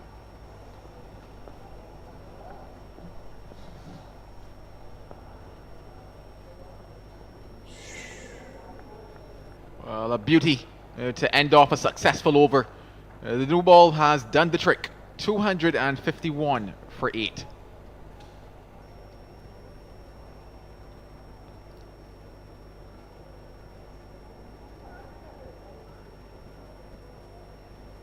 You mentioned about the exchange of cricketers, and yeah, definitely quite a few do go across to Trinidad and Tobago to play in their season. There's actually, I believe, there's a T20 competition going on right now in Trinidad and Tobago. And Kadeem Aline is over there, and in fact he scored 100 off of 33 deliveries, I believe, a couple days ago in that one. So yeah, cricketers benefiting from moving around the region and playing more cricket. Yeah, I had a chat with him about 2 weeks ago, and obviously he's keen on mustard to represent Barbados, but I'm happy he's playing cricket. Mind you, it's T20, but he's still actively playing, which is always important. If he was sharp with the older ball, he's going to pose a problem or two here, Jar McAllister. And it's so interesting, you see Kerry Peer just, I guess, signaling with the hand the movement that the ball is still getting off of the surface, which tells me that the seamers of Trinidad and Tobago will still be smiling when they get their chance with ball in hand. And you would like to think very soon, but you never know how a game goes. I don't think they stopped smiling from yesterday.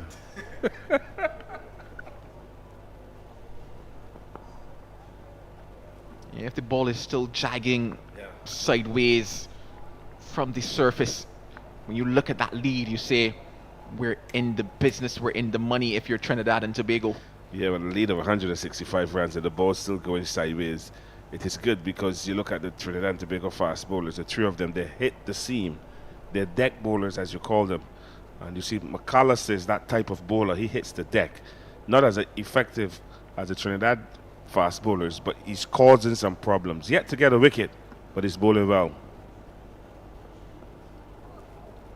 And then you're starting to see a couple keep low as well. But if we're going to make a slight comparison, I think of Jerry McAllister in terms of how I think of maybe like a Josh James. When I think about building, the fact that they're much stronger in terms of bowling from up top versus their legs side of things, don't necessarily get as much movement as some of the others as well. When I think of maybe like a Jaden Seals, gets a bit more movement than Josh James, gets a bit more movement certainly than Jerry McAllister. So an interesting comparison there. Jaden Seals there with pads on. He'll be coming out at some stage, but I think he'd rather prefer the ball in his hand, even though occasionally he fancies himself as a lower order batter, Jaden Seals. But they'll look at a situation like this and tell themselves that, one, they've done well to set their side up because it's a fast bowler. This is what you want to enjoy.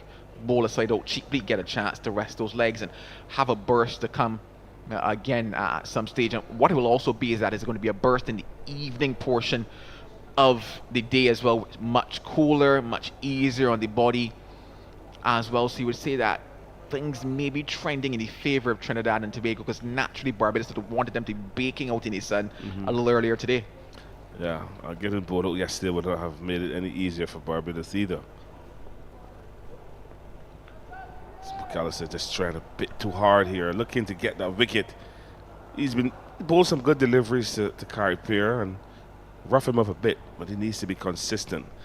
He needs to try to hit that length just outside our stump and force Kari Peer to play the deliveries and bring the outside edge into play. But as you rightly said, the Trinidad and Tobago right force bowling unit will be quite happy because they're in the driver's seat. And you have to remember too, Joe, that Trinidad and Tobago right force did not bowl any spinners at Barbados in the first innings.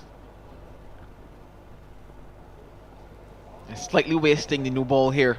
Last couple deliveries going down on that angle. 251 for 8.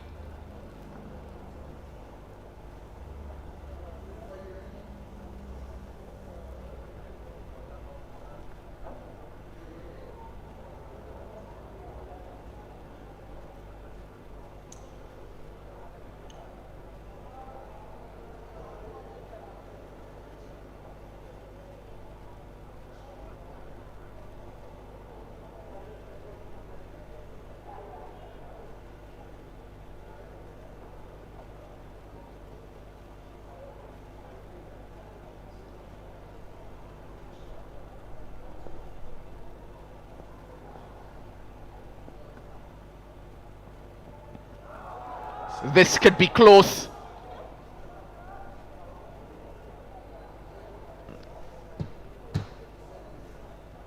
Well, I see the stumps are disturbed, and I don't think the ball crashed into the stumps at any point. When the fielder threw the ball back at the stumps and hit the stumps, Brian Charles, thinking that he was out of his crease. But very interesting to see that delivery on replay. Yeah, maybe just doing a bit too much. Shea Hope probably giving the indication, as you see here, heading down that leg side. Clearly missing leg stump. Good decision. Matthew Ford, once the ball hits the pads, the bowler feed at your LBW. Amazing. I mean, after running in so hard, Philo, bowling what, was still a good delivery. I would appeal to. But yeah, Slip Corden not as interested. Shea Hope didn't even think about appealing there. No, but Matthew Ford decided he wants to be a fast bowler.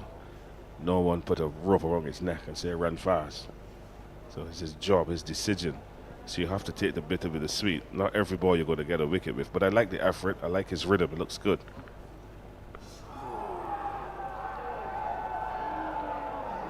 He has done it. The new ball once again doing the trick for Ford and Barbados pride. Wickets are now beginning to tumble.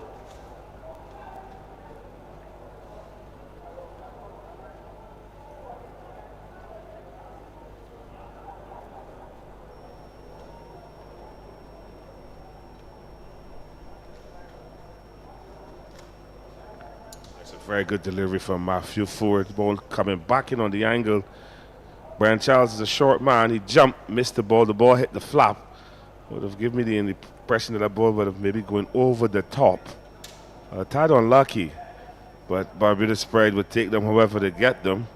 Trinidad and Tobago Red Force have lost their ninth wicket at 251. Charles LBW the Ford. Ford was elated. But I think he was lucky to get that decision. That ball was, I looked to me, going over the top because Charles was off the ground when the ball struck his pad. Yeah, that's actually why I kind of delayed my commentary on it, because I was thinking, I'm being so serious. Like, I was like, height. I'm waiting for the decision umpire. I'm thinking height was a big question there. Naturally, umpire figured as if it would maybe be clipping, I guess, the top of leg stump, because there was a bit of shape on it as well. But yeah, height was a big question on that one. No question for them, though. They're enjoying that food. Yeah, lunch has been good today at Kensington Oval. I can say couple of school children, and obviously you get the tourists in. And I can bet you tourists are British. If cricket is playing on the sea, the British are going to turn up to watch it. So it's good to see the tourists, the visitors to the island coming and supporting first class cricket. Mind you, admission is free with a capital F. So all are invited. See some good cricket here as Jaden Seal will be joining Kai Peer, a left-handed batter, a mean right-hand medium fast bowler, and a left-hand batter who fancies himself, as a batsman, which is good, because in this modern-day game, you need to be able to score at least 10 runs as a batter. But Matthew Ford with his tail up and is searching for his fourth wicket.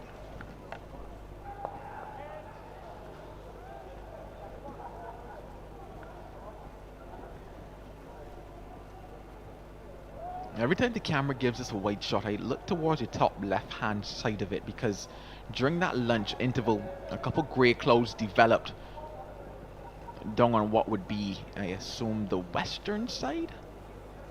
I don't know if my directions are correct. You correct me there, Philo. Well, I know north, east, south, and west. Okay, so if we go to our left, what direction is that? Towards left, the party stand. That's the east. East? Okay, well, towards the east. Yeah. Yeah, that's where some clouds were developing. If the east is to your right, that means you're upside down. Oh, well, fair. You're correct. You know what? You're right. You're right.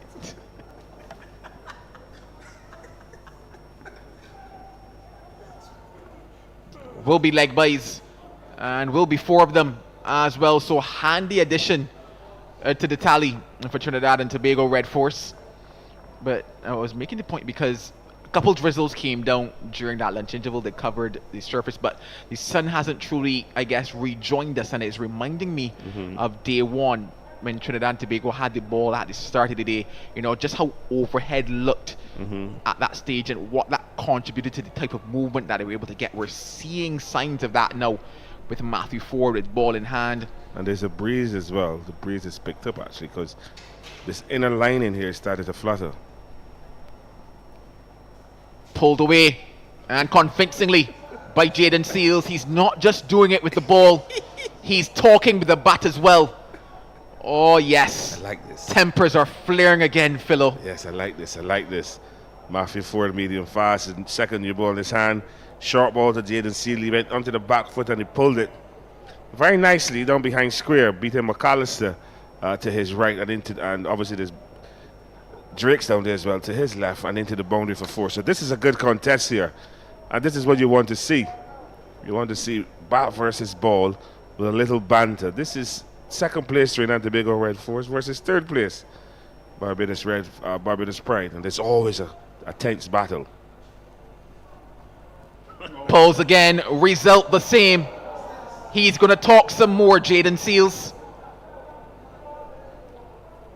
That lead running away now for Trinidad and Tobago Red Force. 83 gone, 263 for 9.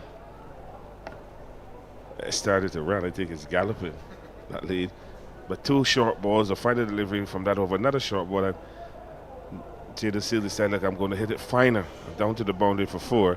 So the egg right now is on Matthew Ford's face, right on Jaden Seals. A short ball, he just came into the stumps and he just helped it down to fine leg for yet another boundary. You need not to get carried away here, the Barbados Pride bowlers. Yes, it's a second new ball. You have the last pair at the wicket. You don't want to be leaking too many runs. 263 for 9. The new ball is the second new ball is 3 overs. So that lead is 177, which is growing. I know I'm not a fortune teller, but I just like that figure of 181, Phil. Yeah, you're on par for it.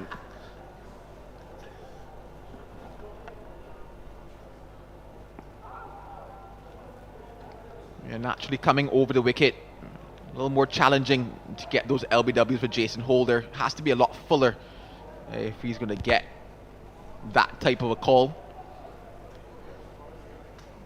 But back, because he's someone who's very deadly with a new ball in hand. Jason Holder searching for a 5-wicket haul as well. Probably will get a bit more movement than McAllister, even though naturally a lot slower. Well, he's 1 wicket away from a 5-wicket haul, and Captain Braffett would have asked Jason Holder to come and finish this innings, because he'll bowl a lot tighter, and obviously he's looking to pick up the final wicket in the Trinidad and Tobago Right Force innings and also get a 5-wicket haul. The effort today was not bad at all from him. I thought last week he was on the bowl. He's into his 23rd over. He's got 4 for 52, and he's been given another opportunity from the southern end.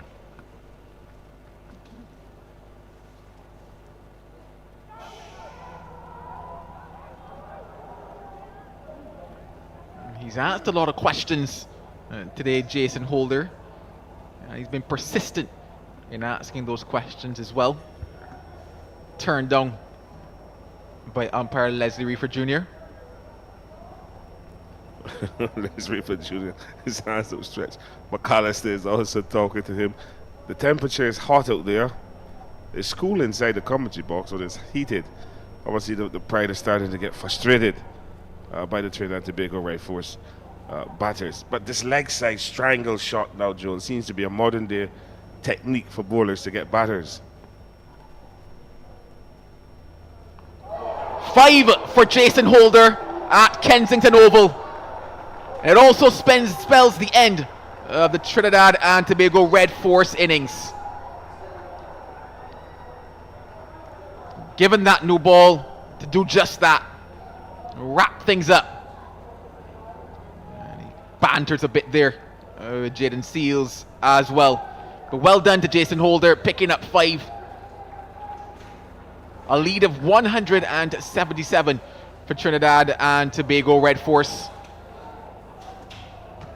Get very interesting when Barbados have their second innings. But Philo, 5 for Jason. Your thoughts on it? Yeah, he bowled well today. Last week he didn't bowl a lot, but he bowled well today, picking up 5 wickets. He'll feel happy, 5 for 52. A lot of hard work, looked disciplined, hit the ball in good areas, and you saw that final delivery, just pitching about middle stump and knocking it clean out, cartwheeling. And Kari Peer looking back to seeing his furniture disturbed, but a very good delivery from Jason Holder. Good end for the Barbados Pride, and it's now down to the batters. There are 177 runs in the dark. And if they want to see light, Joel, they'll have to bat properly. Well, if they want light, they'll need some electricity. Or maybe the sun, who knows. But 177 is that deficit for Barbados Pride. And it will take some getting for them if they're going to set themselves up for even the possibility of a draw in this particular encounter. 263 all out, Trinidad and Tobago Red Force.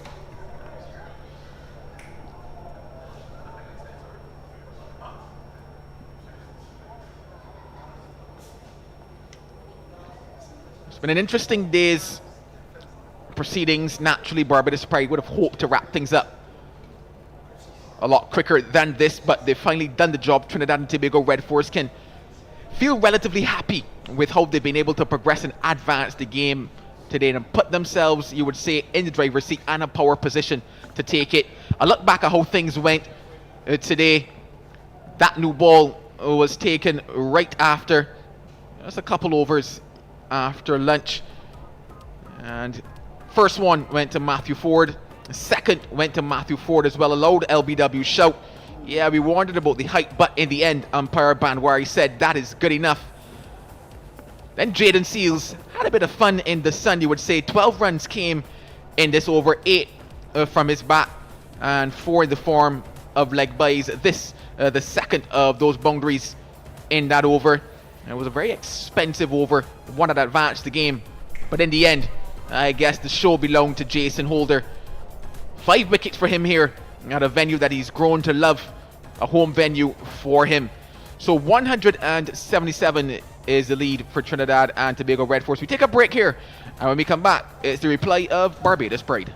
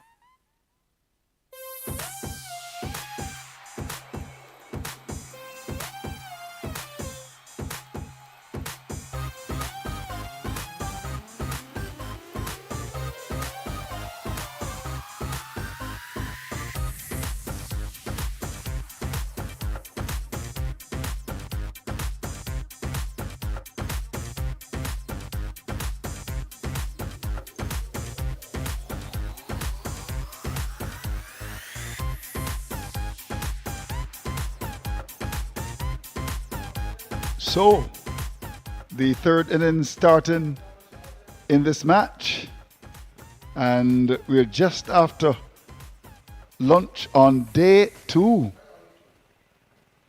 Barbados Pride in deficit by 177.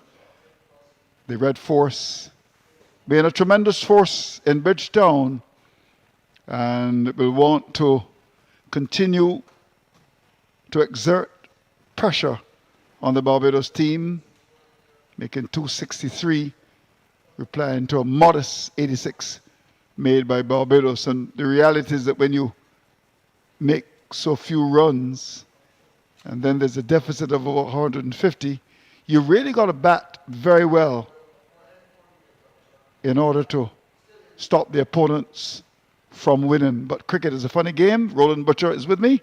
Hello, Roland. Nice to see you. The job, first of all, of Barbados is a tough one. Yes, Andrew, good afternoon to you. And yes, they really got a real mountain to climb here. Some would say Everest. But a very difficult session coming up here for them, first of all, to tee. And then that final session really will define the direction this game is going to go. Red Force will be full of confidence. And their faster bowlers who demolished the Pride batting in the first innings will be keen to get to work. I still believe with a new ball there's going to be quite a bit in this pitch. Batting is not going to be easy. So as you would expect, Craig Brathwaite, the Barbados captain and opener, to take the first ball, and Jaden Seals with a cherry in his hand. Here we go.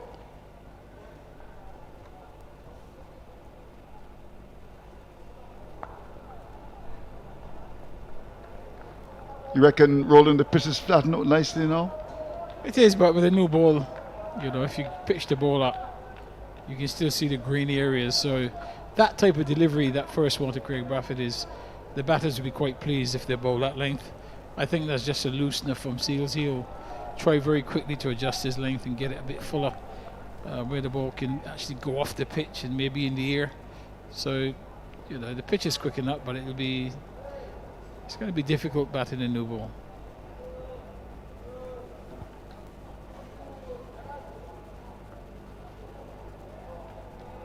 Well, we know Craig's powers of concentration. One who loves to bat and has got a difficult assignment as the leader of Barbados. But of course he knows that the business of a leader is to turn obstacles into stepping stones and disaster into triumph, and that should inspire him. He's certainly done a great job for Barbados over the years, but this is a mountain to climb.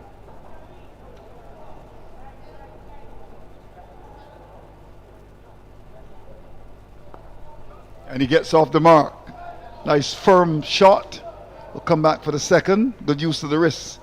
Craig Brathwaite got a double century against the Academy. Barbados would love for him to get a third double century right here at the region's Mecca. But of course his opponents are tough, and he's facing up to the number 1 fast bowler in the Caribbean.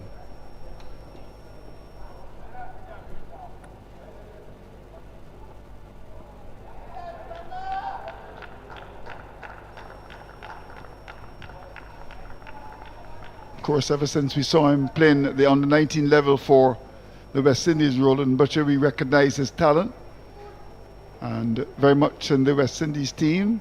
That stint in England, you played a lot of cricket for Middlesex. How important it is to play cricket in England, Roland? Well, it's very important. I mean, it has been the finishing school of a lot of the great players that have represented West Indies in the past. The younger players these days are missing out on that experience.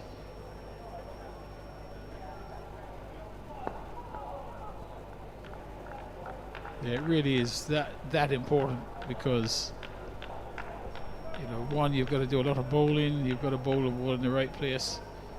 You know, people do get big runs, so you have to work really hard. But it's the stint for Seals last year, I think, certainly for Sussex helped him. He did really well.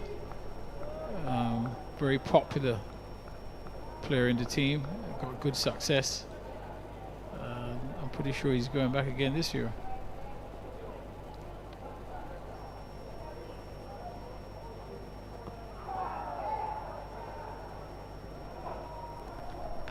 So the first over comes to an end. Barbados a 2 without loss.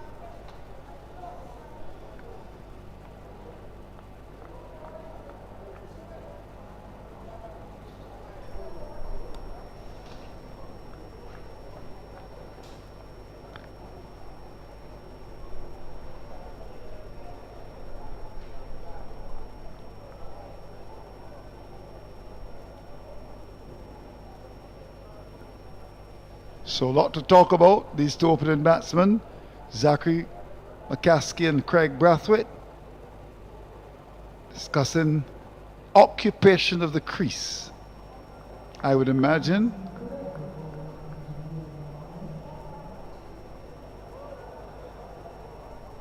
Pitch offered something on the first day, but you could see that by the end of the first day, with the sun baking down on it, the moisture out, it became a much better pitch for batting. And at Kensington Oval on the second day, traditionally it's always good for batting. Here's Phillip to McCaskey.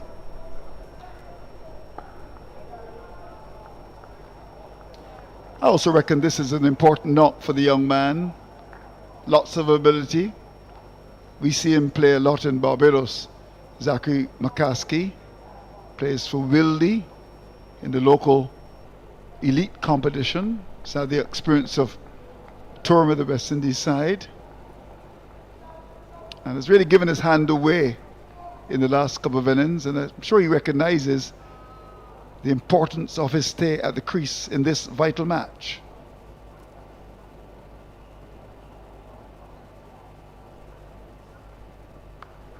Wow, what a statement, what a statement. That's gone for 6. Yeah, brilliant shot. Just picked the length up very quickly and made no attempt to keep that ball down. Just dispatched it.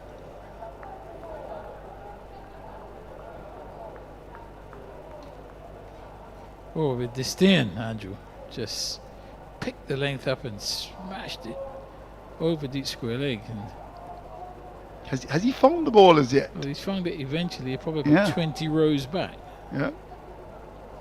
And Carragher, the man charged with responsibility to. He would have taken a big thumping on that concrete in the stand. Yeah, the Greenwich Inn stand. That went down to backward square. He was hit with a washpan of disdain.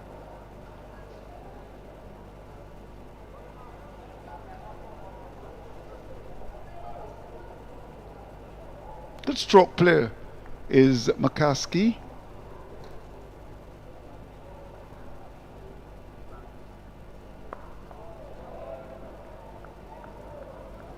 Yeah, Phillip is the workhorse, has got a good record at this level. This is why he, on his performances in regional cricket, will elevate to the West Indies squad.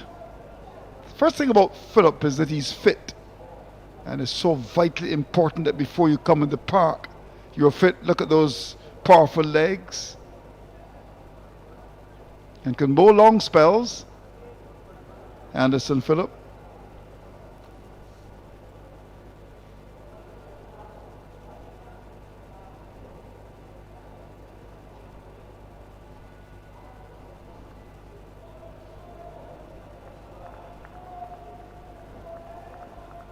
Barbados, to get back into this match, they'll have to play very well.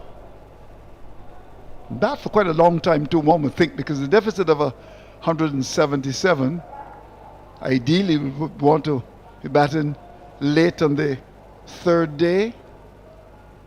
And of course, scoring runs as well. the toss was so important. Trinidad won it and struck gold as well.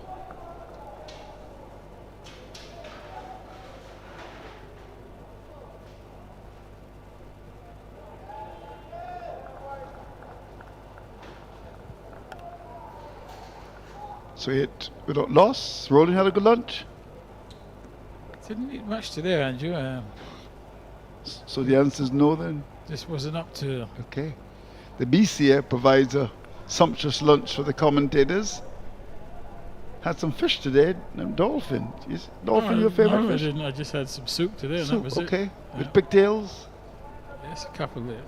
Well, didn't say so. Didn't know that Roland Butcher loves his soup with his pigtails and his dumplings with sugar.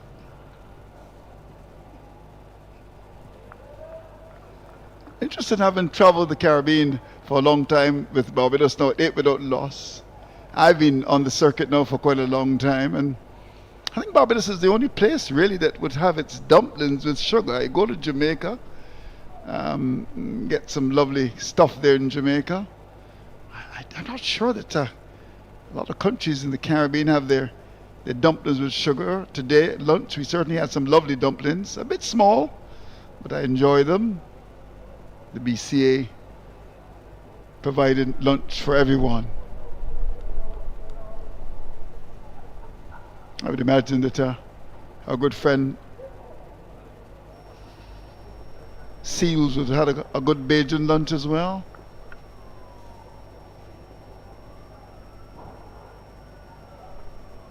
Bolden! In spectacular fashion, the captain departs. Seals jumps around the region's mecca as if he just won gold in the Olympics. That's a big snap at the catch. The captain departs. Yeah, good delivery, pitched up. That one, I'm sure, came back at Craig Braffett, goes for the big drive. And his off stump cartwheeling out of the ground, some 8 or 9 meters behind the stumps. Great sight for a fast bowler, not a great sight for the batter, as he's got to walk past that stump.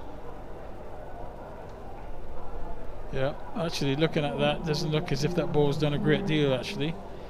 So what did you do wrong, Roland, as a batsman? Well, it would be just easy to say missed it, but basically, yeah, in effect that's what he did. He never really, he didn't cover the line.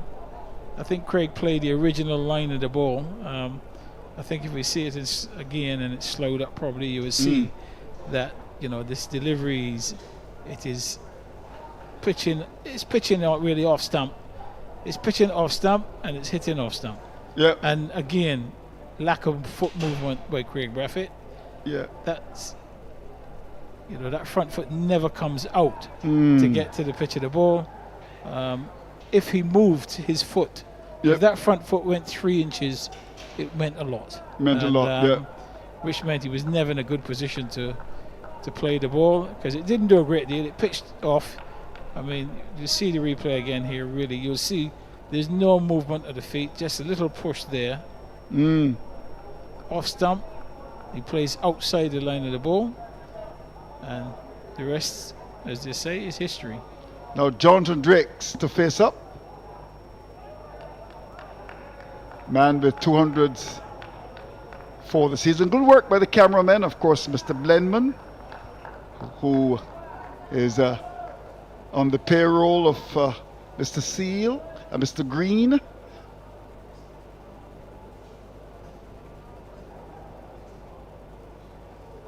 The gentleman next to Mr. Blenman doesn't like to talk. It's gone. Is that a hoodie he's got on there? That's not a bad thing, Andrew. He's the worker. Why would he? I wouldn't want when to he's doing such good work, why would he want to talk? I wouldn't want to talk to me because they think I'm sneaky.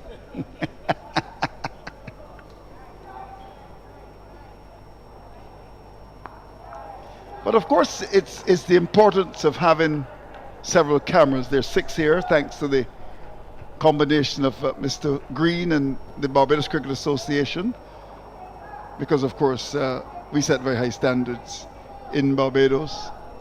And I want to compliment Mr. Green and his team for providing some wonderful, wonderful pictures. The stream is top of the line.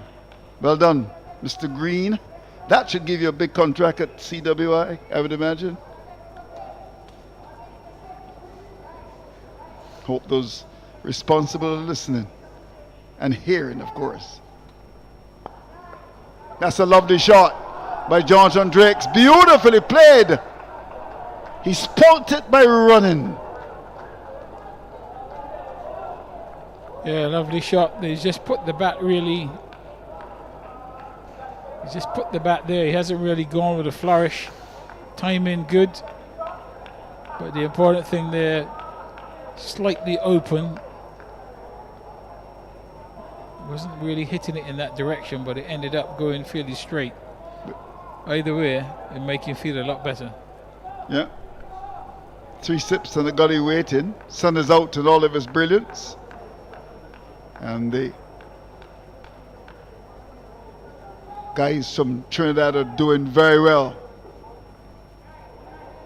Jonathan Drakes, who plays for the same club as the departed captain Craig Brathwaite, and has been the form batsman for the Barbados side. He's got 200s. He's now aged 30. Overall, he's got 3 first-class hundreds, and Barbados would love for him to get another one. But the difference is that the opponents are very strong, and I like this Trinidad and Tobago Red Force side. It's well balanced, good batting, and good aggressive fast bowling as well.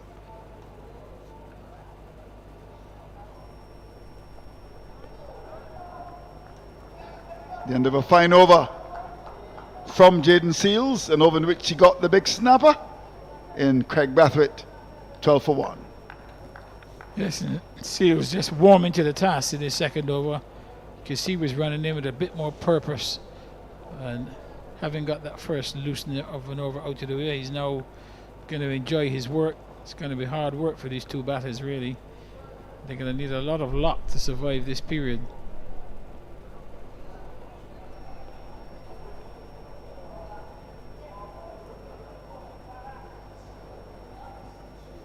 When you make only 86, and by the end of the first day your opponents are won 82 for 4, you're in deficit, you really got a lot of work to do to get back into the match.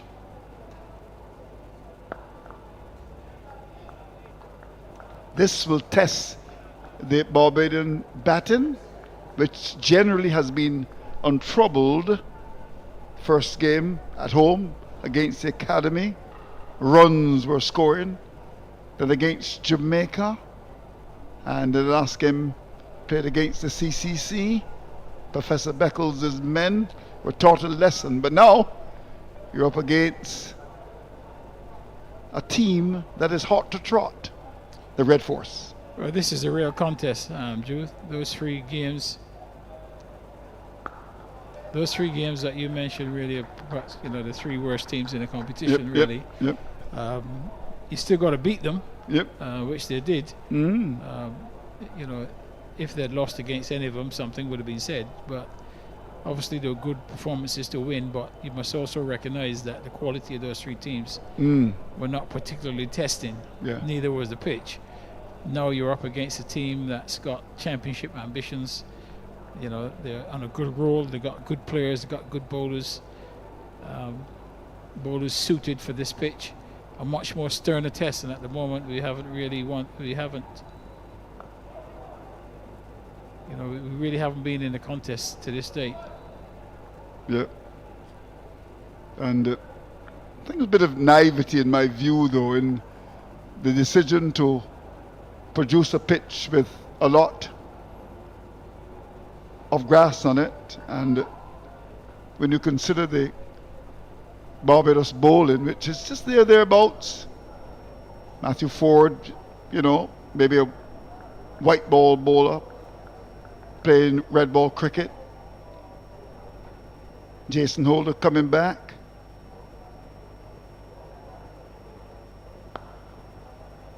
runs for McCaskey will get too comfortably.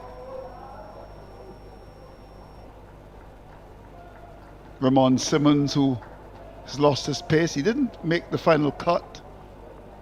And of course, Kemar Roach, who in my view is playing now in reputation.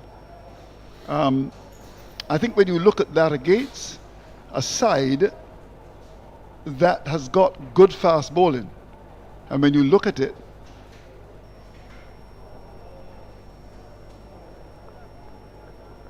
the man who's bowling now does very well at this level. Anderson Phillip,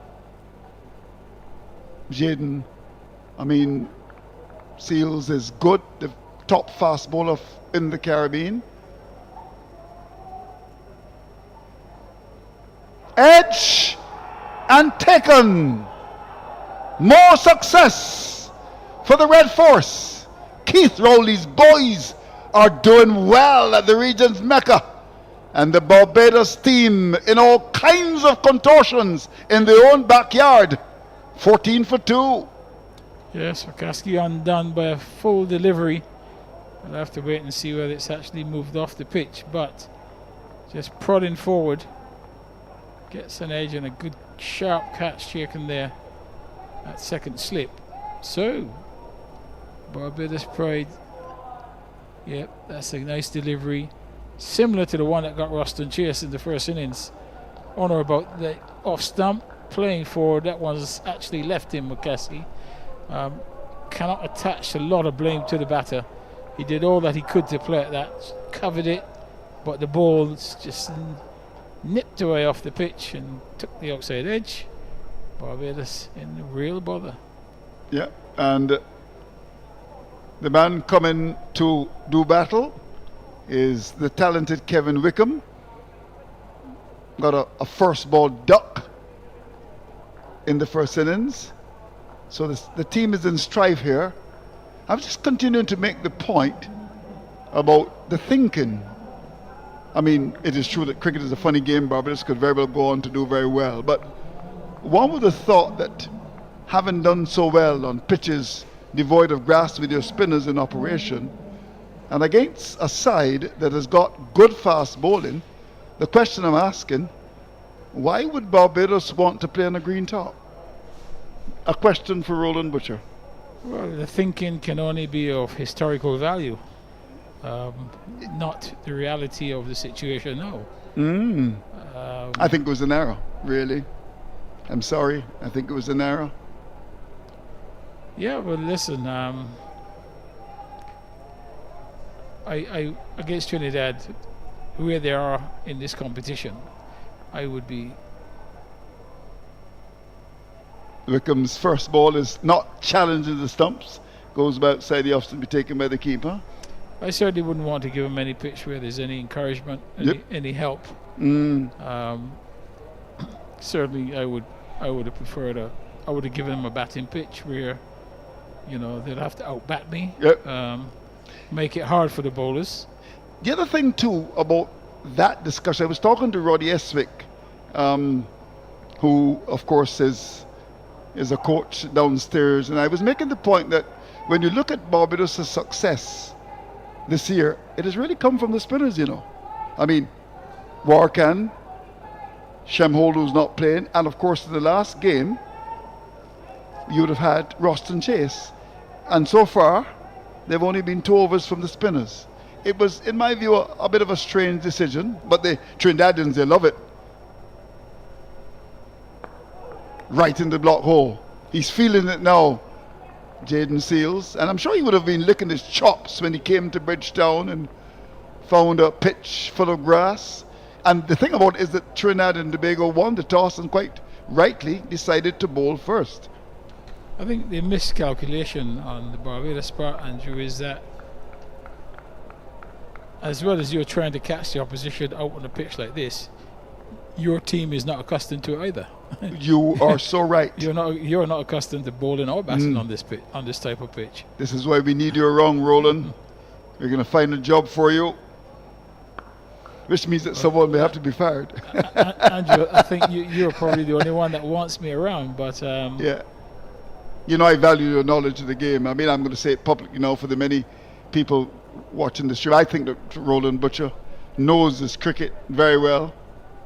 And I must admit, I was very disappointed when he was relieved of the job as a selector. But, of course, those responsible would have known. Hope I'm not getting into trouble by making that comment. You know, I tend to get into trouble. Well, Andrew, listen. If you can't speak in the free world, the lovers of freedom will be free. So this is trouble. This is trouble for Barbados. But you know, when you look at it, the whole thinking was a little surprising to me. Yeah, I mean, listen, because their bowlers are faster than yours. Also, you have not been playing or practicing on this type of surface. So if you haven't been doing that, you cannot be used to it. It was risky. The only way really it could have worked out is if you'd won the toss, but there's a 50-50 chance of that happening. I would have gone for a flat wicket, actually. I think, I mean, that's a no-brainer. I mean, because the other thing too is that despite Barbados' winning matches, there was some concern about the fast bowling, you know, because when you look at the numbers, the spinners have been the ones to really win the games for Barbados. I mean, Roach has been thereabouts. He's not one to come and get 5 and 6 wickets now. Ford is the Holden type bowler. So is Simmons, and the raw pace of a McAllister.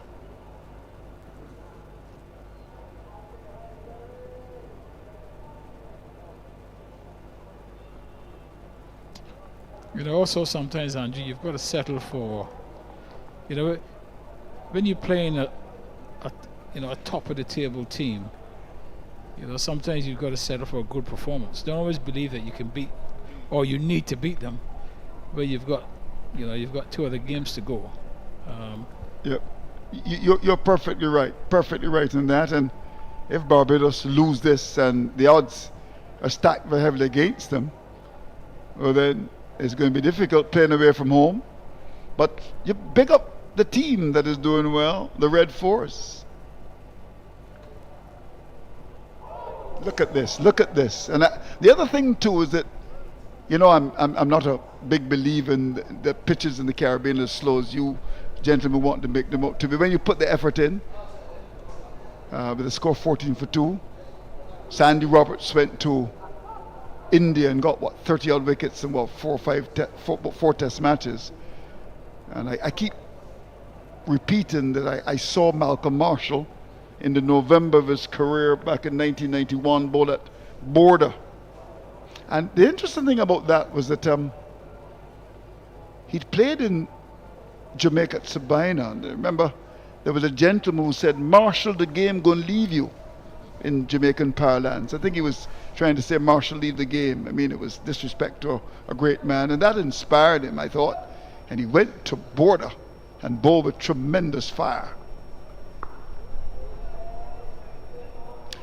I also saw Tino Best as a 19-year-old bowl at Border, and on that occasion the big guns from Guyana were in the side. Sarwan was there along with Carl Hooper. I mean, they had a big side. Chandler Paul and Tino Best bowled so quickly at Border. Colin Croft used to bowl quickly at Border as well. It is true that the pitches might have gotten slow, but I just think that when you put that effort in, as we're seeing here from these two,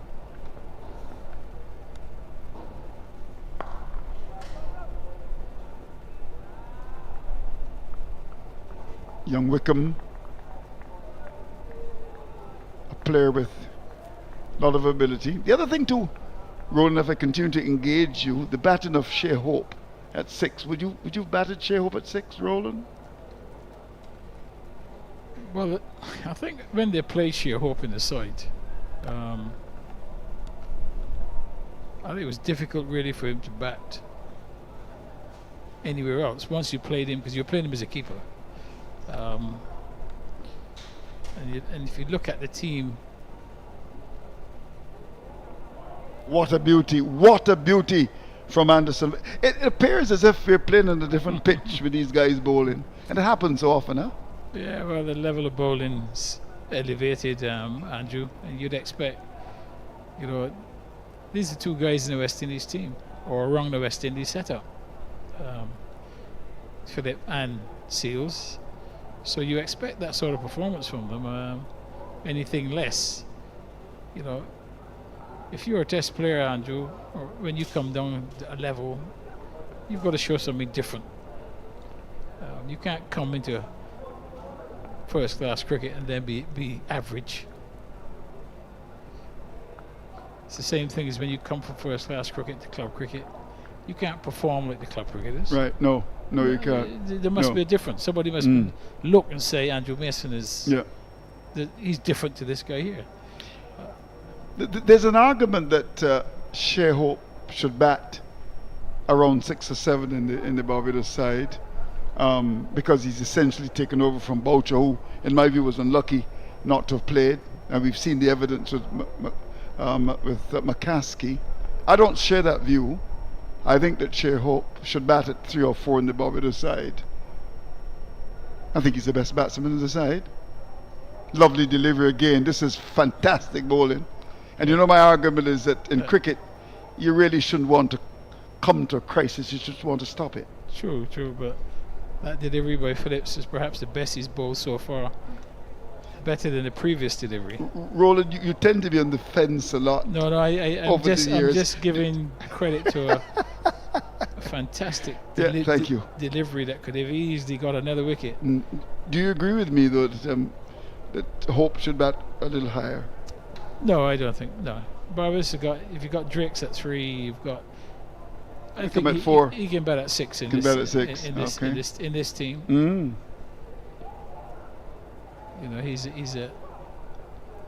He's keeping wicket as well. So you're batting your best batsman at 6. Well, you say your best batsman, but there's no evidence that he's not a sobers. There's no evidence that he's your best batsman in red ball cricket because he hasn't played for 3 years. Okay. So how can he still be your best batsman? Okay. 3 years ago, he had the potential then to be one of your better red ball cricketers. He hasn't played for 3 years, so he can't be the best. So 6 is good for you. Yeah, 6 is. Listen. He don't think that he can just walk straight back into this cricket and dominate, right? As if nothing happened, right? Yeah, it doesn't work like that. Doesn't work like that. You're right. That's why we employ and pay big bucks, Yeah, I mean, I would like it to go up. But, speak to Mr. Richard Berridge at CWI. That's beside the point. Now that I know it's Richard, I will call him tonight. Please do. Would you like me to speak on your behalf as well? I think you should, really. So, the battle lines have been drawn red. Of course, red is the colour of Trinidad and Tobago. This would be a very sweet victory for Dr. Keith Rowley, who's leaving office. I think, what's today's date, Roland? What? Is it 13th, of March? I think in 3 days' time he's leaving. Stuart Young takes over as Prime Minister. Of course, there's an election in Trinidad, so I'm sure that Dr. Rowley, who loves this cricket, is locked on to Mr. Green's stream.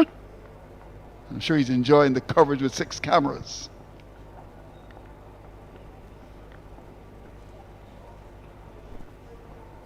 Oh, that kept very low. That could easily have been all over there. It kept extremely low and can't be far off from the stumps. Could not have done much about that.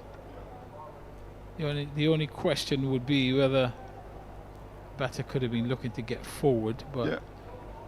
And that will play on his mind. And the other thing too is that you see, Jaden Seals is sharp, huh? He's sharp, huh? And he nips the ball. And he does. Yeah, he's a wonderful bowler. Wickham against this type of bowling, he's a candidate for LBW or caught slip because he gets right across and allows that to go by with a bit of flourish. The young Barbadian batsman from the Empire Club, the home of champions. Because he doesn't really like coming forward. He likes to play from where he's standing. He doesn't like to press out onto the front foot. And on this sort of pitch where there's a bit of movement, as you said, the odd ball keeping low, he is against someone like Seals particularly. He is a candidate for LBW or court slip.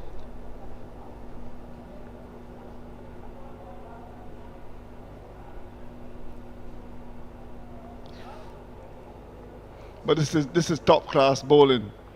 Look at the delivery that got rid of Craig Brathwaite. Bowled in spectacular fashion, the off stump, plucked out of the ground to make a good picture on primetime sports tonight in Trinidad and Tobago. I'm sure they're going to show that.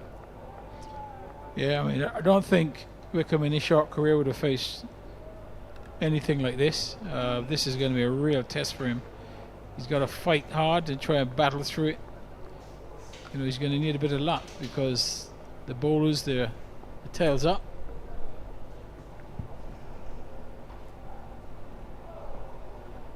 Looking to get that one in the middle and leg stump, but straight down the leg side. A very difficult assignment for Barbados here.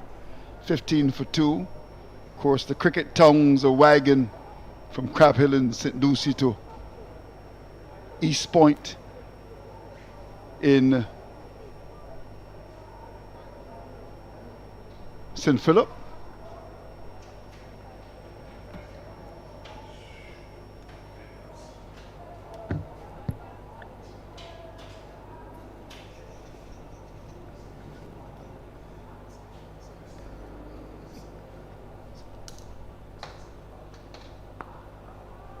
Wickham will get a run. Just saw a little thing there by the executive producer, Mr. Green, saying please stop mentioning Mr. Rowley. So I just want to congratulate him for his wonderful job, service to cricket, leaving, and it's good to see that happen, people having the opportunity to retire, and we wish him well. 16 for 2. Is it time for me to go, Roland? You think I should leave? I think it's time for both of us to go. You think many people want me to go, Roland? The answer is yes. I think that would be that would be the affirmative. All right. So let me jump out of the chair, giving trouble to my good friend Joel Manning, the youth of a nation, the trustees of posterity. He's, of course, the future. I'm now in the November of my career. I'll just do this ball before comes a call in. Good man is young Manning. The only thing is that he's a YMPC man, not a St. Catherine's man. So, time for me to go. Joel Manning is going to be joined by Philo Wallace, who of course is from Spartan. The two will come a call in.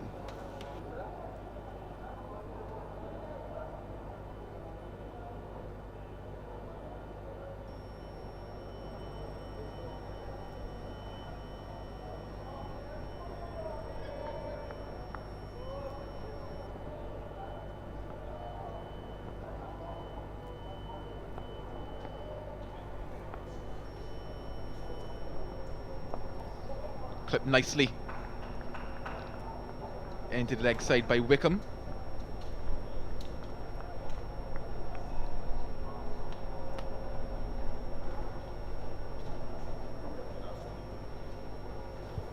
Good afternoon, Joel.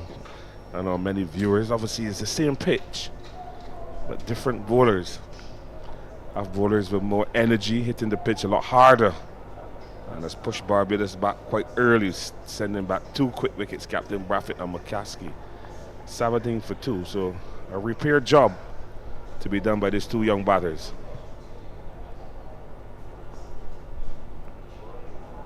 And it definitely will not be an easy one at that. No, nothing in life is easy. You got to work hard for success. And in order for this batting pair to be successful in getting the partnership, they have to dig in and do the hard yards. They have to leave alone a lot of balls and try to score off the balls that are not threatening to their stumps. But you have Anderson Phillip with his tail up, bowling well, good pace, getting good carry. Into his 4th over already, he picked up 1 for 9, and Jaden Seal continues to impress. 4 overs, 1 wicket for 7 runs. So the pressure is on the Barbados Pride batters.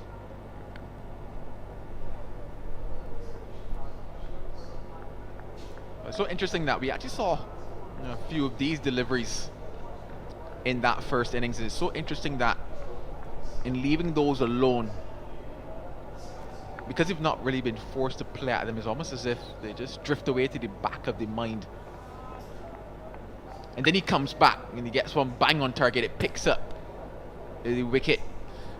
Yes, he bowls that innocuous delivery. That ball obviously outswing from off the stump, so Joshua Da Silva ended up in front of second slip. But once he pitches that ball on the stumps, it's going to cause some problems, or will cause problems to the batter. I don't think Phillip will mind that at all. Jonathan Drake is dragging that ball from outside the off stump into the vacant area on the leg side, forward a square for 2. But he'll be happy to see that, Anderson Phillip, because he's looking to shape the ball away. And Jonathan Drake just needs to be careful here. The ball is still new, hitting the bat pretty hard. These two fast bowlers needs to try to use more of his top hand as a right hand batter. He needs to use that left hand a lot more. They're hitting the ball to the offside. But the only two guys in the leg side are mid-on wide and a deep long leg. So he needs to be careful.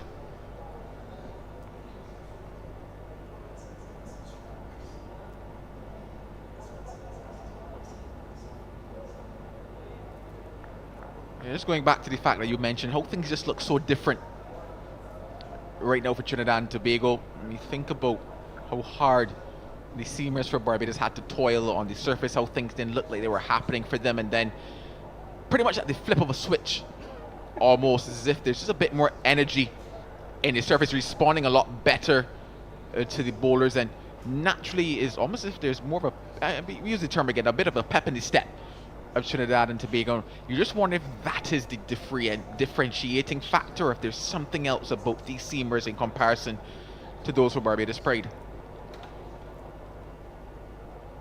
And I'll try to break it down for you. That's why you're here next to me. The three fast bowlers from Trinidad and Tobago are tall. They're a lot stronger in build. They have better bowling actions. They approach the crease a lot harder, and they hit the ball into the pitch. They hit the pitch. Whereas you have the Barbados Pride seamers, they don't hit the ball into the pitch, they kiss the pitch. And you find that sometimes the Barbados Pride bowlers bowl floaters. And when you look at the Trinidad and Tobago fast bowlers, the Red Force fast bowlers, they bowl heavy deliveries. They're looking to get wickets when they go full length. Barbados bowlers look to float the ball up, to swing the ball. These guys are looking to hit the deck and seam the ball around. That is the difference. And they're energetic. You can see that they're fit and they're enjoying it.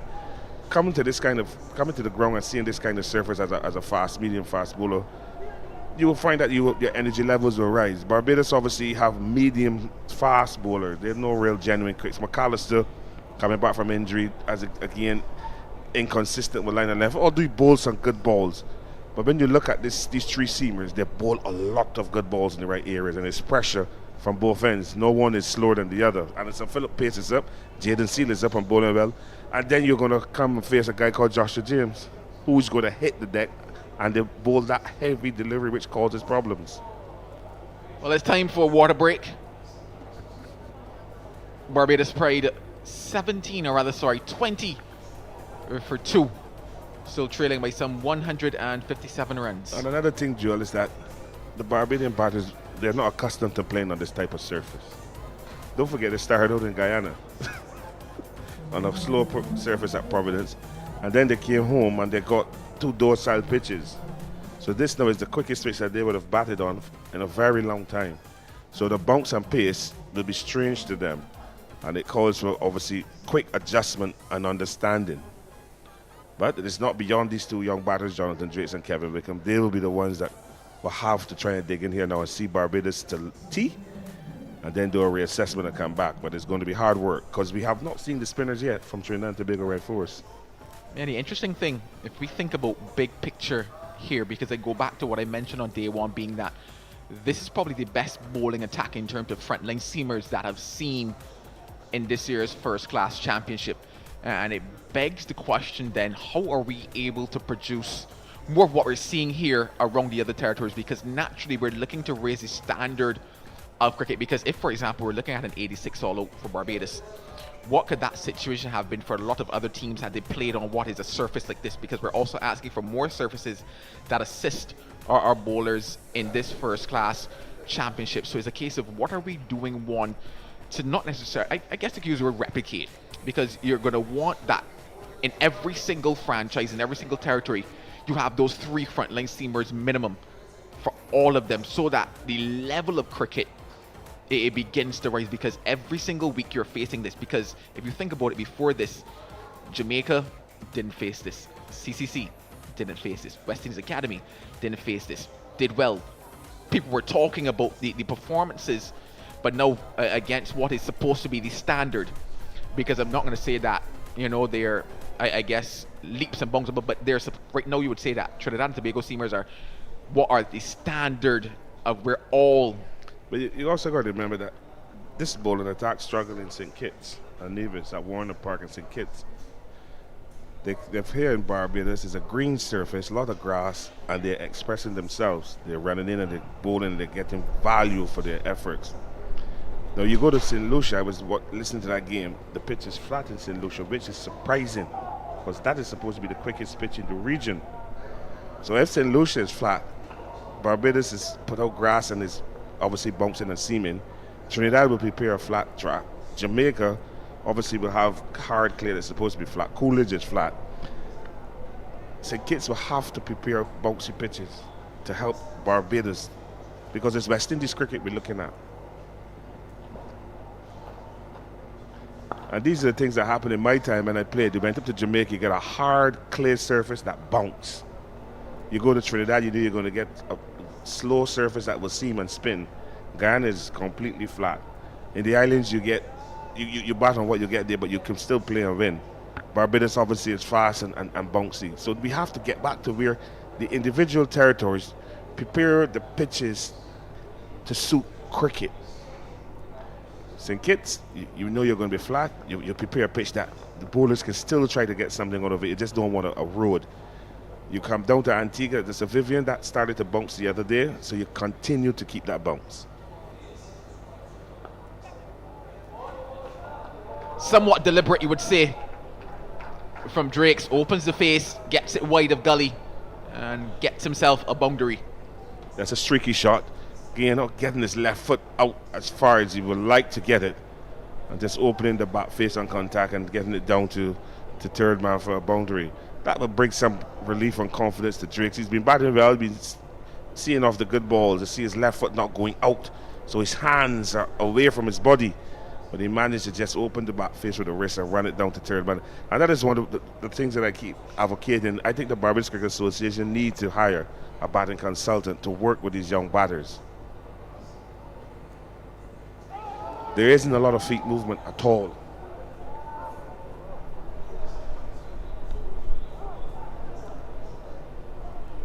I know you would have been happy where De Silva had to take that particular delivery. Well, it's pace.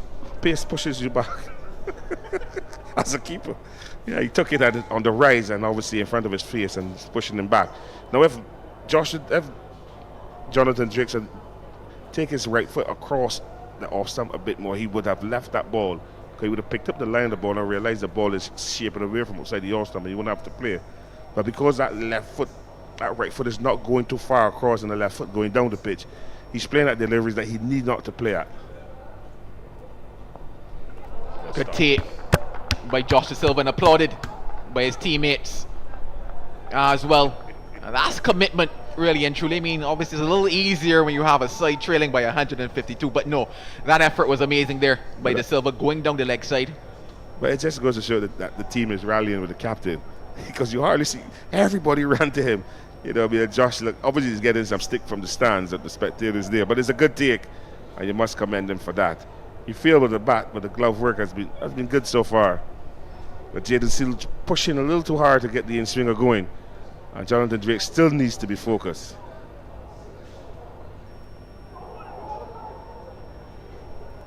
Still movement on offer. And it's that C movement, and you see De Silva there trying to G up the crowd a bit, who are naturally against him here at Kensington Oval. But Trinidad and Tobago from ball one have been on top of things here at Kensington Oval I just think back to what this game could have been when I think about those 3 chances for Amir Jangoo. Yeah, the game could have been a lot different. But welcome to Barbados, Josh De Silva. You're not going to get any applause in Barbados. You continue to do your job, you do it well and appreciate it. When you come to the West Indies squad, we will then clap you.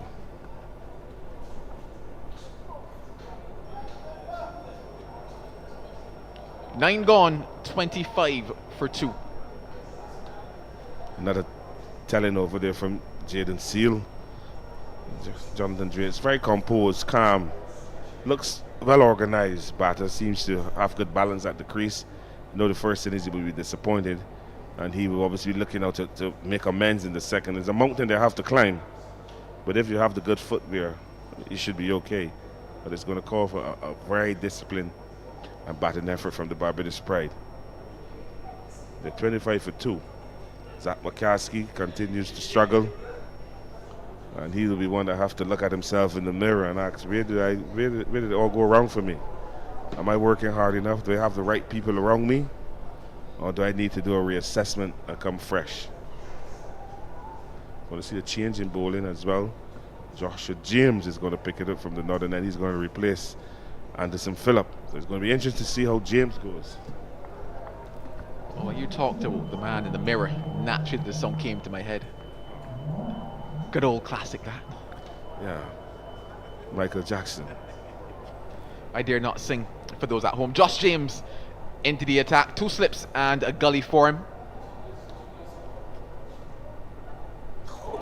Wow, sharp stuff, and that's what you want to see from your first change, Philo. Oh, you love it. You got to love it. You love to see the ball bounce. And there's some spectators underneath, and from the effects mic, obviously they love that. It's a good start from Joshua James. Not a big run up. He's lumbering his run up, but he's strong at the crease. He hits the crease hard and he hits the deck hard. That's the difference in the Barbados Pride bowlers and the Trinidad and Tobago right force bowlers. Now he's about 6'6", 6'7". He hits the deck hard, so you expect the ball to bounce.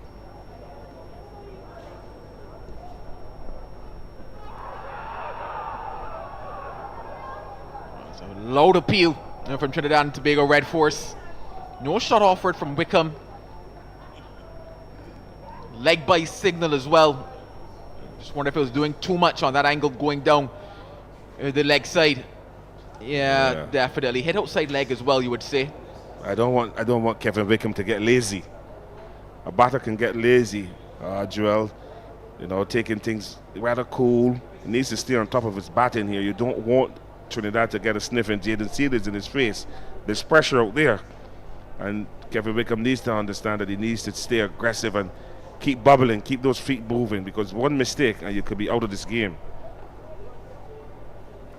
I'm just happy to see Josh James out there getting a run. I think back to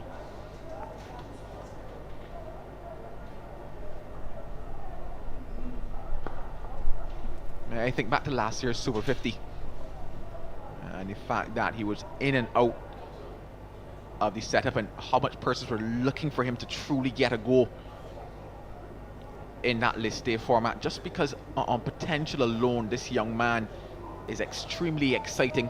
So I'm happy to see, especially in this longer format, that they're trusting him with that ball. They're just saying, you know what, go out there and express yourself, because he is somebody that I think that, you know, when you think about the future of fast bowling in the Caribbean, he is somebody that you can definitely keep your eye on. Yeah, and I think you have to give a vote of confidence to the Trinidad and Tobago selectors for putting him in the 4-day squad where he can develop his skills. Obviously, he will have to bowl spells, and 4-day cricket is 6 hours a day, you know, Joel, and it's 2 hours for each session. So it is a good building block for James. This can help him to improve his white ball skills. So when next we see him playing white ball cricket, we shouldn't be surprised if he's bowling 10 overs with 30 runs and picking up 3 wickets and then coming and scoring a 40 or 50 in quick time. So I believe this is the right format for him.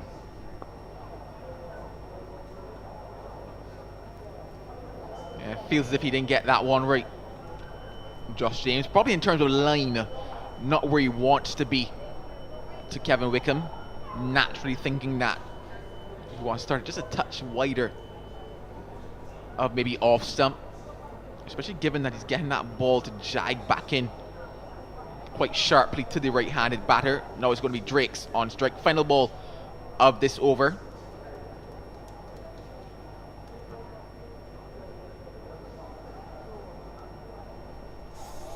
And there's that movement that I'm talking about. I believe the word is prodigious movement is what he's getting. 10 overs gone, 30 for 2. We have to give Jonathan Drakes a thumbs up. He left it in swing on length. But a good over for James, obviously working himself in to what should be a relatively long spell.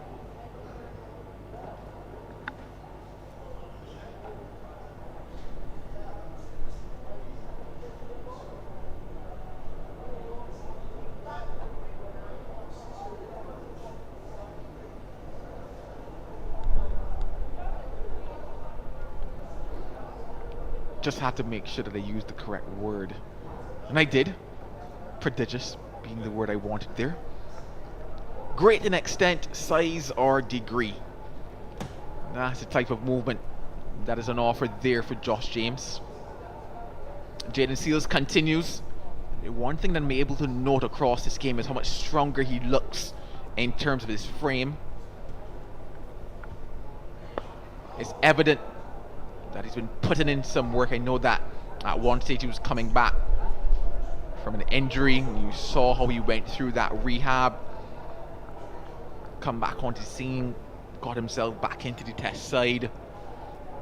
But just in terms of just looking at him, especially in the warm-ups earlier this morning, looks like he's put on a bit more muscle mass, both in the lower body and the upper body. Yeah, he's bulked up a bit, but you don't want him to go too bulky. I think at this size he has, it is good. You got to remember that if you put too much muscle on, then you'll find that your body gets lazy. But he looks good, good rhythm, his speeds are up, and his consistency is also good.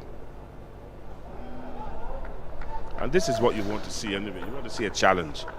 You want to see the Barbados batters using their brains, using their batting techniques and skills to negate the Trinidad and Tobago fast bowlers, the Red Force fast bowling bowlers. You want them to show that they can handle the in-swinger, out-swinger, the bouncer. You want to see spin from Trinidad. We haven't seen that yet. So there's a lot of good things that can come out of this game for the Barbados Pride batters. Yes, they're behind the 8 ball, but I think that if they can weather the storm, it will give them confidence going into the final 2 rounds. But this is going to be a challenge, and they need to show that they're up for the challenge.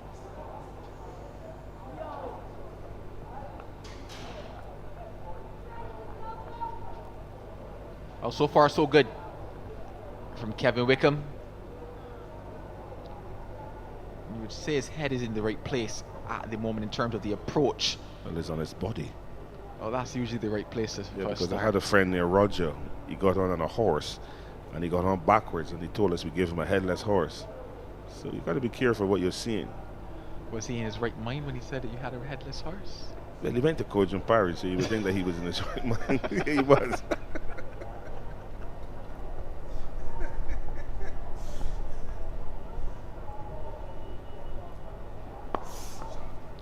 Up for the challenge, Wickham, and there's where I say that he looks, I mean, granted, he just got 1 ball in that first innings, but if you just think about how he's shaping up, that first innings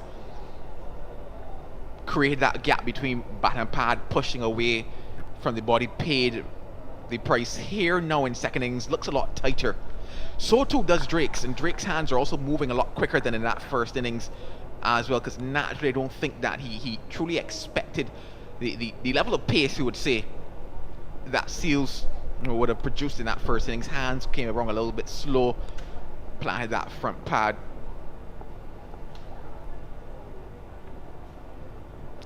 You know something I learned as a batter, and this is from playing league cricket in England.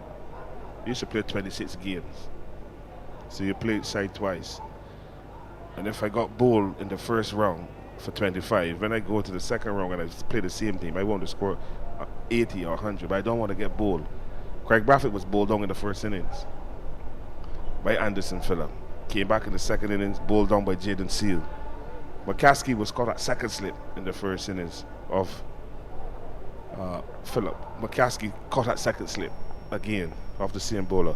So to me, when you get those dismissals all the time, it tells me something wrong with your technique. Clipped nicely by Wickham. That's a good feeling to end off the over. 34 for 2. I like it. Clipping that ball through the leg side for 4. Jaden Seal will move out of the way. He's forcing Wickham to run around him. So there is some tension out there, Joel. Obviously, Trinidad and Tobago, over the years, this has been one of the grounds that didn't give them good results. They were always beating Barbados. I remember a couple of years ago that we lost here to Trinidad, and Ian Bishop, now who's a commentator, he was happy and buoyant. We went into Jamaica to play the one-day competition, and the tables turn up there, because Barbados never used to get beat at Kensington Oval. So this also is historic. The batters, the Barbados squad should understand all these things about this regional cricket, is that when you're at home and they need to bounce back, they need to dig deep and show character here. And James continue a good delivery again in that 3/4 length area, and Drake's not knowing if to go forward or go back, just playing from the crease, but the ball zipped through to Wicketkeeper Joshua Da Silva. But I like James. I think he's one for the future, and it's going to be interesting to see how he is handled going down the road. Yeah, that handling is always a big question when we think about cricket in the Caribbean. I'm not talking about bicycle handle either. The management of resources is something that a lot of questions surface around. Fast bowling perfection. One for the future, Josh James, and he's one for the present as well.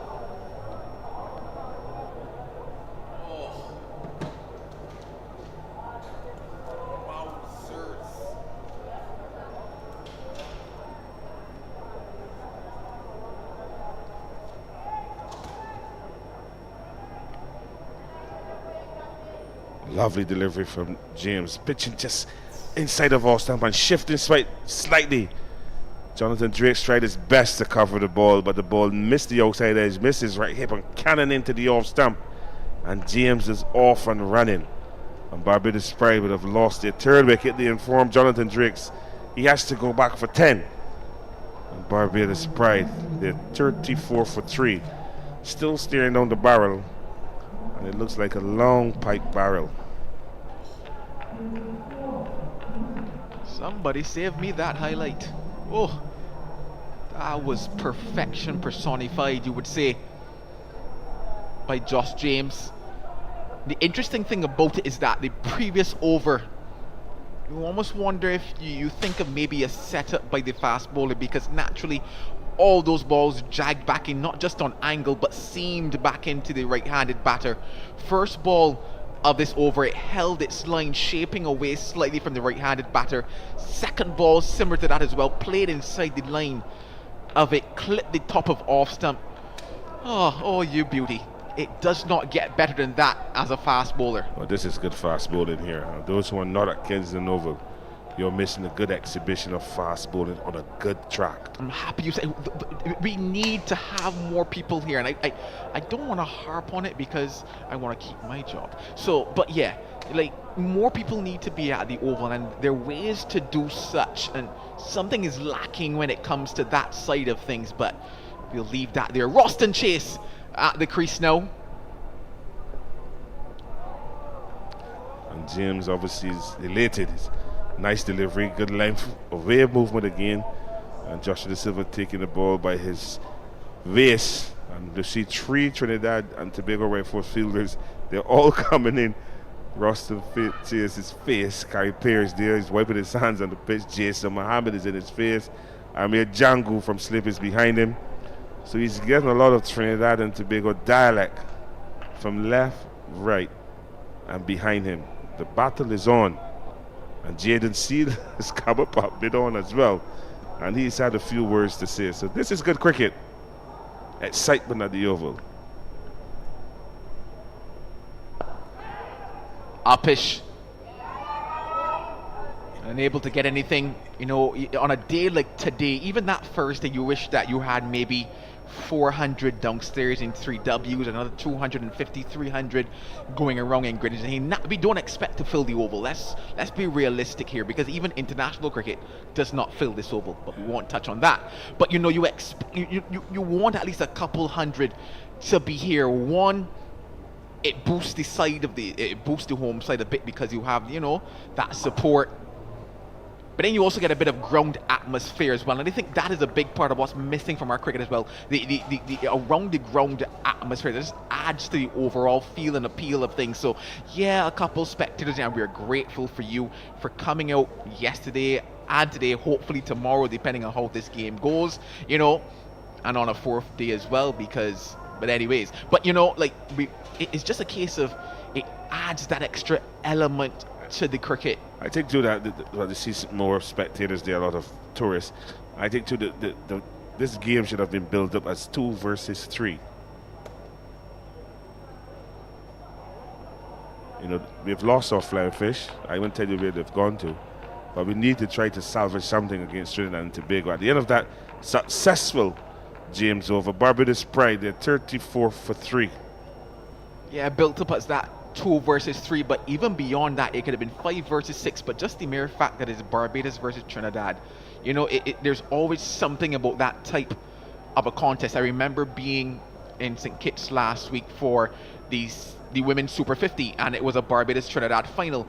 And I recall my opening line being a rivalry as old as time, you know. And for the women, their rivalry isn't steeped in as much history as the men's game, and it's something that we could have definitely built on in the promotion. I think I want to keep my job, Phil.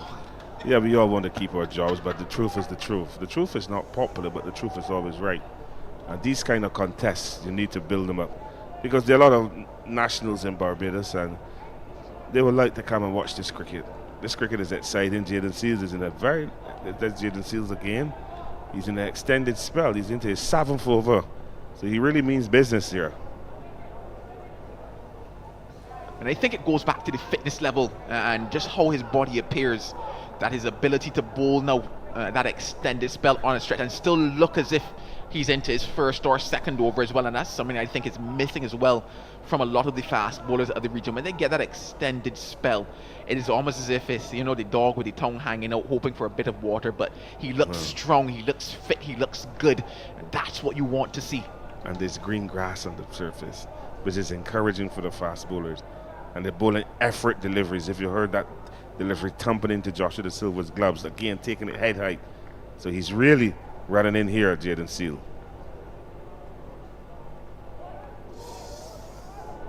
Leaping off the ground. Oh, when last have you seen a keeper flying like a frog? That is what cricket brings, excitement. That is what spectators want to see. The ball bouncing around, the batters pulling their heads back, pulling their arms in. Jason Mohammed is coming up from extra cover. He has a few words to say. The senior statesman, Kevin Wickham, still junior in this cricket. A lot of ability, a lot of expectations on him. He's Barbados vice captain. They've lost the captain, so the vice captain takes up the responsibility, you know, as the lead batter, and is out there battling.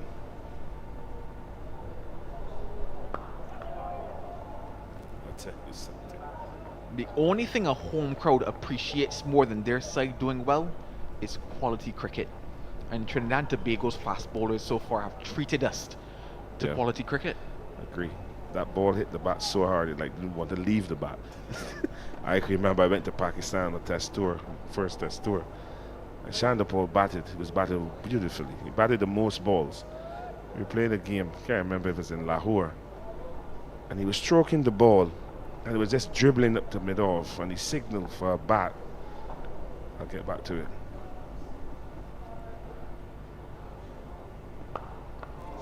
Wickham is looking up for the fight, looking up for the test. A bit of scratch and bat stuff here from him. That's class. That is sheer class. And the beauty of that shot is how well he held the position. He didn't reach out for the ball at all. He allowed it to come. And once you hit the infield here and you beat it, it's going to go to the boundary. So that is a quality shot. That's how low he stayed and just eased the ball through the offside. That is class. Left foot getting to the pitch of the ball. But let me get back to Shandapur. He was stroking the ball. We had Wakar Yunus, Akib Javed, Wazim Akram bowling. and he's hitting the ball up to mid-off, and he's just dribbling. He's sent for bats.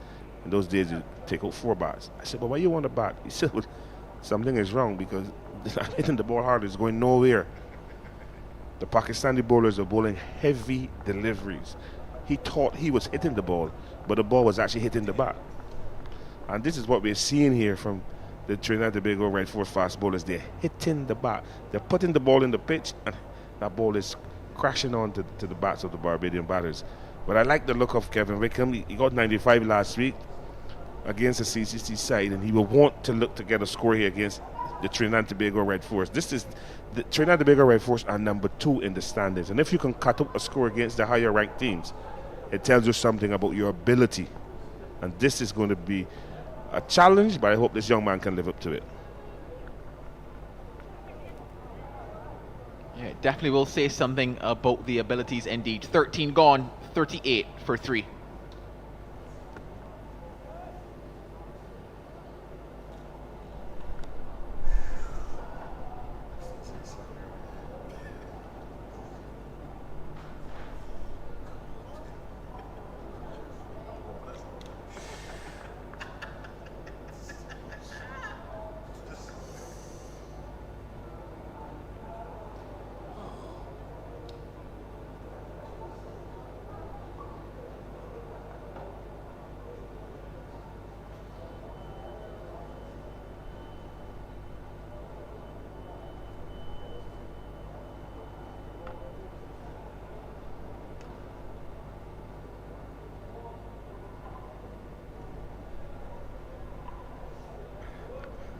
Joshua James is going to continue from the northern end. Barbados trail by 139 runs. They're 38 for 3.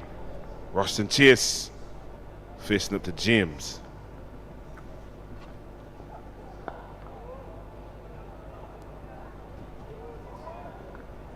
He's bang on target. James doesn't give a lot away in his body language. He just have this languishing kind of attitude, but he's up for the challenge. I think he's in for, to put in the work today. He understands what is required. He understands a victory here will push Trinidad and Tobago right force maybe past Guyana, because there was some rain in Guyana. Because obviously you're playing for $250,000 US, which is a lot of dosh. And you like to race championships. You want to win championships so your players can get exposure.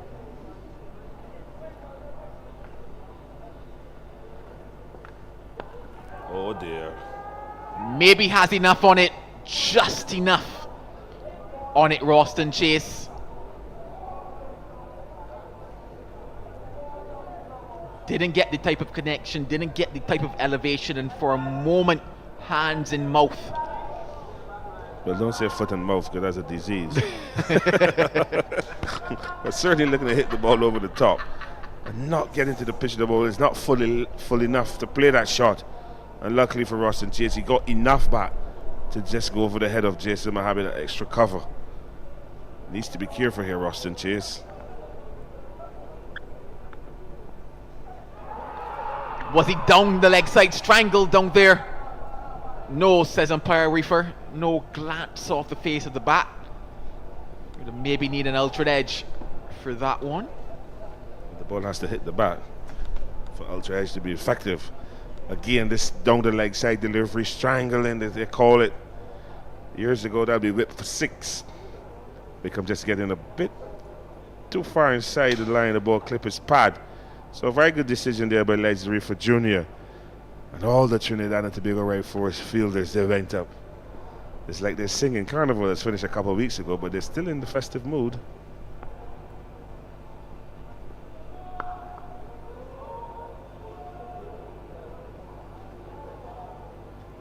Are you a big Carnival man, Philo? I know you've spent some time in Trinidad. I lived there for 10 years. I studied there as well. My LLB from University of London. Went to Carnival twice. Shame on you. I don't like crowds. Fair, but shame on you, Phil. I know, there's a lot of shame on me, but that's the way I live. I don't like crowds. I walked to Carnival one day because I was living in Bayside Towers, and I walked up to the savannah. It was a beautiful spectacle. And then another year I walked to Arapita Avenue, very close, just to see the bands coming through, and there were some big bands and some big trucks and a lot of noise. I just don't like it. I went to Pakistan, my first trip, 1991. We played at Gaddafi Stadium, and I was 12th man. I was taking some water for Anderson Cummins, and someone threw a bag of batteries and hit me on my back, and all of my back was full of blood. So I don't really like crowds. I don't back crowds. Back in your mind, you have that feeling. So I stay away from crowds. Fair enough and understandable. 14 gone, 39 for 3. Now, what stood on my mind, Philo, in that story, and I did feel sorry for your back and all the blood that you were talking about and what's not, but I was young then and cut seal quickly. Now I'm growing up. I don't like to get cut. Fair enough. But because one cut brings two. I heard 1991 and I said, I wasn't born yet. No? I wasn't born yet in 1991. Oh my golly. What have I gone and shame on me. But no, to be fair, I was born in 92, so not far off. But Not far off. Not far off. My golly. You're that young. You carry yourself well, man, I must admit. Well, thank you, Philo. I Yeah, try, you drink water, right? I do. Yeah, I do cool, a lot of water and juice. I started eating vegetables 2 years ago, like broccoli and carrot. Yeah, I didn't like them before. What? But now in my old age, I got to start eating. No, you're not old. You're growing up.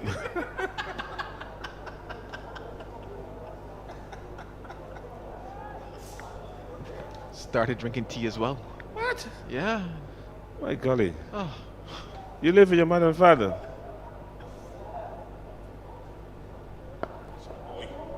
Much better stroke from Chase this time for none. But yeah, I live with my mum and I started drinking tea. She doesn't make tea on mornings? Yeah, but no, I only started drinking it I would say 3 years ago maybe. But you eat hot food?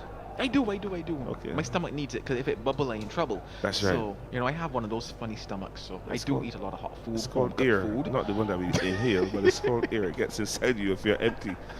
So heat, and your body gives you better digestion. But I like Roston Chase pushing that ball at the middle, but he needs to be careful because Seals is looking to come with the in-swinger. You don't want to go too hard. Oh dear. Goes hard, gets it over again though. He's not listening to you, Philo. Picks up 2. But there's a song that says you're living dangerously, and I think that is Roston Chase at the moment. Yeah, by Barrington Levy. He's playing he's looking to hit the ball inside out on length. And Barbados are not out of the woods. They're 41 for 3, trailed by 136. And you were here to see a quality player of Roston Chase. Giffords make it away. But there's heat out there. He's not a fireman. He doesn't have a holes, but he has a bat.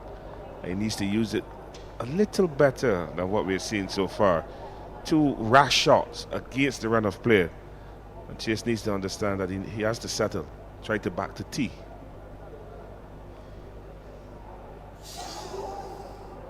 This is good aggression from Seals.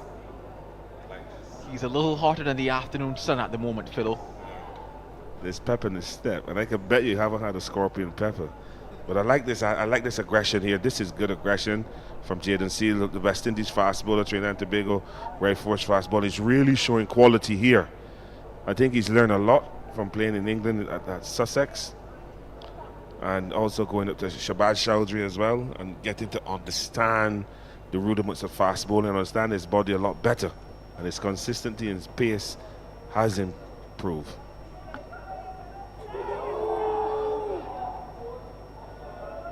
There is nothing more beautiful than a fast bowler in motion. The late movement on that one as well, De Silva having to dive back to the right. Everything about it is poetic. At the moment I am looking at my hand, I'm seeing the cold bumps on it.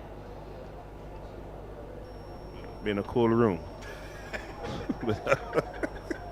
That's a good ball. It's a short of a length ball. Chase obviously looking to play, and they had to move his hands out of the way because the ball was out swinging, which is good. I like this. I like this from Jaden Seals. It's in his 8th over, but he's fresh.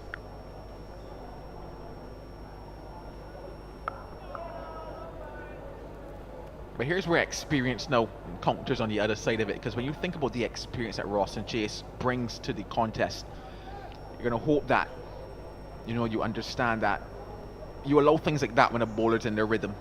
You know that they're going to come at you, and you just settle things down. That shot as he follow up, showed somewhat of a settled mind, and I think that comes from the experience that he brings to the contest. A younger batter might have opted for a wide slash to kind of prove a point in a situation like this. Of course, maybe just one delivery left before we head to tea.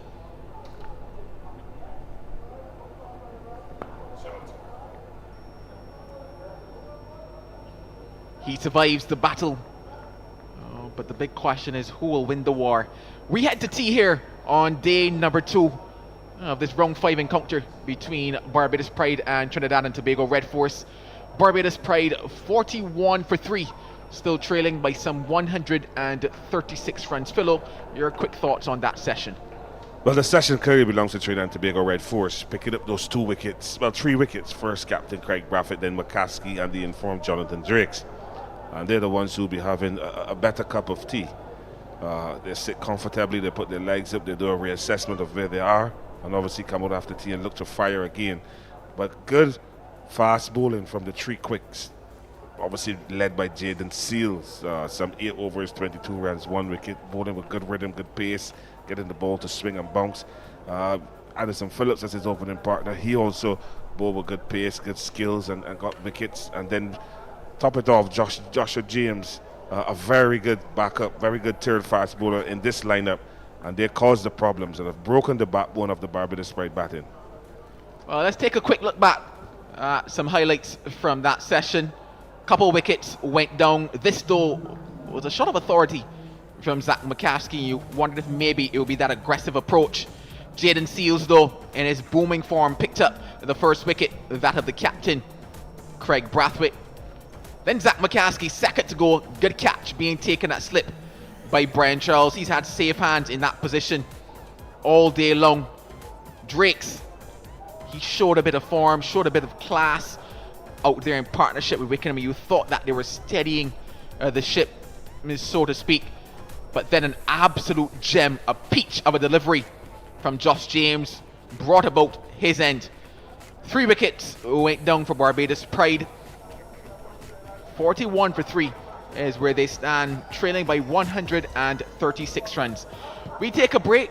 We shall go grab a few bites and maybe a beverage or 2. Of course, a soft drink beverage, that is. And we see you in about approximately 20 minutes for the last session of play.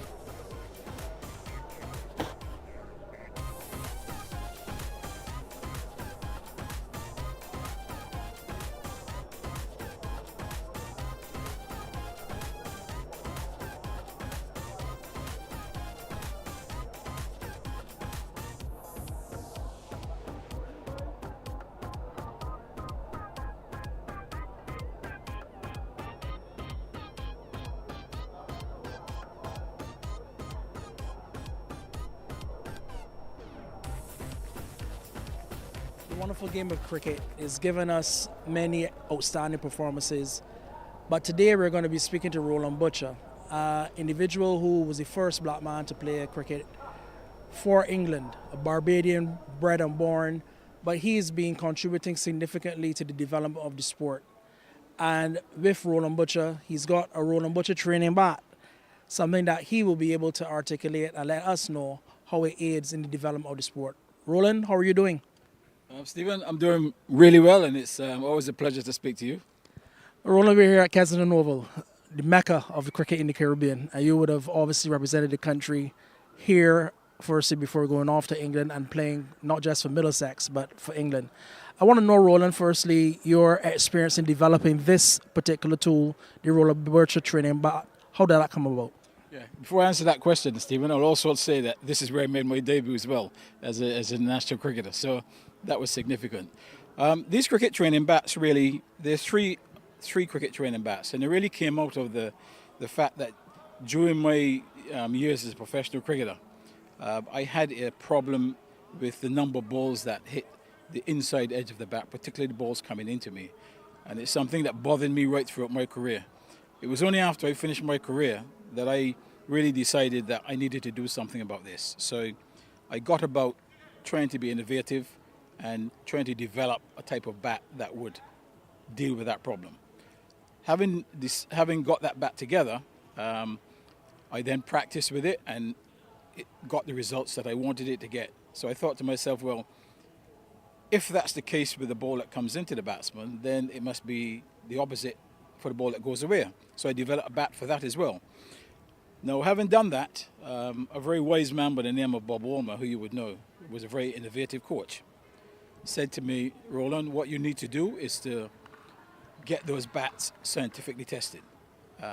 He liked the idea, so we went off to Loughborough University, and as you know, Loughborough University is one of the top scientific research universities in not just in England but in the world. And over a 2-year period, they tested these bats. And the conclusion, which I have here in my hand, was that these bats improve all the cricketers that use these bats. And they used the England Academy over a 2-year period to test the bats. As I said, there are 3 bats, one particularly for a ball that goes away from the batter, whether it's a spin bowler or an away swinger, one for the off break and in swinger, and obviously the other one which you have in your hand, which you've probably seen on the market before. That bat was actually, other people have this bat, but that's my patent. I own this bat. So basically these 3 bats are designed to correct flaws. They're also to develop skill. And I think it is something that not just coaches, but individual players should have these bats in their bag so that they can develop their own game individually. As you know, too many players depend on coaches to develop their game. And that's a problem that is hindering not just us in the West Indies, but a lot of players around the world, that players are not taking ownership of the game. These bats, they're not just Roland Butcher saying, get these bats. These bats are supported by science, which says that they do exactly what I say they do. Roland, it's really interesting that you not only had it scientifically tested and proven, but you're now giving cricketers and organizations like the Barbados Cricket Association or globally any other cricket organization the opportunity to enhance the game of their players. How do you feel having played the game, now being able to put back what I would say an opportunity for people to develop their games and become superstars as well? Well, as you know, since I've retired, and even before that, I've always been about helping players to develop to the best of their ability. And since my retirement, you know, I've continued to do that in many ways. I want to not just help the people in the Caribbean. I believe these bats can help improve the level of cricket around the world. And if the level of cricket improves, then, you know, it's a better product. And, you know, the spectators will hopefully come back if you're providing a better product. Finally, Roland, what would you want to encourage persons to do, especially these young boys and girls who love the sport and the parents who want them to be superstar cricketers in the future? How would the Roland Butcher training bat aid them in becoming the best that they can be? I think what needs to happen is I think coaches need to embrace this sort of innovation and understand that it's a training tool. They've got other training tools, but cricket bats, and as we know in the Caribbean, the standard of batting is not particularly high. So any help that we can get certainly would assist that. But these are for coaches, they're for players, I think they're for academies, and they're for anyone who really wants to improve the level of their performance. And I would hope that over a period of time, long after I'm gone, that these bats are making a significant contribution, not just to cricket in the West Indies, but cricket in general. Well, you've heard it from the man himself. I'm Stephen Leslie, and it's been a pleasure speaking to Roland Butcher here at Kensington Oval. You need to go and get the Roland Butcher training bat. It's going to aid in development in cricket. It's an innovation, a tool. Go out and get it.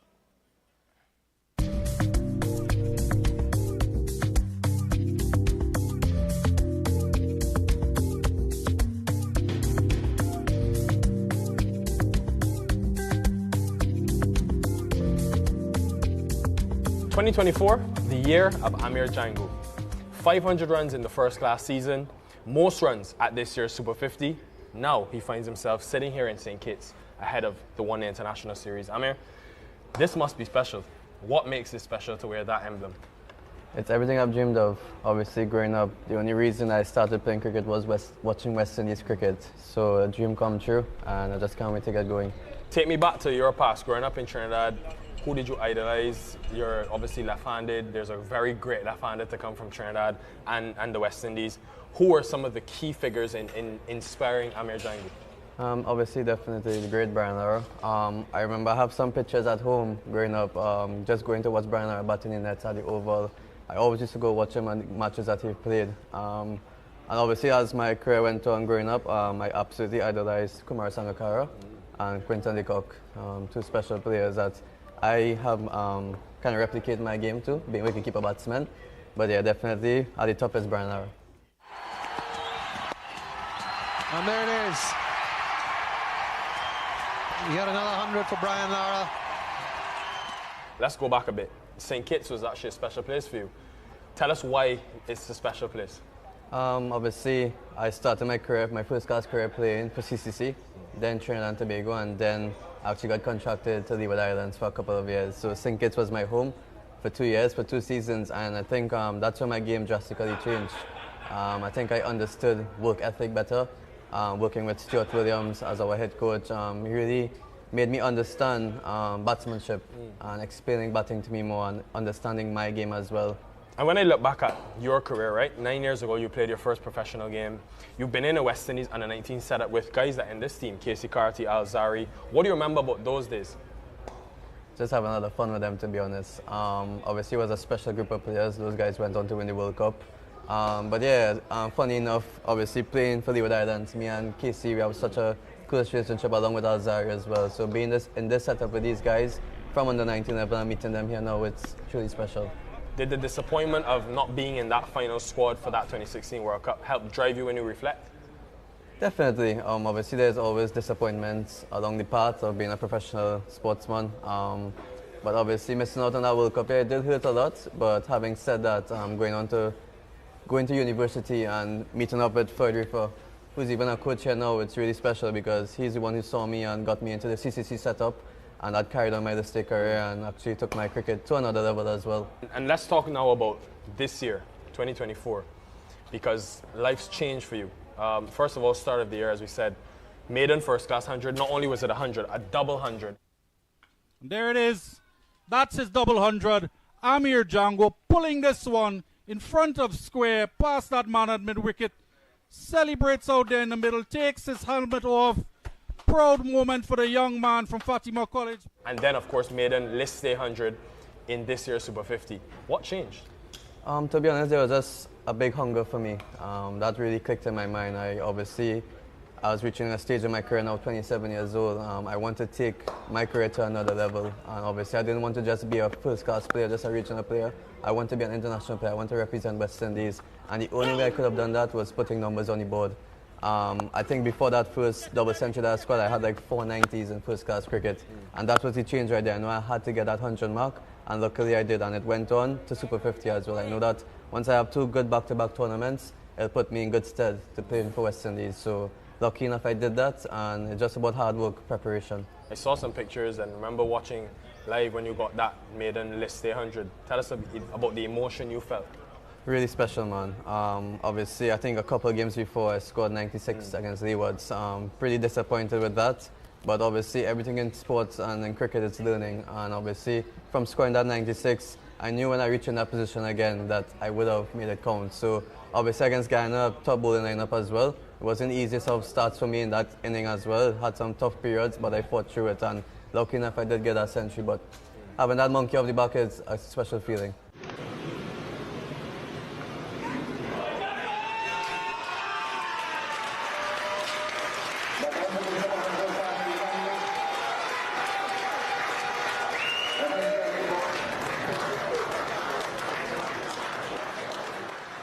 Let's talk about that crest.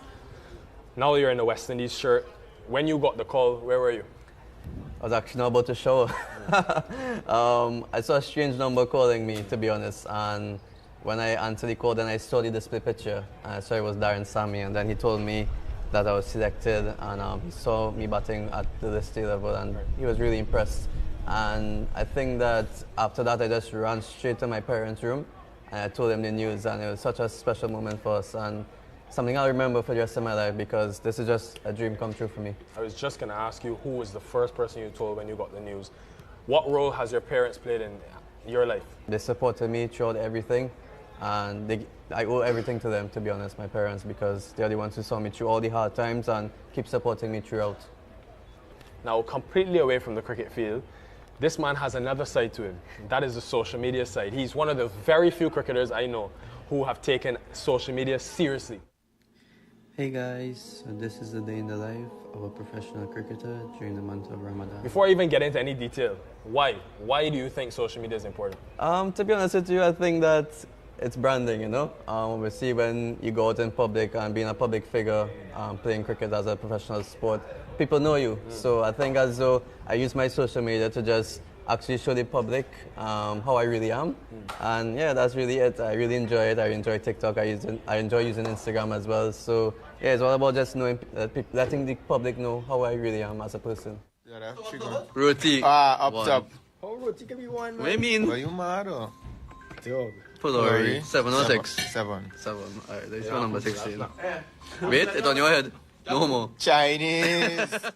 Is that sort of a good release to have fun off the cricket field and also help the bonding of the team? Yeah, definitely. Obviously, I think that's my role as well, not only just being a wicketkeeper batsman on the team, but always bringing that positivity, bringing that vibe to the team.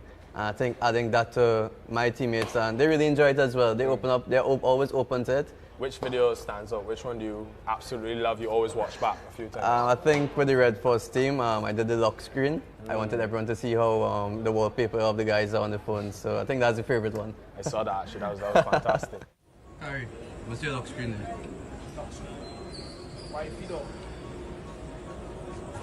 Jayden, what's your lock screen?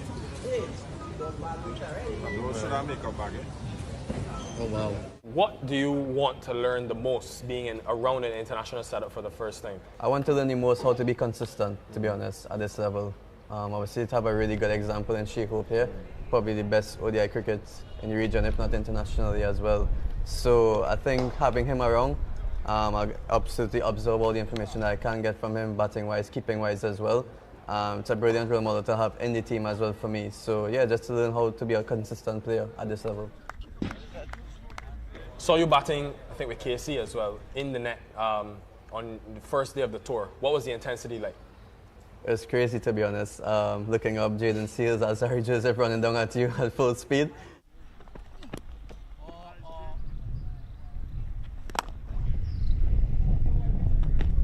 I'm always up for the challenge. I really enjoy it. But yeah, that was a crazy experience, but I really, really enjoy it. And obviously at this level, that's the norm now.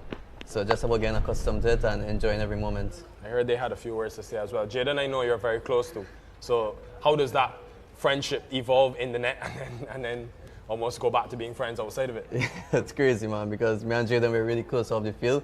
But as soon as we step on the field with each other, we're always at it. It's always a battle.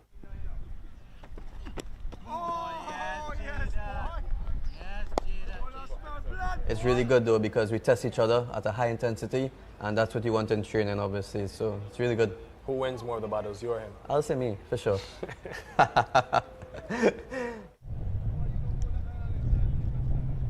When you look back on your career, maybe 10, 15 years, how would you like it to be remembered?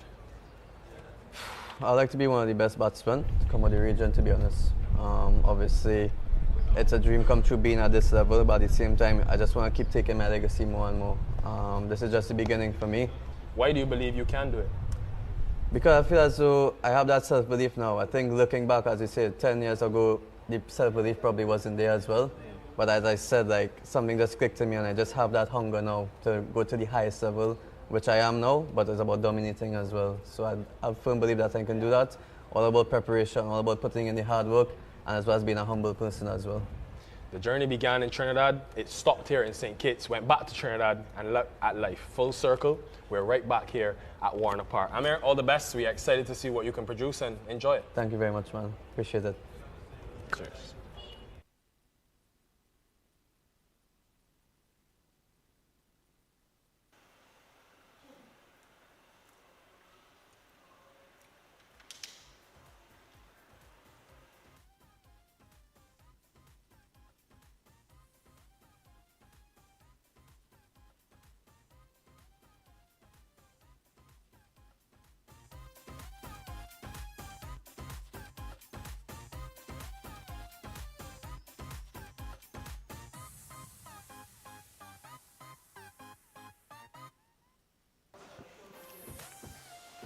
It's time for this final session of play on day number 2 of this round 5 encounter between Barbados Pride and Trinidad and Tobago Red Force.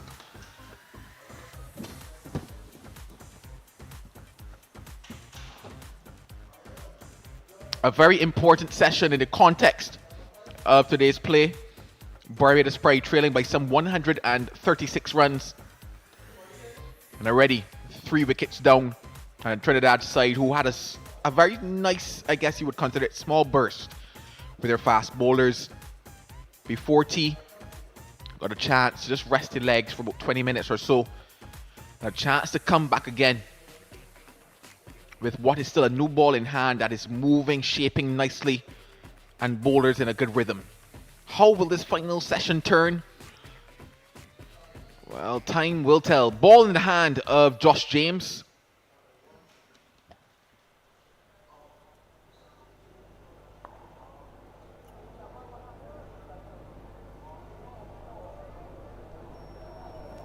Will be a very important innings here for Kevin Wickham.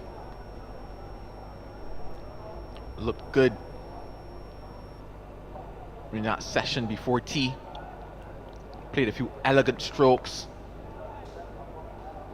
Chance to settle and compose again and get into his work.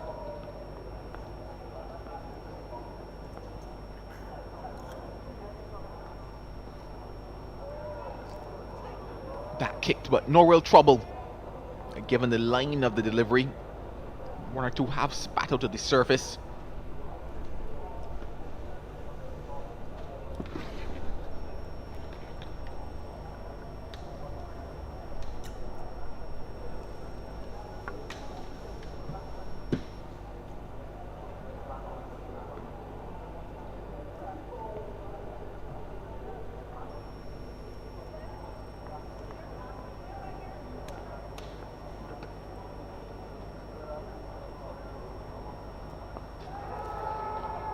It has gone up.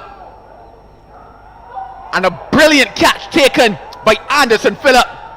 Trinidad and Tobago have not put a foot wrong all match long. A bit of confusion between Jason Mohammed and Anderson Phillip, but in the end, all that matters for them is that that catch was held. The perfect start, the ideal start after tea for the Red Force.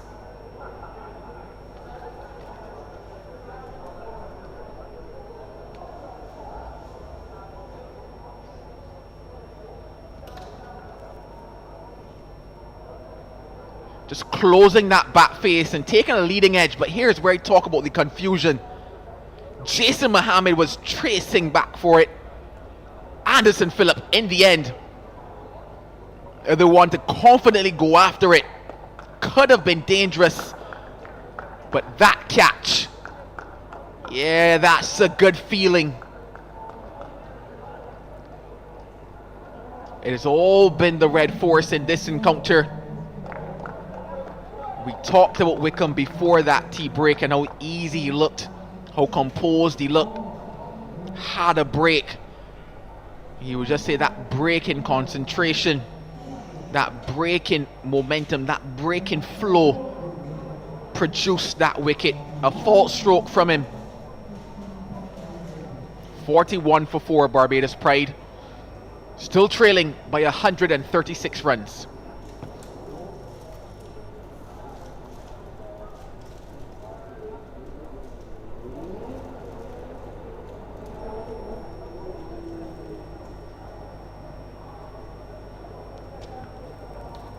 New batter is Shea.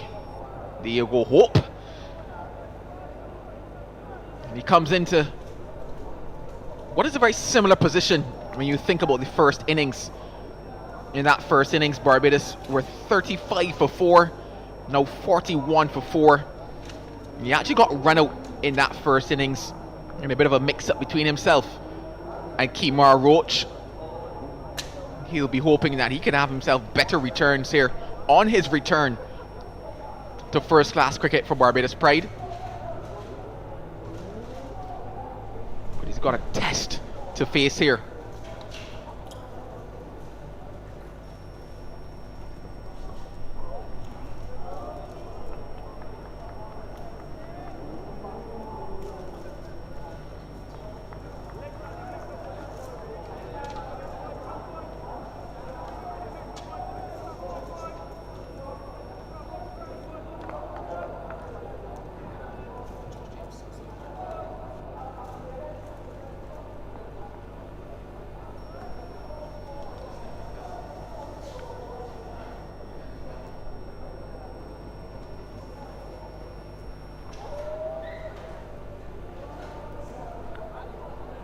Really good body of work for him.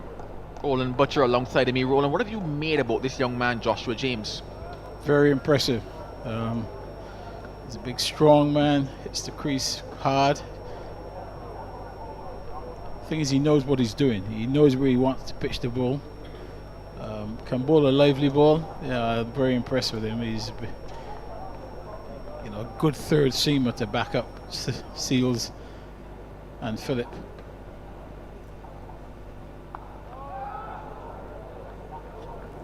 Successful over after tea, 41 for 4. Yeah, I think James really is a real addition to this Red Force team. Gives them a good cutting edge. Hits the bat hard. Which really allows, when you've got two international bowlers, and then someone like him gives you a chance to give players a breather, rotate the bowlers, and when conditions are right, they can put a team under real pressure.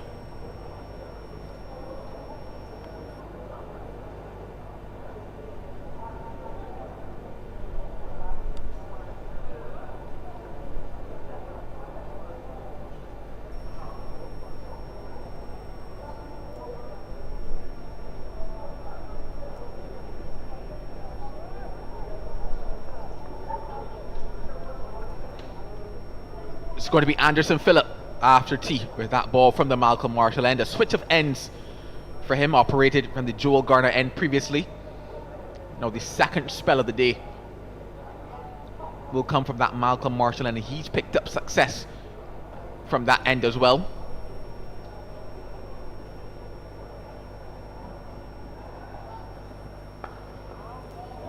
Leaned into that one, Roston Chase. A bit of width and dealt with. I don't think Phillip would be too concerned about that shot. He played chased, he hit it for 4, but played a long way away from his body, and was a bit of a loosener. So the bowler will not be too unhappy with him playing that shot, because that's the sort of delivery that you can nick to one of those fielders behind there in the slip cordon. So if he's prepared to play that shot, as a bowler, you'd feel very much in the game.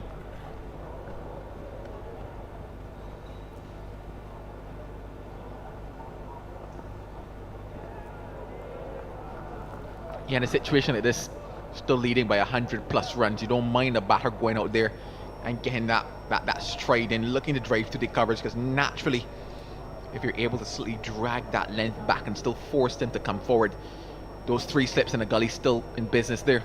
Most definitely. Listen, I would be quite happy for him to hit me through the covers for 3-4s and then neck off the next ball. So, it's a dangerous shot unless the ball is right up and you can get your head over the ball.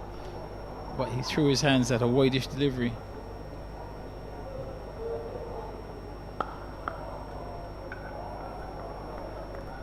Good sound off the bat, but can't get it past cover.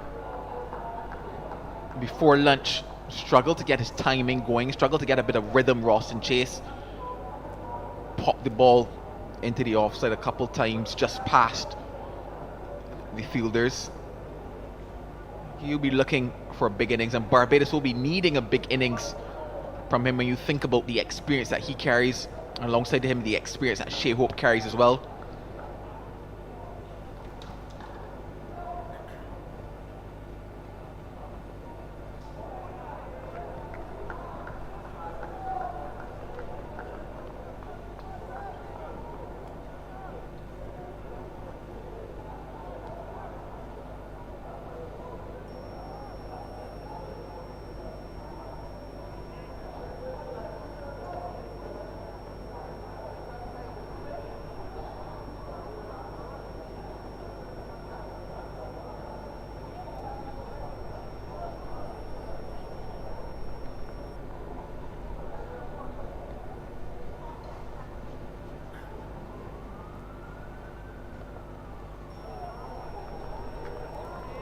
Still bounding in good areas as well.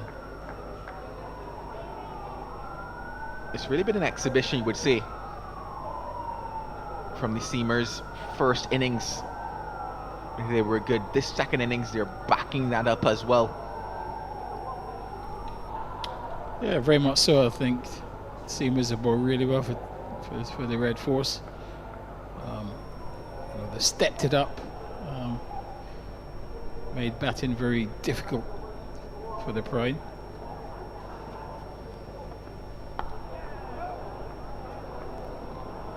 Definitely made things difficult, definitely asked a lot of questions. 45 for 4.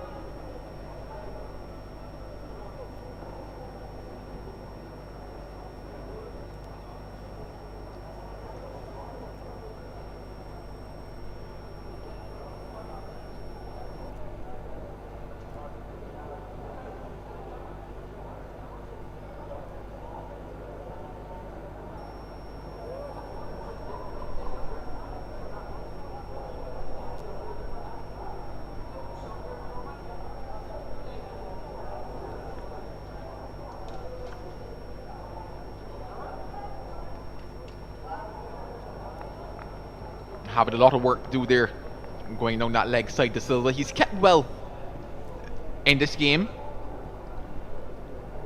Some have been up and down. He's gotten his body behind them, thrown himself down the leg side when needed.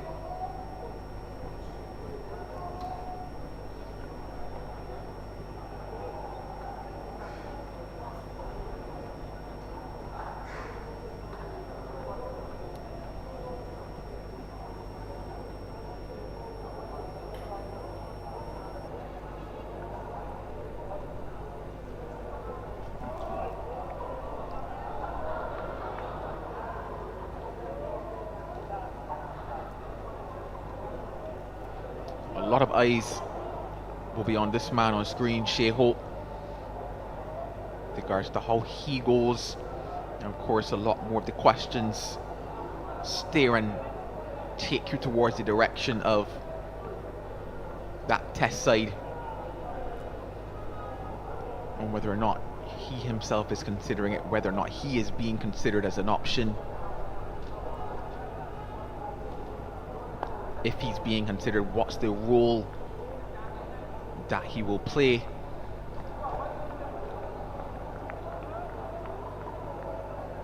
And some just want to see him score runs, Roland. That's it. Some just want to see him score runs. Well, will he play after this game? That's the question. It's definitely a big question. And I can't speculate about it, and just on the basis of a schedule, you're just not sure how. But then again, maybe. But even then, I remember asking the question yesterday with regards to the future selections of the test squad. You know, are we only going to be looking at the 4-day cricket?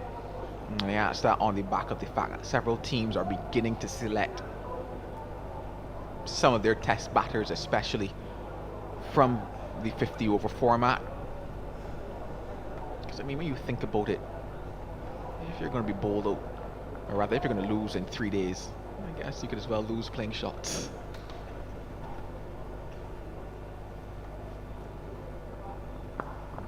Yeah, definitely a lot to consider, I guess, going forward in terms of what that structure will be like, who the players that are being considered. Obviously, a lot of players that we've not seen play this format of cricket recently are coming back in to the fore, and a lot of them have found themselves more so on the limited over side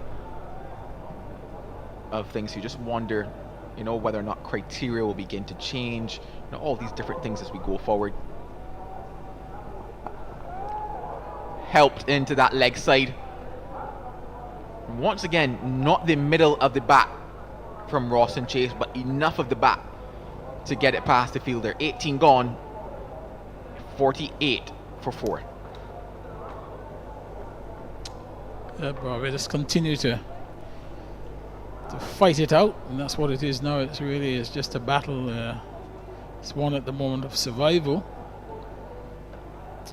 But one thing, Joel, that people must understand is that you don't suddenly have a huge pool of players to choose from. That's a myth.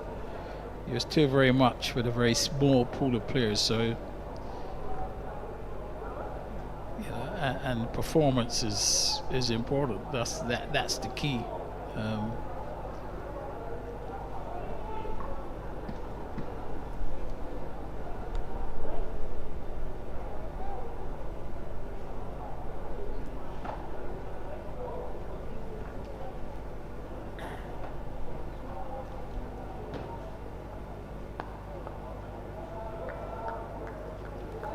Had an interesting time with bat in that first innings. Played a couple shots, not necessarily in control of many of them. Shea Hope in that first innings. I remember a slash over backward point, a drive here or there. I think it was a case of, just counter-attacking based on the situation in that first innings. A similar situation, but a completely different complexion to the game here in the second innings. And the reason I say complexion is because of the fact that there's a massive deficit still to be erased. It appears as if it's going to be that limited overs format approach from Shea Hope. You can't necessarily fault it given the situation in technicality. In saying that, Joel, I mean, what's wrong with digging yourself out of a hole?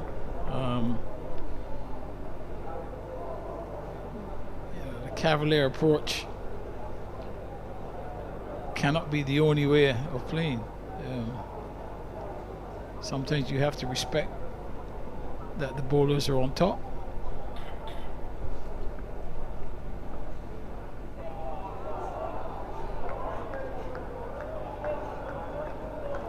Well, something is going to happen here.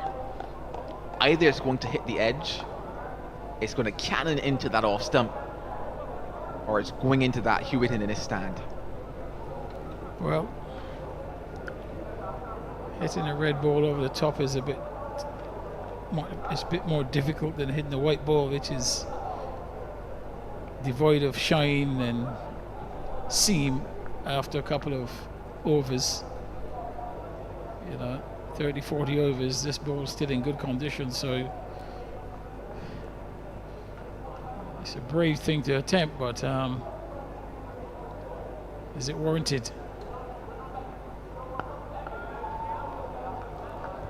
Interesting that he opts to just pull that length back, go a bit straighter. I was hoping that maybe he served up another outside that off stump, because in terms of the odds certainly favouring him with ball in hand, Anderson Phillip, in the manner or the mood that Shea Hope is playing,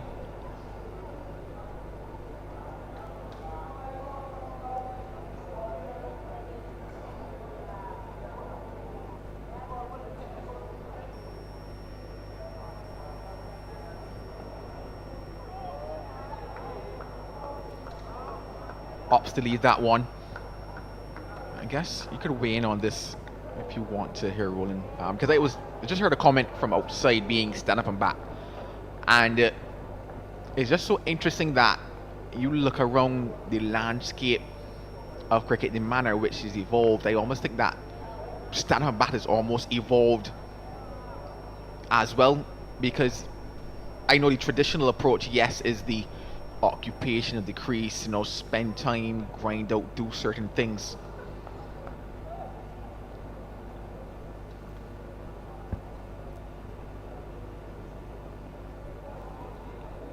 But at times I'm also inclined, at the end of 19 overs, 48 for 4.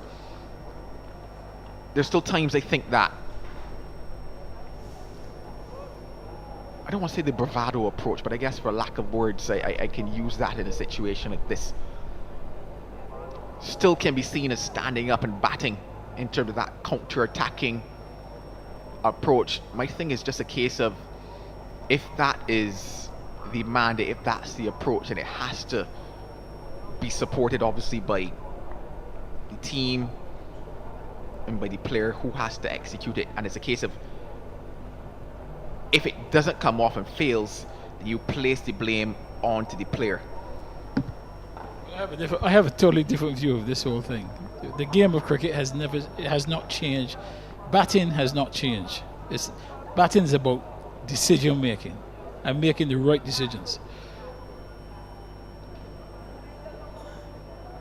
Right. So nothing has changed there. Whether it's you're playing in the modern era or the old era, it's about decision making. What decision do you make to this ball at this moment, on this pitch, in this situation? That's all it is. There's nothing else. So if you're making the wrong decision, whether it's to defend or all-out attack, if it's a wrong decision, it's the wrong decision. So it's the decision making that is key.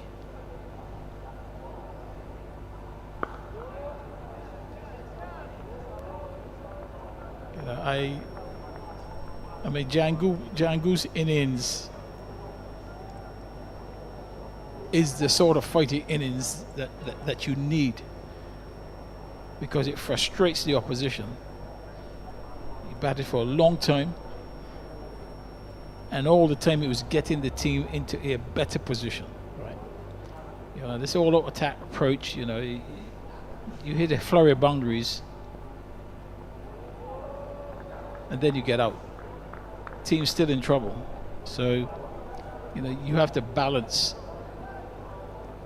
the approach when you are batting it and make those correct decisions.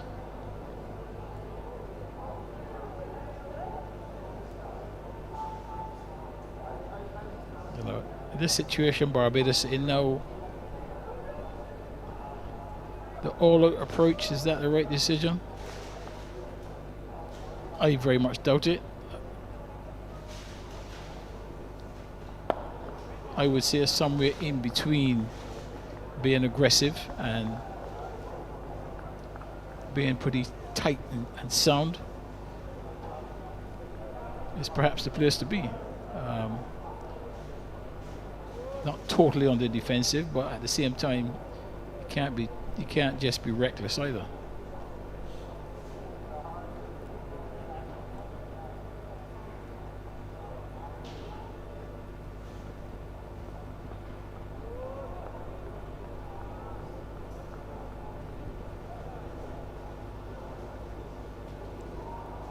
I know quite a few are also watching this coverage on the YouTube channel as well, and I think that there's the ability for them to weigh in with their comments there, so you can provide your comments in terms of measures of approach, etc., etc. One delivery left in this Josh James over.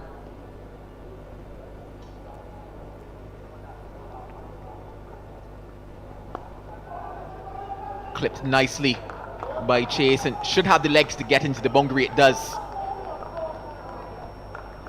Makes the right decision there, does Chase. End of the over, 52 for 4. He certainly did. A nice shot off the pads, brings up the Barbados 50. That one was just sweetly timed.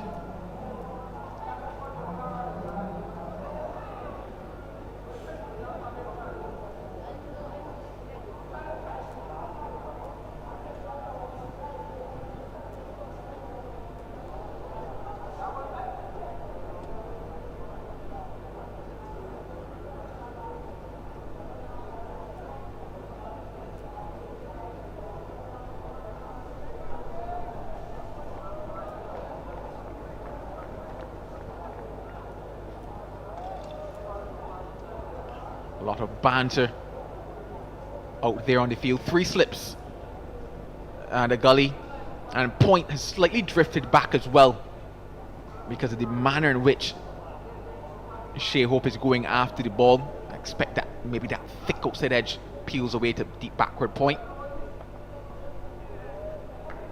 Really working up a bit of steam here as well, Anderson Phillip.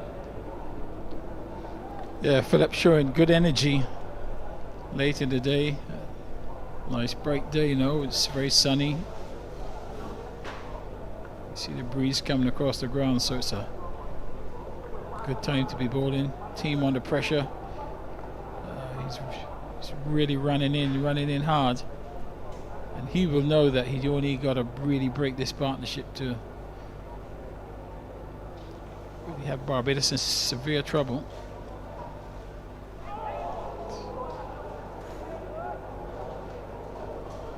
Well, he's chasing, he's fishing, he's looking for something on the bat outside of that off stump.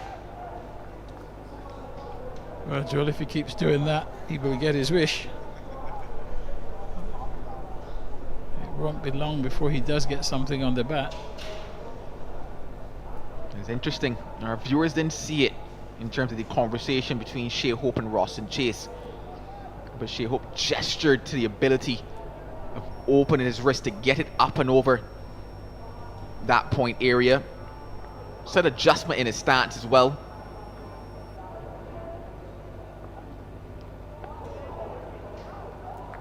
He's actually going to touch closer, a touch further across to that off stump, Shea Hope. Yeah, nice pace there by Phillips. Keeper having to take that above his head. It's just working up a good head of steam.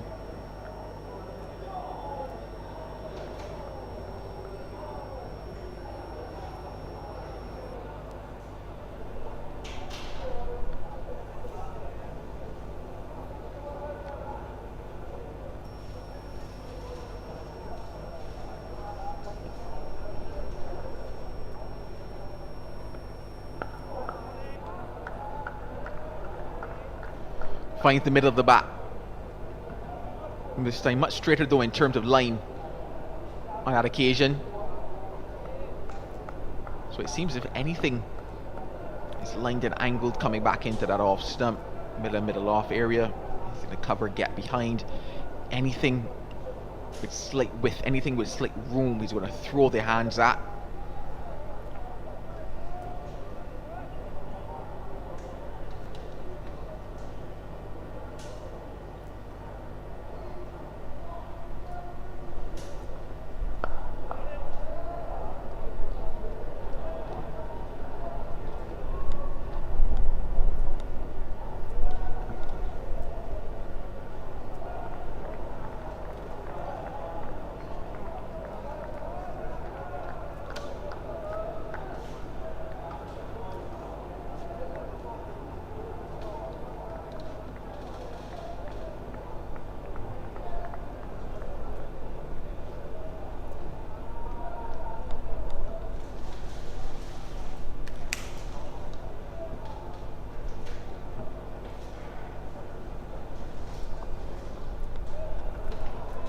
Too wide, I guess, to entice him into something there. 52 for 4.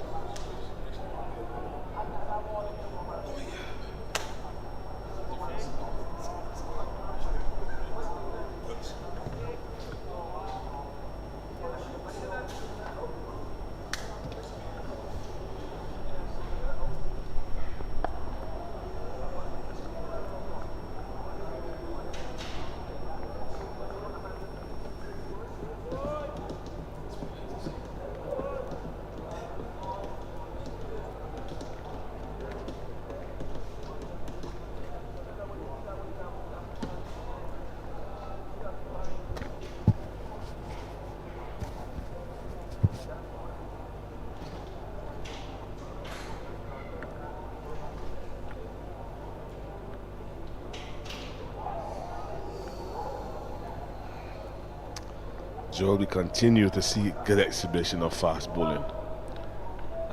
Just a few hours ago, the ball was not zipping and bouncing like this. You're seeing 3 quality fast bowlers on Trinidad and Tobago Red Force putting in the effort, working on that ball, and they're obviously feeding off of each other. Anderson Phillip, coming from that southern end, looks good, he looks smooth, looks in good rhythm, bowling a lot of good deliveries. And James is just zoning in on what he has to do. He's into his 7th over and he's only gone for 9 runs and pick up 2 wickets.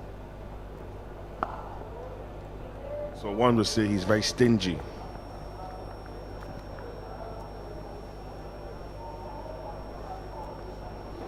Yeah, quite stingy indeed. When you think about how he's gone about the returns that he's received for his efforts, Joshua James.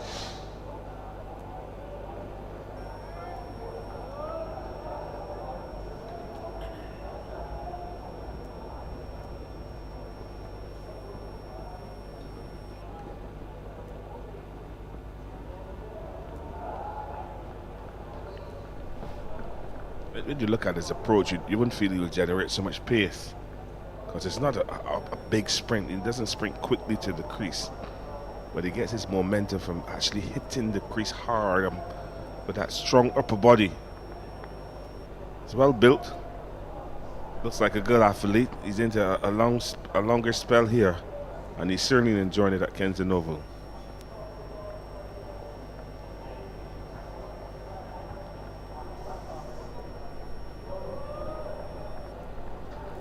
Yeah, we look at that run up.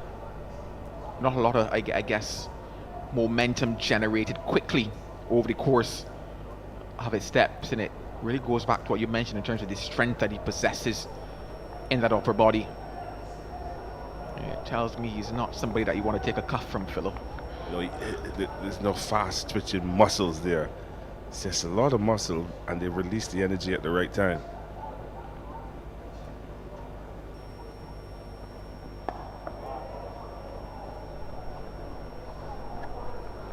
Maiden over for James. It remains 52 for 4.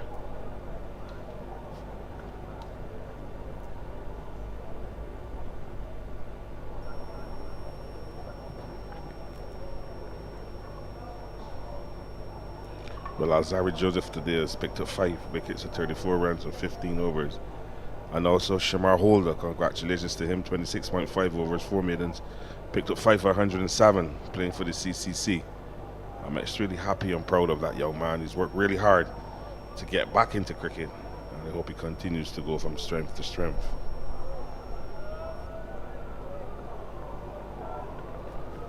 I guess one would say it's a round for fast bowlers then. Round 5 has produced a couple of wickets for the seamers. Well, yes, this is what is expected with this Jukes ball. You expect the fast bowlers to enjoy it.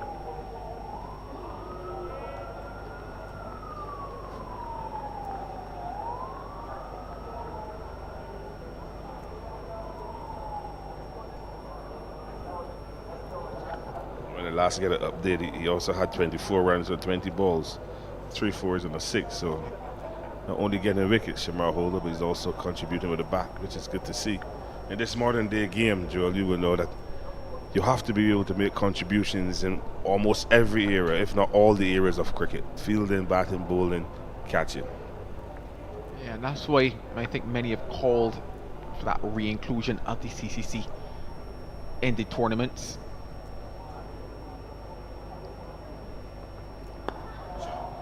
Because when you think about, let's use Shamar Holder as the example.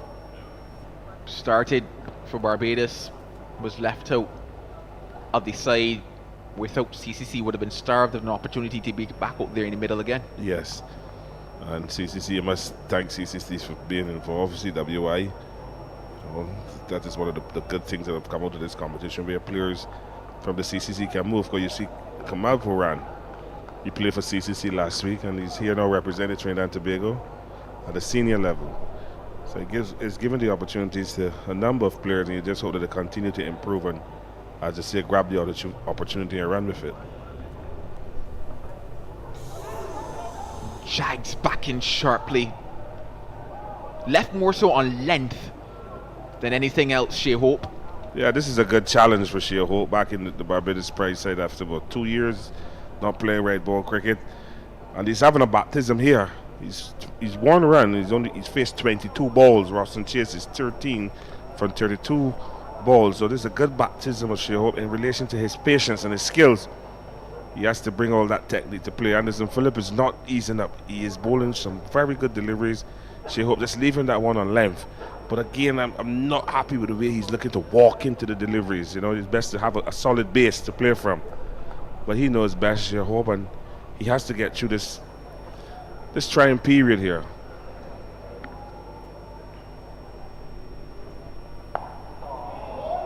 That's the limited over side of him. That's what we've seen in recent years coming to the fore for Shea Hope. Yeah, and I always love to see a batter challenging the short ball, and you put that away with a lot of authority. Just swiveling on the back foot, short ball, not a lot of pace, just sat up, and he just swiveled nicely, rolling the wrist on the bat as the ball hit the bat and down to the boundary for 4. Good control shot, just going onto the back foot and just rolling the wrist, full of authority. And that is what you want to see from Shea Hope, in control. But he has to stay in control, Joel, for a very long time. Barbados still trail by 121 runs at 56 for 4. While we wait on the ball to get back to the hand of Anderson Phillip, you mentioned the word baptism, and usually in the cricket context it's the baptism of fire, which then takes me back to Shadrach, Meshach and Abednego. And as such, would Shea be Shadrach, Meshach or Abednego? At least Shea.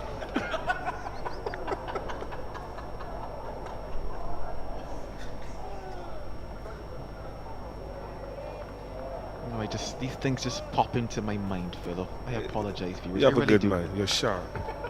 It's okay. Some people hear baptism, you think he's going to the beach. But I have no baptism of good quality fast bowling. This is his first game back, and he's had to work for every run. Mind you, it's not been a lot, but he's working hard.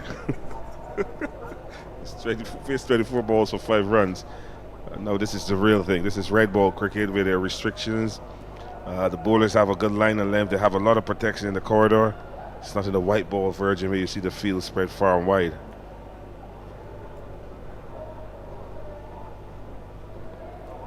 Yeah, naturally that red ball moves a lot more as well. 56 for 4. There are more catchers behind you too. It's true, because when you think about limited overs format and how much runs are actually scored through that slip cordon region, let's go to like overs 31 and 33. You know, those white slashes that become simple ones down to third man that, you know, you say, good shot in a 4-day match and a test match. That's thanks for coming. Yeah, that's third slip, out caught. There's no third man in 4-day cricket unless the batter is really on top. But I like the effort of the fast bowlers here from Trinidad and Tobago. They're putting good deliveries together. They're forcing the Barbados batters to work for their runs. Roston Chase has played 2 airy-fairy shots, luckily to get away with them. But a big responsibility on his shoulder. He's fresh from 100 last week, and you have to dig deep into that mature tank and try to get Barbados into some safety. Well, thinking about safety, and James is producing troubled waters. I hope the canoe is not leaking. But again, you get these deliveries from James that just bounce off a length. That one seam away. And Roston Chase just adjusted nicely with his hands, but allowing his right hip to go down to mid-off, which you don't really want to see. You want to try and stay as side on as possible. You get chest on if the ball gets big and you're in front of you. You don't want to leave your hands, let your hands leave your body too much.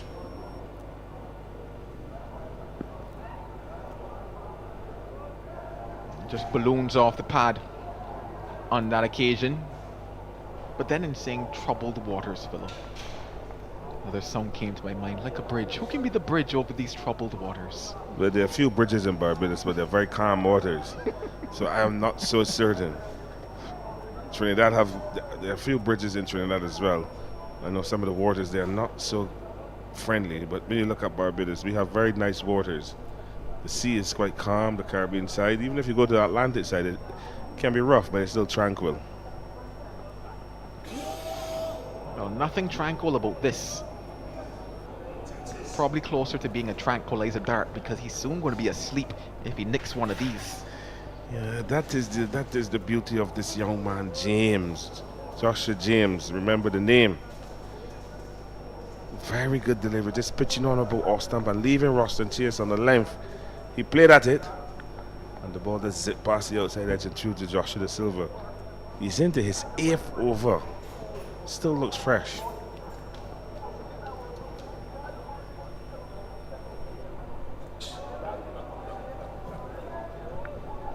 And you will see that's a modern way of playing fast bowling when the ball is seaming around. Try to step down the pitch. But James, on that occasion, presence of mind, just pulled the length back a bit. And Chase have to obviously allow the ball to go through. But I like James. I like the way he's bowling. He's mixing his deliveries up. He clearly, Joel is thinking as a bowler.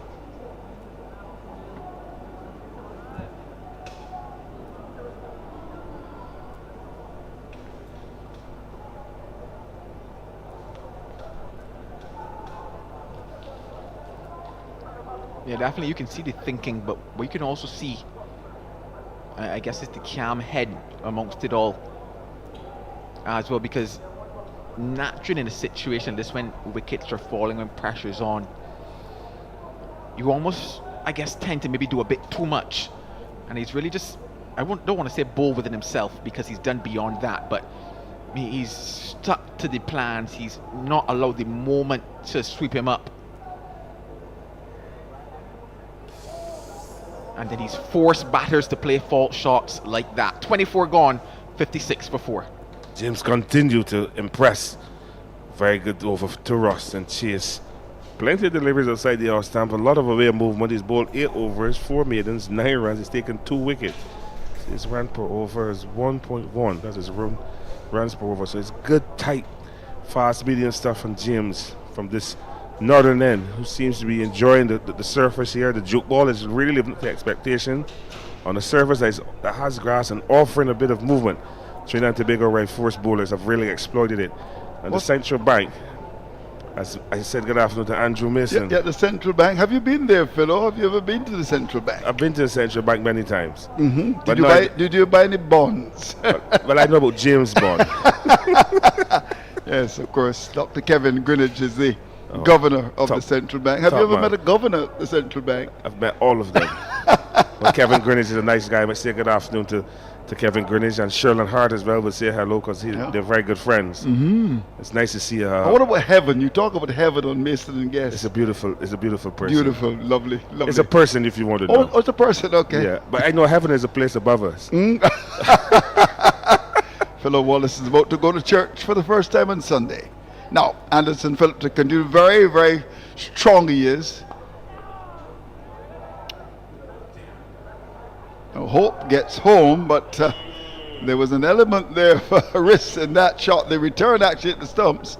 Hope was able to beat it. Took off late, rather. It's jogging.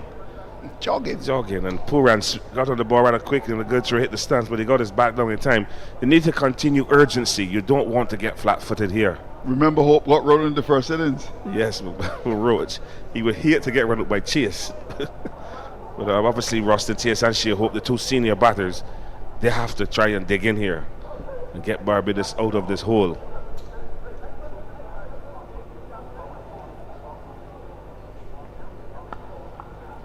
Yeah, you're right, Philo. And I would think they'll want to really bat and hope that perhaps some spin could come pretty soon. I mean, Phillips is now in over number 9.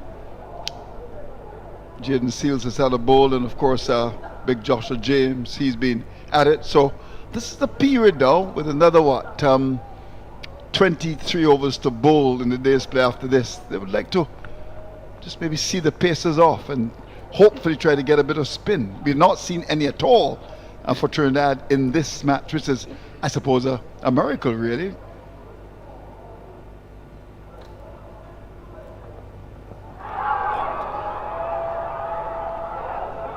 Not out, says the umpire. I'd like to see that in the monitor.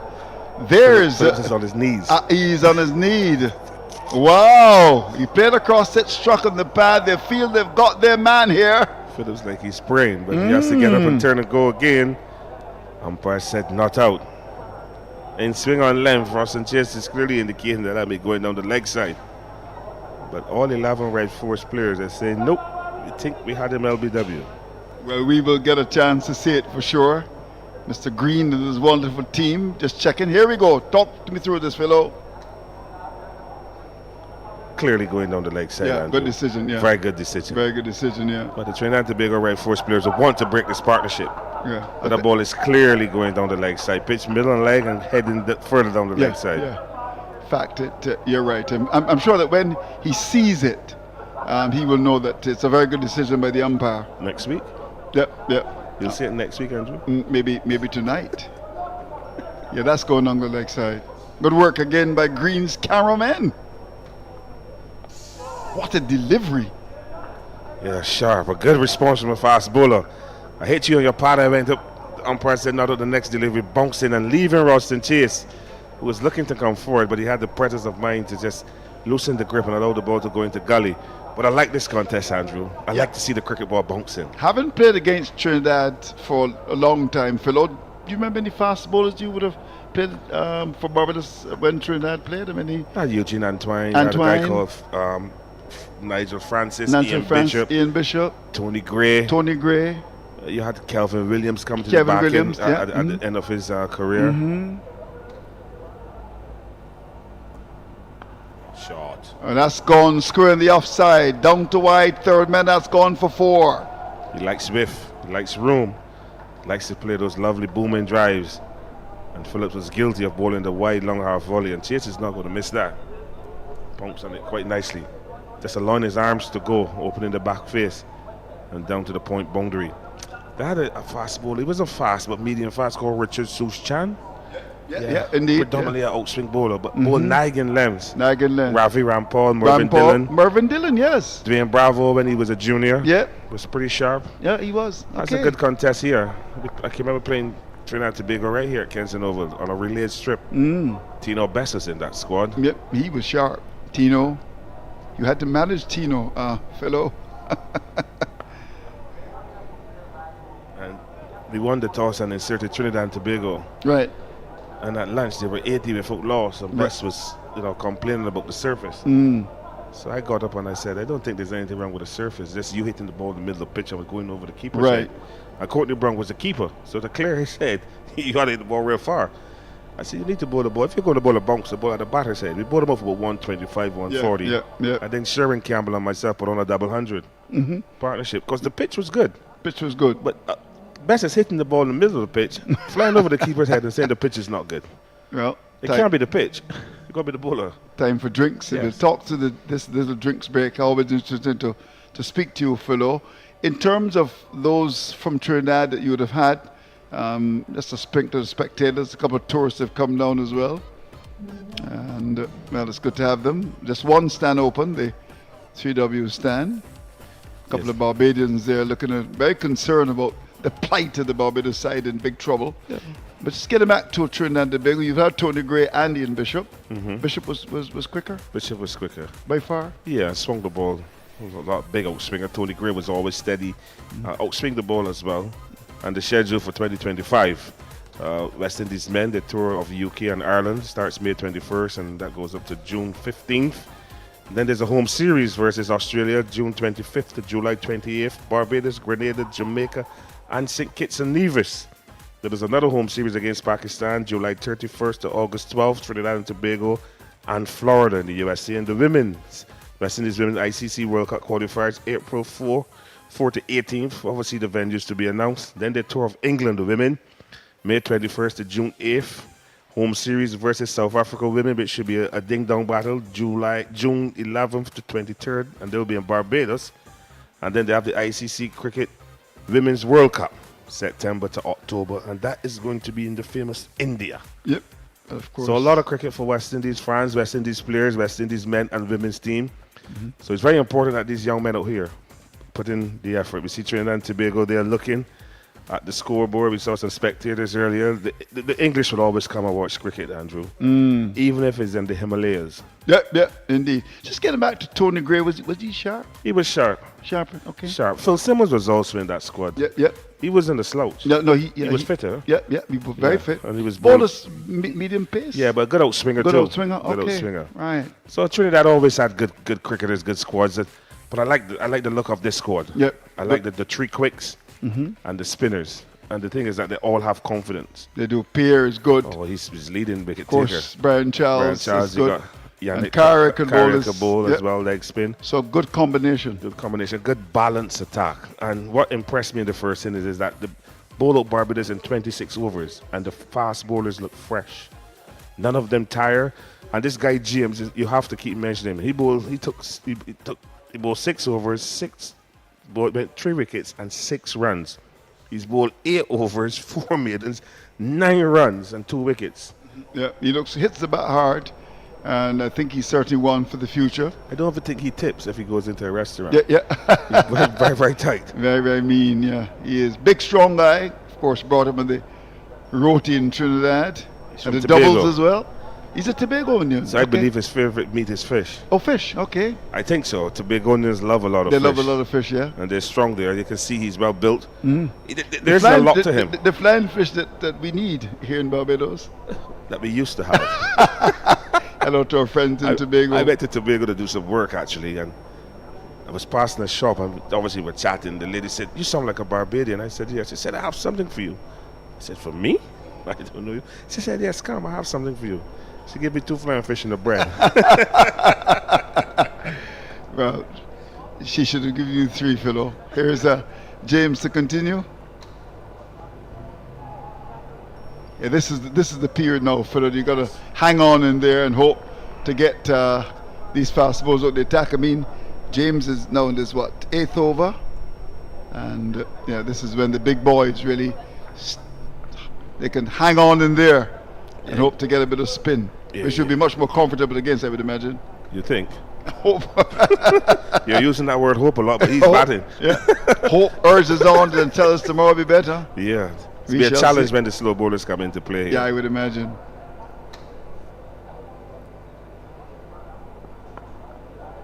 Because remember, Barbados are 61 for 4, so 4 of the top batters are out. But the slow bowlers obviously scheduled to bowl. I don't think that Jaden Seal, Phillip and James will go much longer. I think they'll see the spin for the first time in the Trinidad and Tobago lineup. And our batters are not, obviously the word out is that we don't bat spin well. So it's going to be a challenge, and I believe it'll be, you got Carrie Pierre, who's the leading wicket taker. Yannick Corral, like spinner, and Brian Charles, the off spinner. So still got a good bowling attack.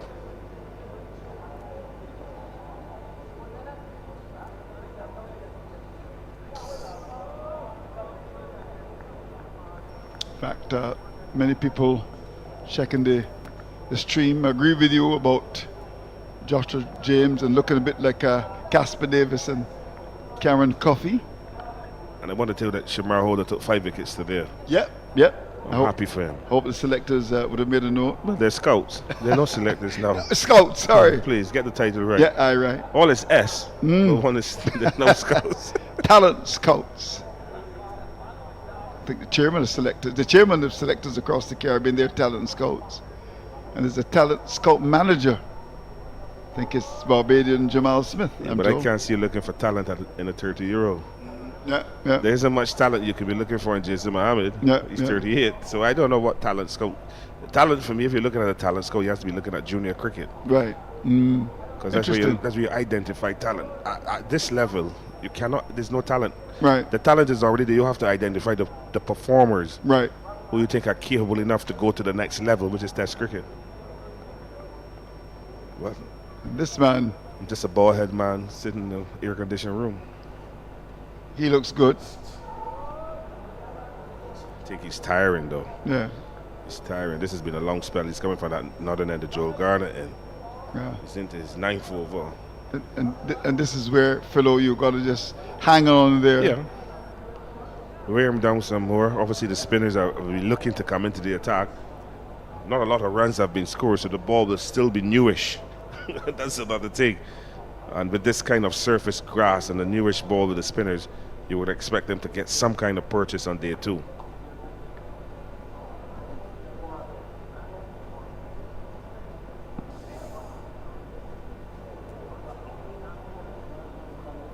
Yeah, looking a bit tired now. He's now completed 9 overs. Barbados in trouble at 62 for 4.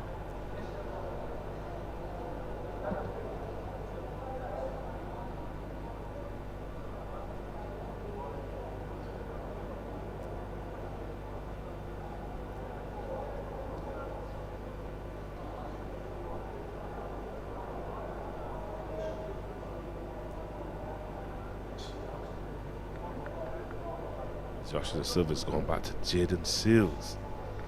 Quite strange. Obviously, he believes that his fast bowler can break this partnership.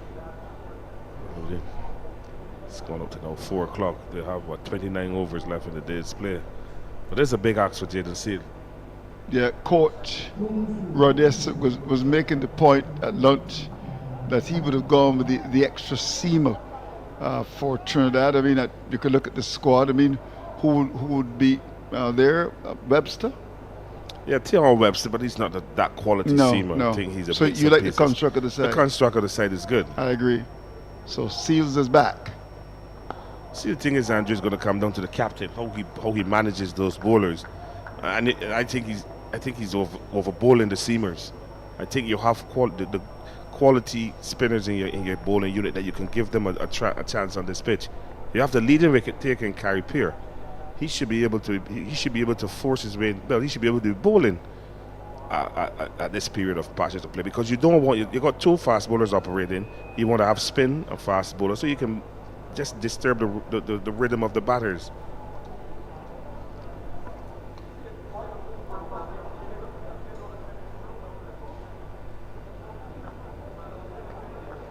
It also looks shiny though. It does, yeah. I hope they're using the appropriate ingredient to shine it. And it still looks new. Very new indeed. In fact, when it went into the gloves of the keeper, the first thing I note, I thought it was bowling the first ball with a new ball. It looked very, very shiny indeed. It's got 3 sips in the gully. Jaden Seals bowling his heart out for his country. Trinidad and Tobago. Well, there's a 2-week break after this anyway.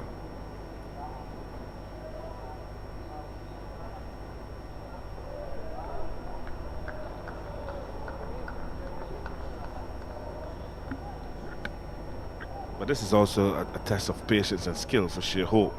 We know he's very dominant in the 50 over white ball competitions. But to see him now in the red ball, where there are 3 slips on a gully, so you can't play those flashing drives. You need to be tight, and he showed good defense thus far. Good judgment as well. Well, he's faced 31 balls for 7. Chase 17 from 47 balls.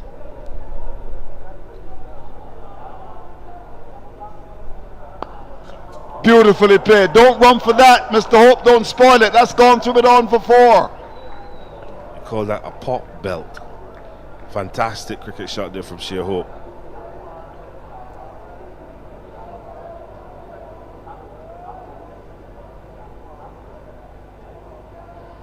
JDC looking for the in-swinger, coming down on length. I Hope meeting it with a full back face and punching it straight down the ground for a wonderful 4. That would give him some confidence. But a wonderful cricket shot. Straight drive, always a beauty to see.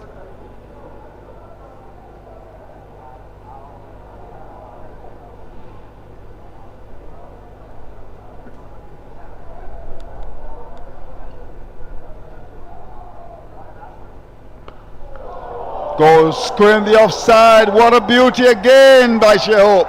You leave your rice and peas and come to Kensington Oval and see that. Exquisite. With a nice coleslaw. Indeed. It's beautiful. Minimum effort, minimum movement, but maximum back face.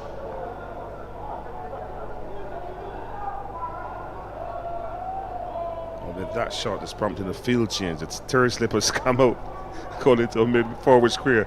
Jaden Seal, just a full length delivery. Hope just stroking it nicely. Well presented back face onto the ball and across this lush green outfield and down to the boundary. Let's see how he responds. The typical fast bowler's mentality having been stroked away. Will he respond with a bouncer? We shall see. The ball hitting his lens hard, ball jagging back in, but good back face presentation, which is the key on this type of surfaces. You have to present your back face. And at the end of that over, Barbados Pride with 2 lovely shots from Shea Hope. They're 70 for 4. Yeah, with just Jason Holder coming in the all-rounder in Matthew Ford. Who hasn't scored a run in a long time. Yeah, you're right. So this is an important partnership. So they're discussing that. We want to bat right through. They're what, another 28 overs. The Barbados trail by 107 runs. Yep. So they're still in the pickle, Andrew. Yeah, they're in the pickle. Roston Chase made 100 in the last match. Of course, it was against the CCC bowling. This was different stuff, you know. Oh, this is top-notch bowling here. I must admit, I like the way the bowlers have grouped the balls together, and they feed off each other quite well.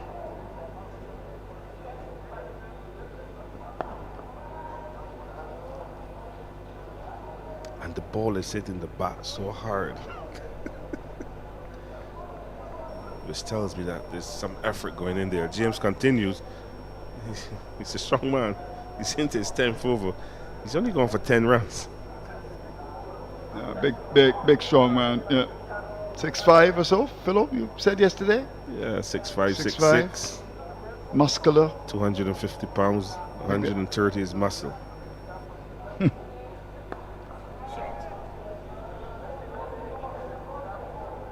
Roston Chase.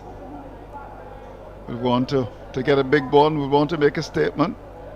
The odds are stacked very heavily against the Barbados side. They've lost 4 wickets already, including their captain, who is normally the glue.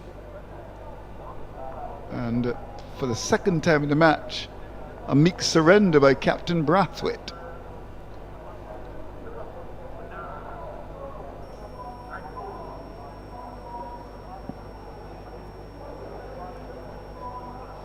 That's run. Very good run indeed. A leg bite, that ball jagged back in. And she hope presence of mind to call Roston Chase through for a leg bite. That is something similar from yesterday, where Roach hit the ball to the right of mid-on.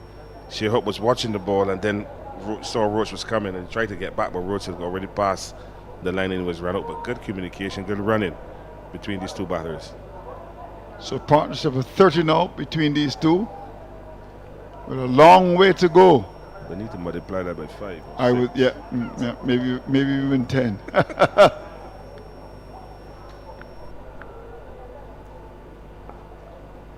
Another run. The tap away in the onside for 1 down to that mid wicket area. Yeah, I think James is maybe coming to the end of his spell now. Even when he is walking back, there's not the energy anymore. He's been going on for what, 9 overs and 4 balls. Yeah, his head is bowing. Less oxygen going to the brain. So it's telling on him. It's been a long spell, fruitful spell, effective as well. But he's a human being. All of us get tired, Andrew. Even you when you walk on mornings. Yeah, but I don't walk a lot, so.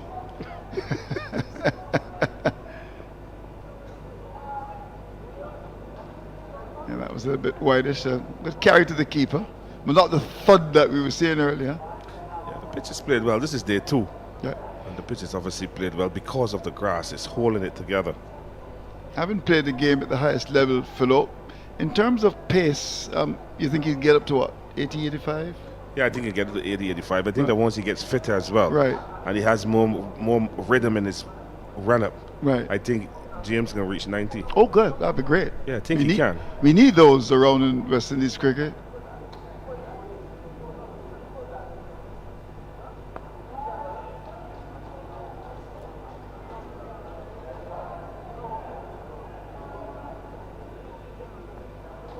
So, James completes another over. Barbados is 73 for 4.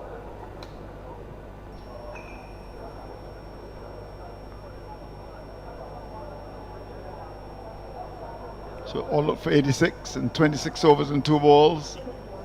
And pretty decent reply by Trinidad.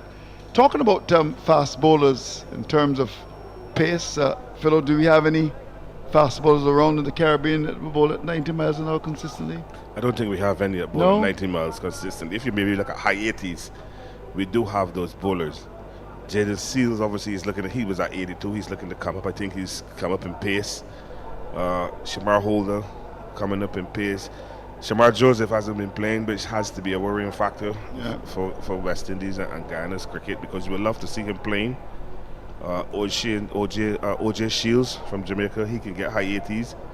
O'Shane Thomas, Azari Joseph. But again, Andrew, there are certain principles that need to apply for fast bowlers to get up to 90 miles an hour. You just don't wake up one morning and say I'm going to bowl at 90 miles an hour. That's a loose shot by Chase. Very loose indeed. That's a get-out shot. Could easily have dragged that ball onto his stumps. He's playing away from his body. His hands are going away from his body. You see him playing that shot. They practice that kind of shot, you know, Andrew, where they don't move their feet. They just hit the ball with their arms. But it's different when a man is bowling with pace. If you don't get the timing right, you're going to drag it on. So he needs to be careful, Rustin Chase. Sometimes you say you practice what you preach. And they practice that without moving their feet, just arms driving at the ball, going at the ball with the hands and the arms at the back. And you saw it there. It's not a good shot.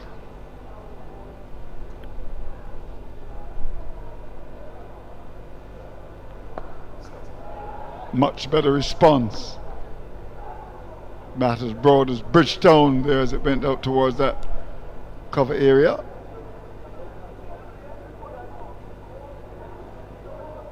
Seals now this 10th over. Just look fit, he's muscled up nicely. That stint in England has done him the world of good. It's a beauty. I went down there to see him at Sussex, and they were quite happy with him. They offered him a full contract for this year because he really put in the work.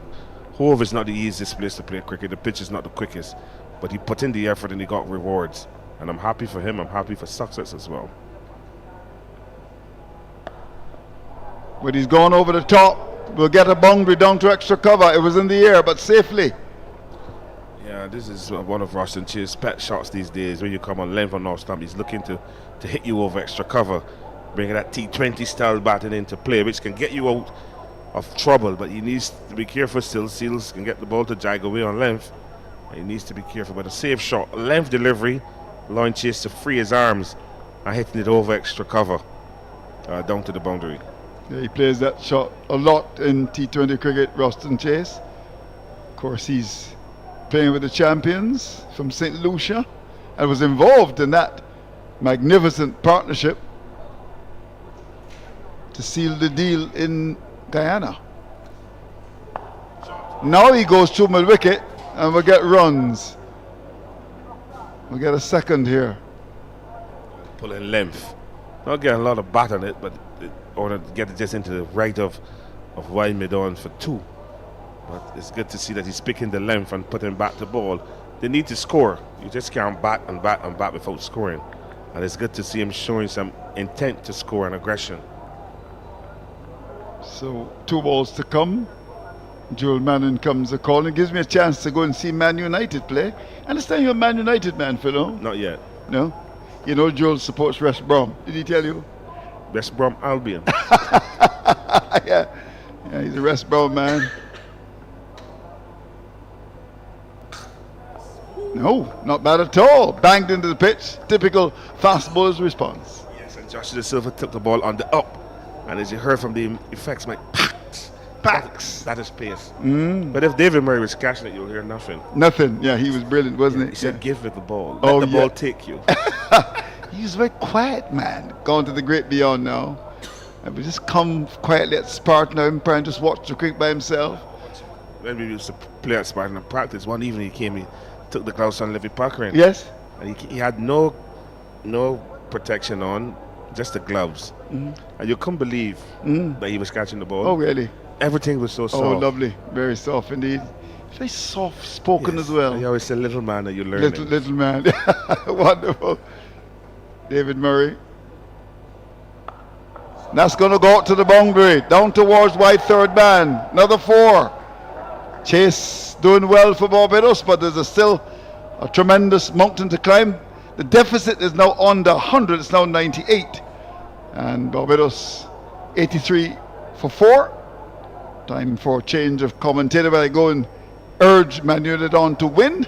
It's going to be your good friend Joel Manning.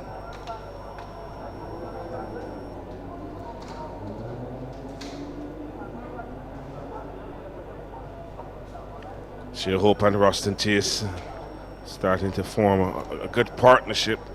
Chase expressed himself in that Jaden Seals over getting a delivery wide of the off-stump and just hitting it behind square of the offside for 4. And it will spoil Jaden Seals' figures if you have a look at it. Just a full length delivery, just opened the back fist nicely on contact. And the ball rushed down to backward point for 4. And That would have spoiled Seals' figures. He's gone 10 now over his 1 minute and 40 runs, 1 wicket. So a good recovery here, a good partnership building. But now we're going to see the real challenge in the spin of the leading wicket taker in the CWI for the championship. That is Kai Prayer. We're going to see him for the first time in this game. And he's operating from the northern end, which is quite strange. All the spinners that take the ball away, they operate from the northern end. And I say good afternoon to Joel Manning.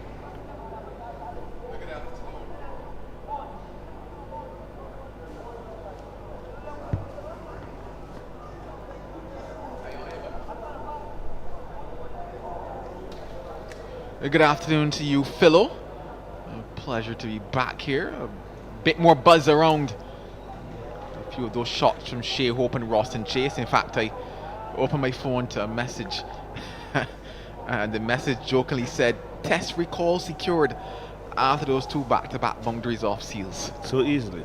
Oh my God.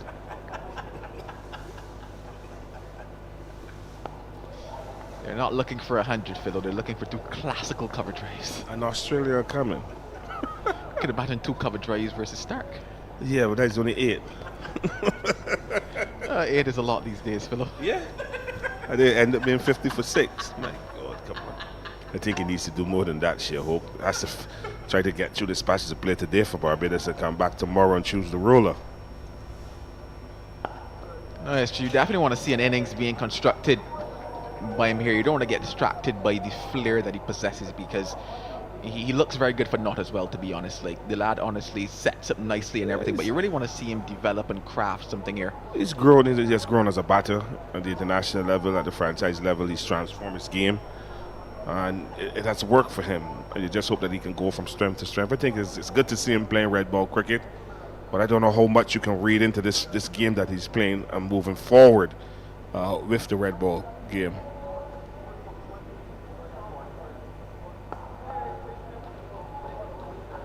He certainly times the ball well. He gets into good positions and stroke the ball.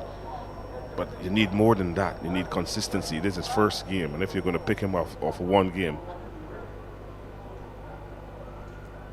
well, then it's down to the head selector, who is Darren Sammy. I can't recall if you. No, I think it was rolling on air today. But no, I think I posted it with you yesterday as well, with regards. I'll get back to it after this.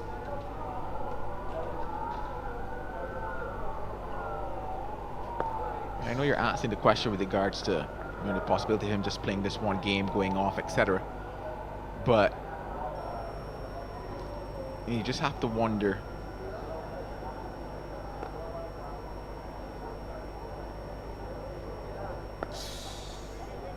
what that think tank of Darren Sammy and Co. 30 overs bowled, 84 for 4.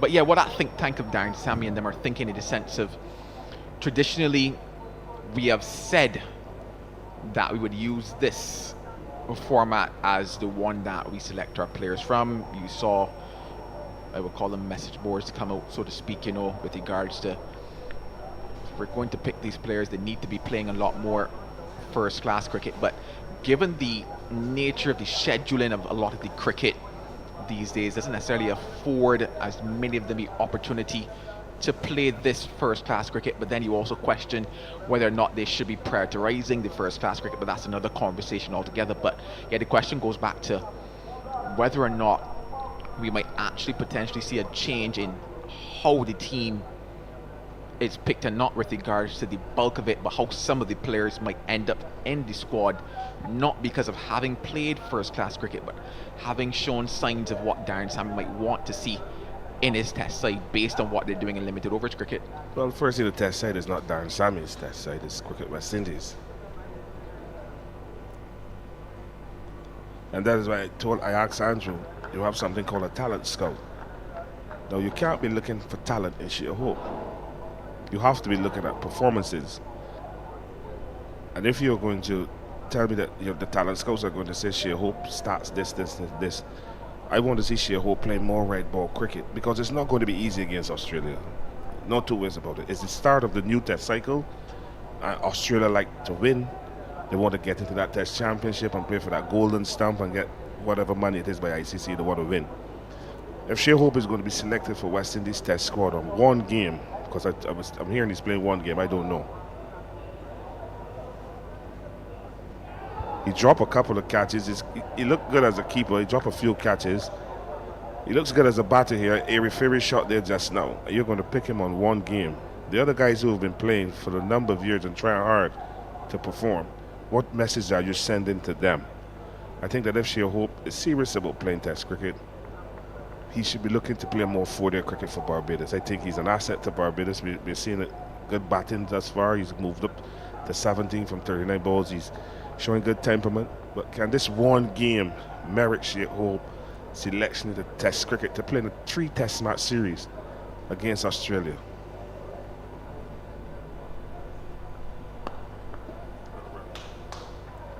And that is my question. He is a talent, yes, but can this one game say, well, yes, he's ready? Can one game make you ready? He's faced a good attack, but can this one game get him ready? Because he's going to go away, I believe. Then he has to, if he's selected, he has to come back and prepare for the Australian series. But you're playing against Australia, who are going to come gunning at you. And I think you need more than one game to prepare for such a hard series at home. Roshan Chase this is his second game. He had a good first game. Now he's looking to get into a batting rhythm here and get some runs. Clipped nicely. Line failing Jaden Seals on that occasion. And the boundaries beginning to come now for Barbados Pride. And this is what batters do when they're batting. They wear you down. Obviously Jaden Seals was on top of the roof when the ball was bouncing and seaming. The ball is some now 30 overs old and 4 balls. He's into his 11th over. Now you're seeing he starting to get pick off for the odd boundaries, sometimes a couple in the last over. Russell Chase continues to grow in confidence, getting those runs. He's moved up to 32. So some kind of relief you're seeing happening here for the Barbados Pride batters. But they still need to stay focused. Still need to be consistent and play each ball on its merit.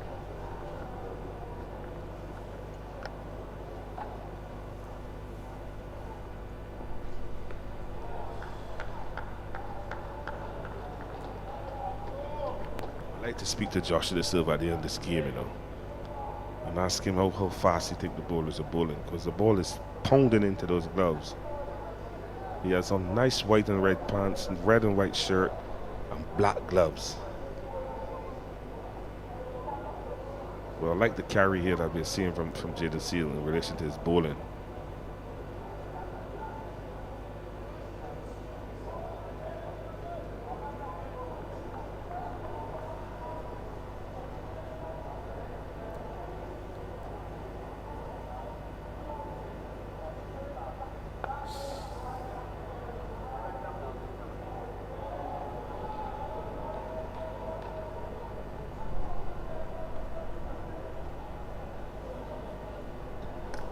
At the end of that Jaden Seals over, Barbados Pride, they've moved up to 90 for 4. Chase is on 33 from 65 balls. Shea Hope is on 18 from 40. And both of these batters are starting to grow in confidence. So they must continue to build on this partnership. Try to keep whittling away at that lead. The lead is Barbados still trailed by 87 runs. So Barbados will be happy if this pair can see it to the close of play. And if they see it to the end of play, that means they'll be somewhere close to obviously wiping that deficit off and then looking to set Trinidad a target to chase. But it's still an effort that is required. We're still going up a hill, Joel. It's a little wet, but not as wet as before. I took a slight break there, Philo, to pull up some numbers. Given the discussion that we were having. Yeah, I only know 1, 2, 3, 4, 5. No, because brings up that single, brings up the 50 partnership between this pair. They go down to acknowledge it now. It's definitely a good partnership given the situation of the game and what was required from Barbados Pride. Yes, positive energies. Roach to Chase and Hope. It's important when you're behind the 8 ball, Joel, to feed off of each other.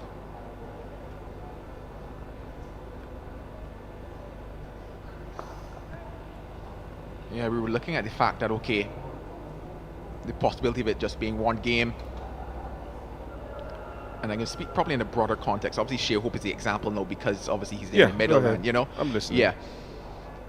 I think of maybe an example like Jacob Bethel in that English setup, and how traditionally we would have definitely said somebody without a first-class half-century can't find their way into a test side, but somehow he found his way in, and somehow he actually managed to do reasonably well because he picked up 3 half-centuries in that series versus a formidable opposition in New Zealand at that.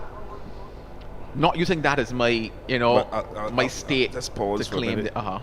Jacob Bethel is a work in progress. Robert Key saw potential and talent. Hope has gone past potential and talent. So you're going to pick Hope on performances. You cannot pick him on potential and talent.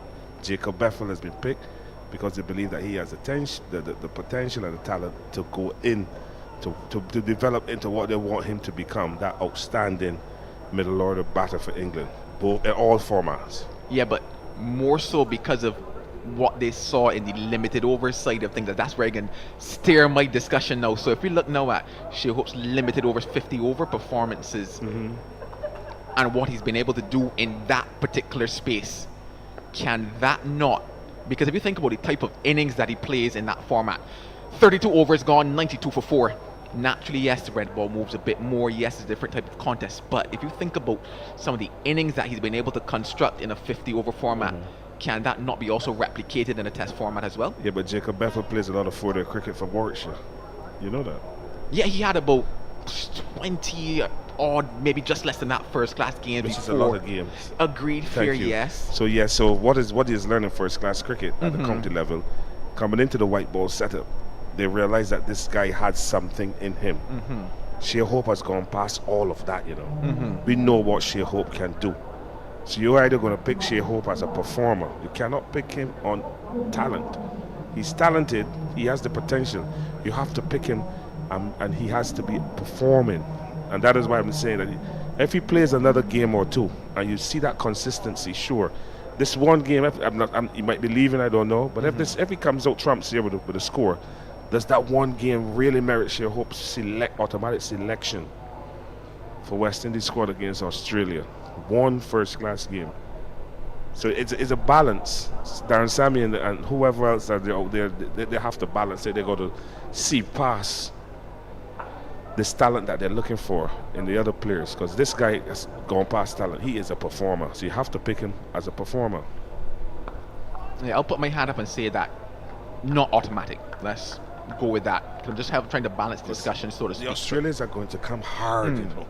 This is a serious test series. Agreed. It's a test championship. There's a lot at stake, and we need to have players who can adjust and adapt to those rigors of the environment of test cricket. What I'm seeing from Shea Hope here is good. He's coming to bat Barbados in a hole. He's trying to dig them out of that hole. This is what you want to see.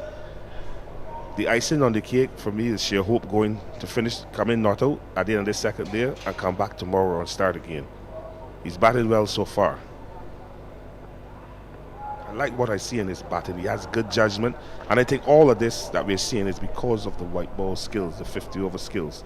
He's not taking any undue chances, you know. He's been playing each ball on its merit, plays some wonderful shots with authority, which is good, because he sent a message to the bowlers, I am here, and you need to work for my wicket. So I like what I'm seeing in this batting approach from Shea Hope, and this is something that you want to see at the test level, because you have to give credit. There are 3 quality fast bowlers out there, and he's batting wonderfully well. Now the left-hand spinners come into play, and he's still working the ball around, which brings in the white ball skills. So this is good batting.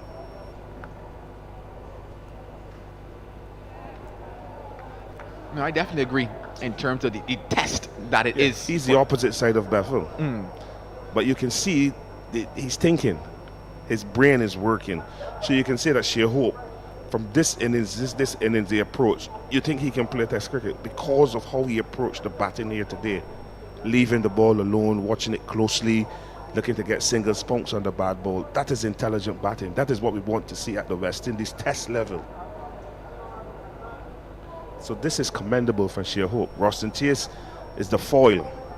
He's there supporting him. He's not challenging him. He's just supporting, and they're feeding off each other. This is good batting.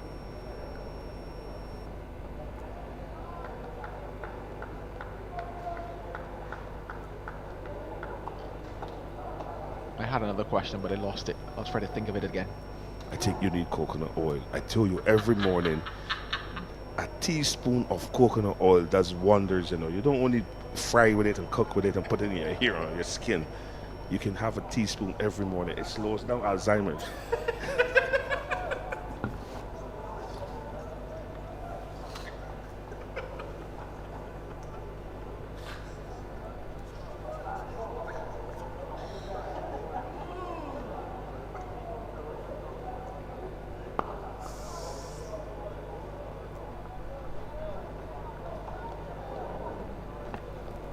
I think I half remember it now. But it goes back obviously to the selection discussion that we're having on a broader scale. You know, and it's a case of what do we do then? Because I'm still looking at some of these players, because obviously harping a little bit on the sheer fact I'm looking at it from, you know, several players around the region, the volume of cricket that quite a few of them, or rather the names that persons are calling to come back, let's go with that as the phrase, have branched off towards a lot of the franchises, the leagues, etc. Wow, that had kept low. Wowzers. Sneaked past and threw everything like a thief in the night. 33 bowled, 92 for 4. Is our first class cricket standard enough to demand that they play the entire season of a first class season? Well, the standard of first class cricket, a lot of us believe has dropped, because the senior players don't play a lot. Now look at this Trinidad seam attack, fast bowling attack. Jaden Seal, Test cricket. Anderson Phillip, Test cricketer.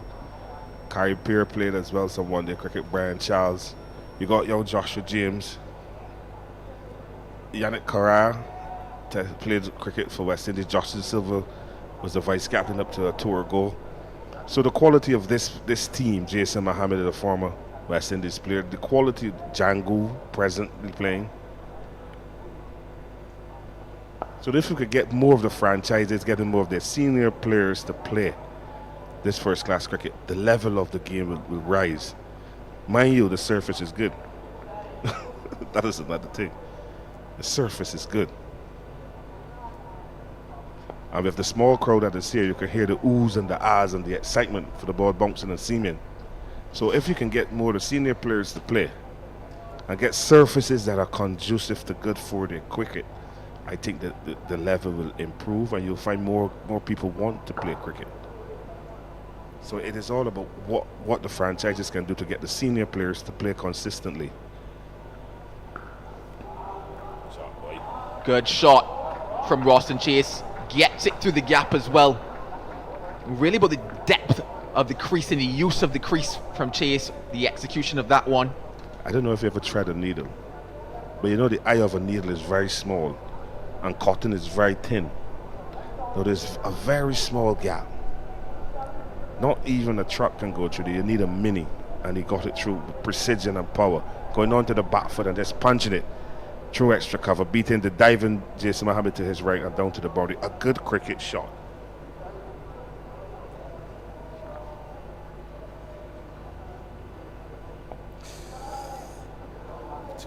Thinking too.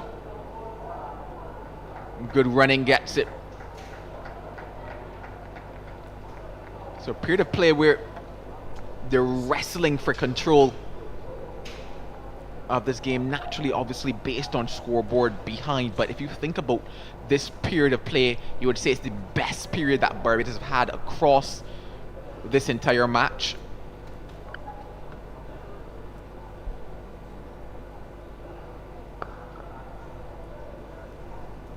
And it's the best period of play for Barbados because two batters have decided to bat properly.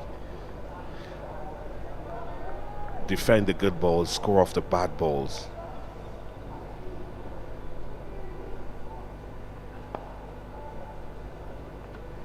And one thing I like about this period is that they're playing each ball on its merit. The end of that carry period is over. Barbados Pride shot out for 86 in their first innings, so they've gone past that. They're 98 for 4. Chase is on 40 from 73 balls. Hope is there on 19 from 50 balls. So they continue this rebuilding process and build on this partnership.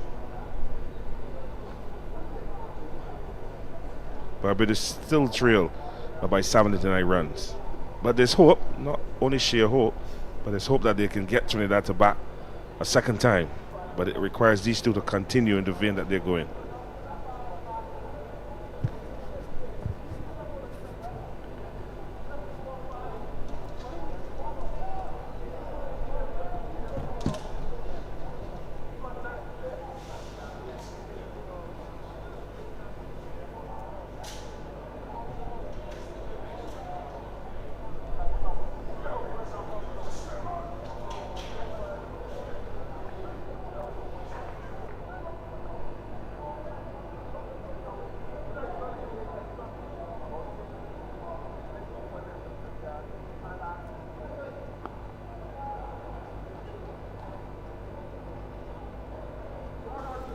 Continue to tick away at that lead that Trinidad and Tobago have.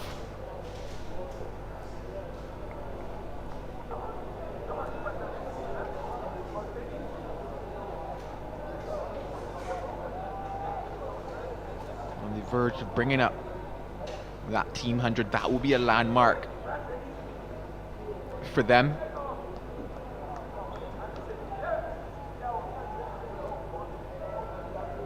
Batting maybe a foot or so out of his crease, Ralston Chase.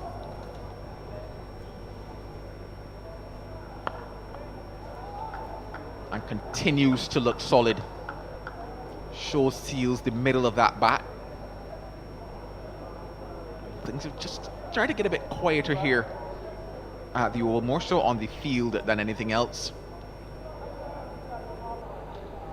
They've kind of pulled a bit of the excitement, a bit of the energy out of this Trinidad side, who picked up wickets at regular intervals in that first innings, picked up some quick wickets in this second innings.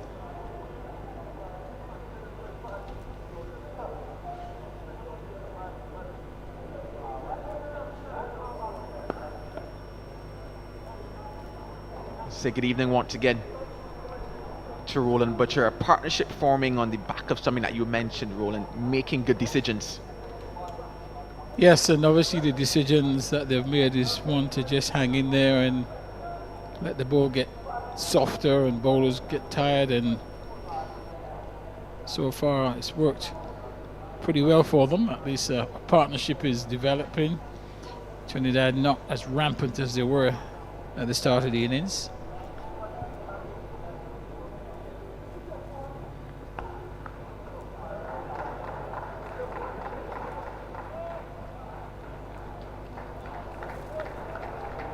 Things starting to look a little easier, you would say, as that brings up the 100 for Barbados Pride.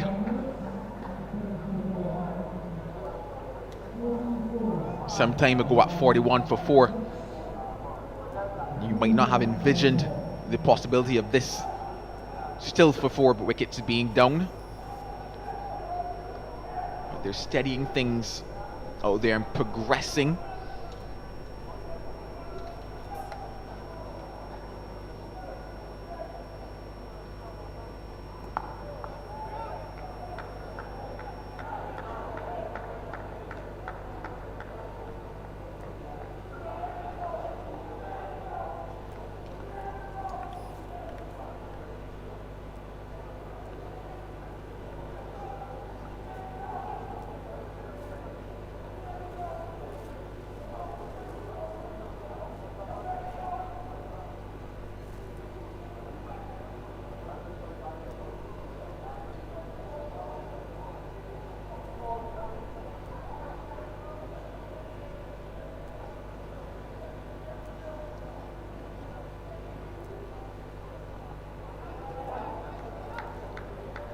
Still with a bit of energy and banging it in is Jaden Seals. 100 for 4. Yes, I think the key really will be when Phillips comes back for his final spell today, what sort of energy he's still got left. If he can run in and try and dislodge one or two of these batters, I think that will hold the key to how things progress from here. As it stands right now,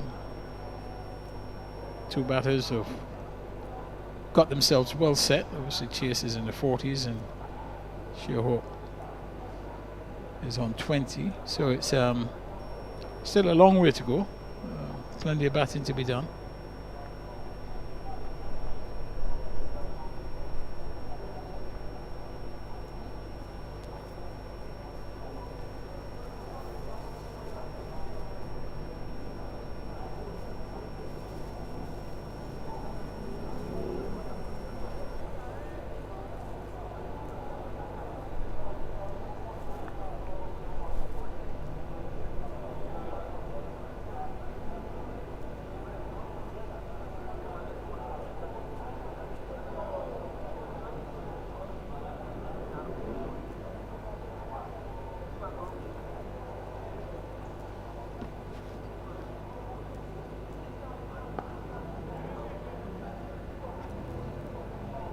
He's navigated Carrier Pierre relatively easy so far. Roston Chase. Capitalized the last over on one, just dropped fractionally short from him.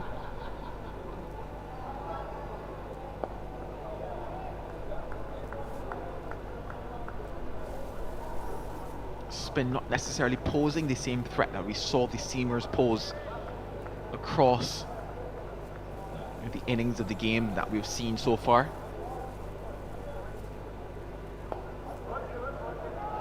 Oh wow, a mix-up! What Barbados Pride did not need against the run of play. Roston Chase has got to take that long walk back. An error in judgment. Yes, I think Chase very much at fault there. The ball was never wide enough for the mid-wicket fielder, really. There was never a single there. He probably got a quarter of the way down, turned, and obviously couldn't get back. And that's the breakthrough that the Red Force were looking for. Didn't look as if it would come by a traditional mean of bat, either caught or ball or LBW. But the least expected route was the run-out route, the way these two were batting. But just looking at the replay here, really, the ball has been played straight, virtually straight to the fielder, and disaster there for Barbados. Yeah, suicidal set off Roston Chase, and it was just a miscalculation in terms of how well he placed that one to the right of the right-handed Jason Mohammed. Just needed a clean pickup and throw. And it's provided a way back for Trinidad and Tobago. And I say a way back, not to say that they were by any stretch of the imagination out of it, but that partnership that was beginning to form was taking Barbados in the right direction. Now it brings Jason Holder to the crease, and still 77 runs the deficit with half of the side down. It sparked conversation around as we find ourselves at the drinks break. Yes, I think what they will actually do now is put some more life back into the Red Force. They've got the breakthrough. There was a bit of a lull for a while where batting was quite comfortable, and unexpectedly they've got a wicket. No bat at the crease, and they'll suddenly be energized and looking to get another wicket. So really a disaster there. It was not, we didn't foresee that one coming at all.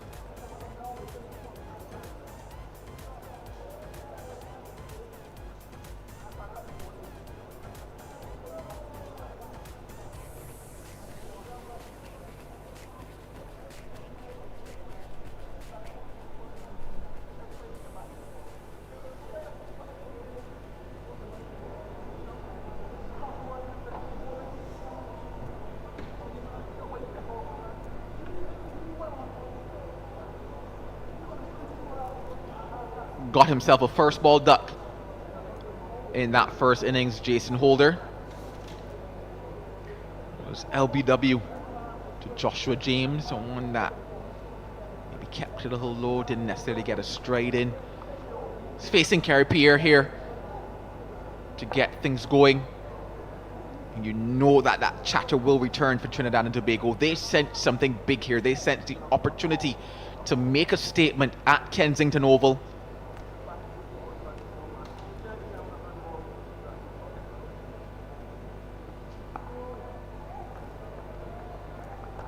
This time he survives his first ball, Jason Holder.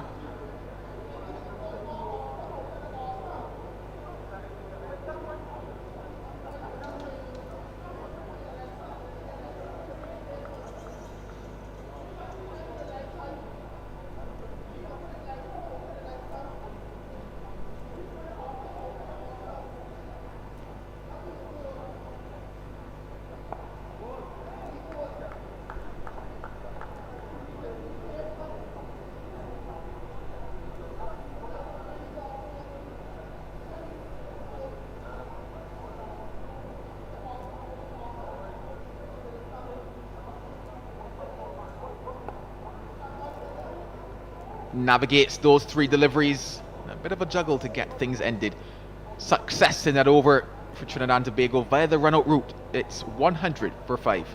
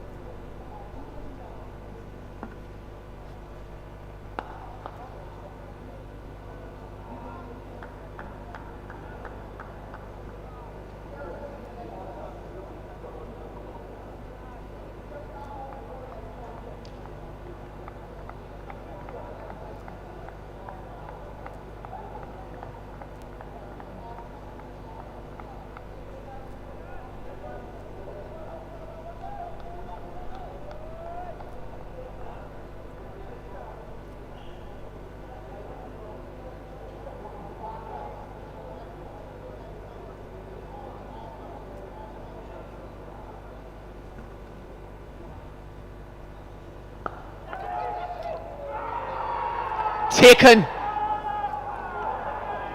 They believe it's carried all the way to Jason Mohammed. The umpires will confer, but Trinidad believe that they have Shea Hope.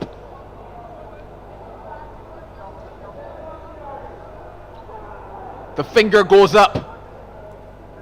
And as they say, one brings two. Ralston Chase via the runner route, and now Shea Hope caught at cover. Yes, the two set batters now back in the pavilion. Half the team out. And Barbados still need another 77 runs to make the red force bat again. This is looking an unlikely situation right now. Things were going nicely up to the last 2 or 3 minutes.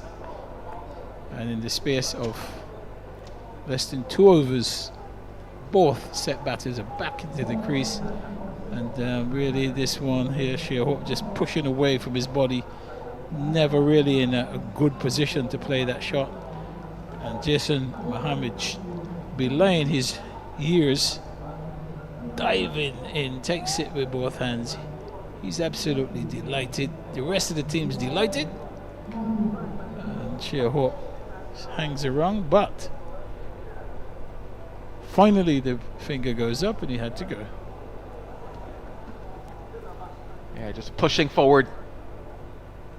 That one, Shea Hope, maybe you might say got a touch bigger on him than he expected. Maybe he might have been a bit lower than he might have ideally wanted to be when making contact with that ball. Pushes it, and it just carried into the hands of Jason Mohammed, trailing by 77. What a statement this would be by Trinidad and Tobago Red Force if they're able to defeat Barbados by an innings and some, especially playing at Kensington Oval, a venue where Barbados not only dominated this season but has dominated whenever they've played here. History is on offer here today.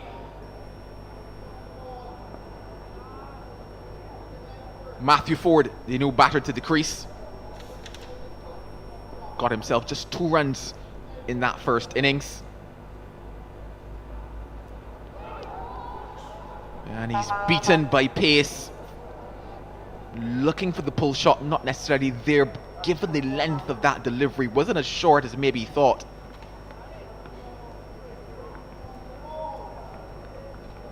Yeah, just trying to play an instinctive pull, really. Was never in any position to play that shot. Really lucky that didn't actually get bowled. The length was not short enough.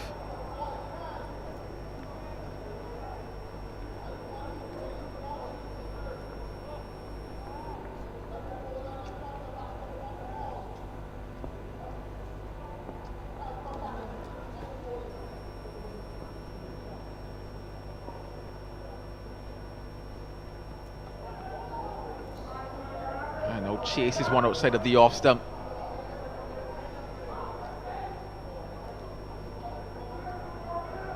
A few crowd commentators are offering their views on how Ford should be going about it, and one that stood out to me is, what are you doing? You are playing for Barbados.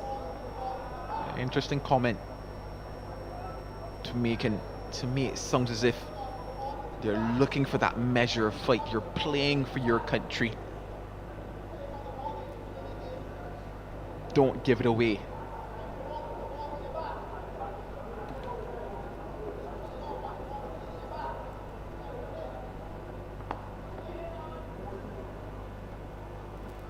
A lot more composed in that as it gets him off the mark.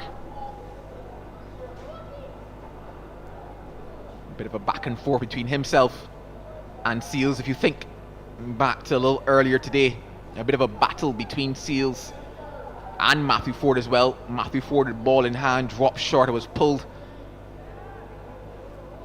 for 2 back-to-back boundaries, and that got the blood boiling out there. Now I guess it's the turn of Jaden Seals with ball in hand. And if he's to get forward, he would definitely tell himself that he has won the battle between them. Good straight in from Holder. Another successful over though for the Red Force, forcing their way towards what is appearing to be a commanding victory for them. 101 for 6, Barbados Pride. Yeah, very much large and in charge with those 2 wickets, the Red Force. They've done all the running in this game, both with bat and ball. Right from the off, appeared to be really up for this game. And at the moment, the Pride having no answers. The picture of Kemar Roach there, padded up. He's had to put on pads twice in the space of 2 days. No one could have written this script here in terms of this contest. 2 sides that dominated with bat in this competition. One of them on the verge of failing twice with the bat.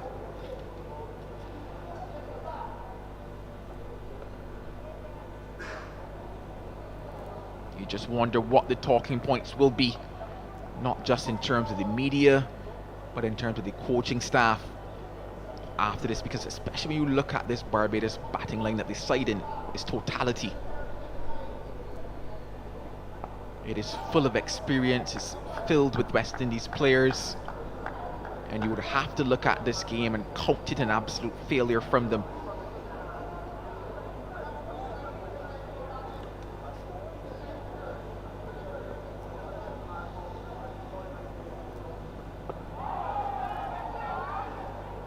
Arm ball, quicker, flatter from Pierre, looking for that front pad.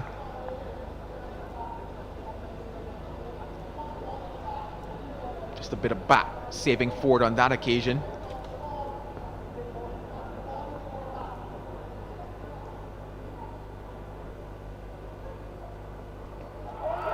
This time it's pad only, and this time the finger goes up. He puts him to rest.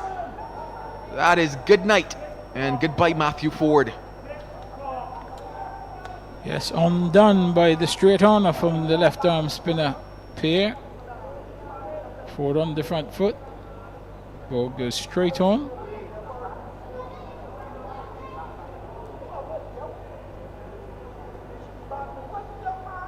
Yep, hitting the back leg.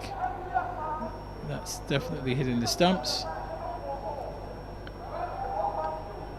So TNT takes another step closer to securing a victory. The question is, can they do it today?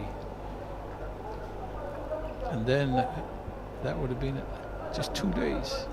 That's the thing, Roland. At no stage did anybody turning up for round 5 between Barbados and Trinidad think that in the shadows of day 2 we could be looking at victory. And it didn't matter what side that victory was going toward. It's just the mere fact that we're talking about victory, the possibility of victory on day number 2.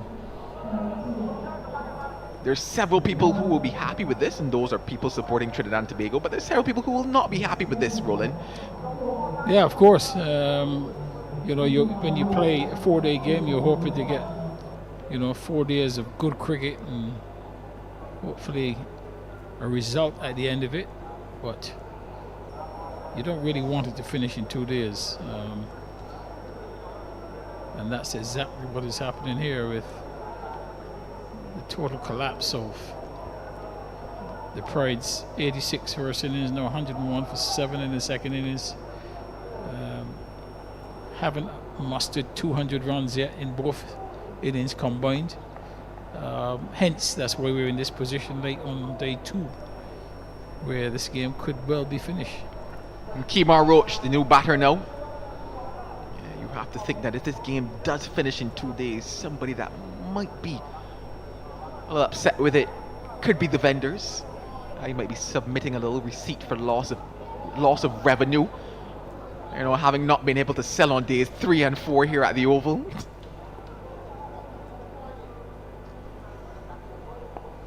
I thought you were referring to our boss.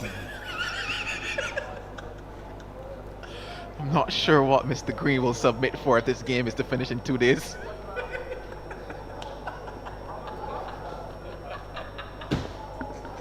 Contracted for 4.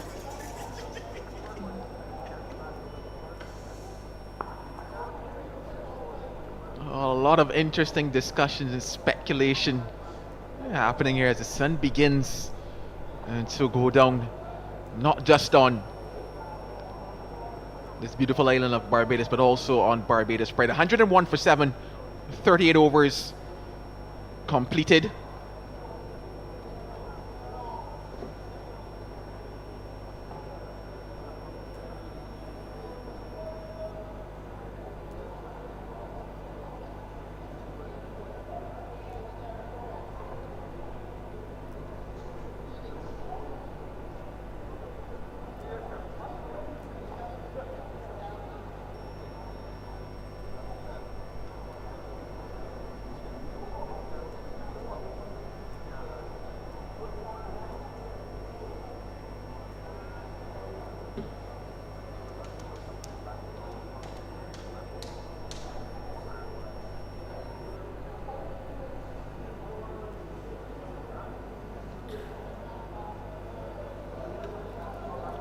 What is going through the mind of Jason Holder?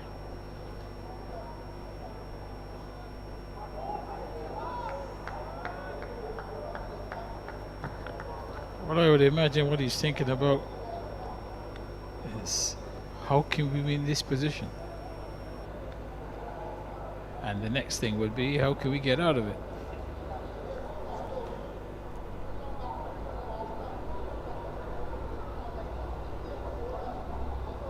The way out is by a climb. But I'm not sure they have their climbing gear, Roland.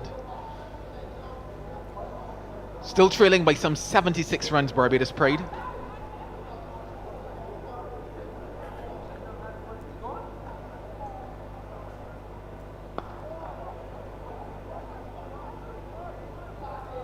No mountains here in Barbados, just, I guess, a little hillabee. No mountains, but some very deep holes. If you're referring to the potholes, then definitely.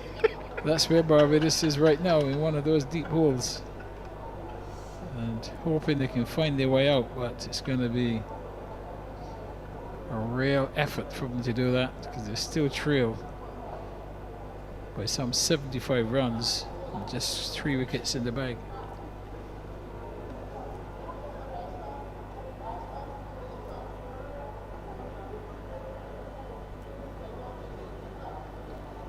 Leaving 2 men back on the boundary on the leg side, Jaden Seals. And goes wide of the off stump. Amir Roach held up an end for a period of time in that first innings. It was part of a catastrophic mix-up with Sheho. He's been known to hang around and has done so very well, even at the highest level, but it's just one of those days.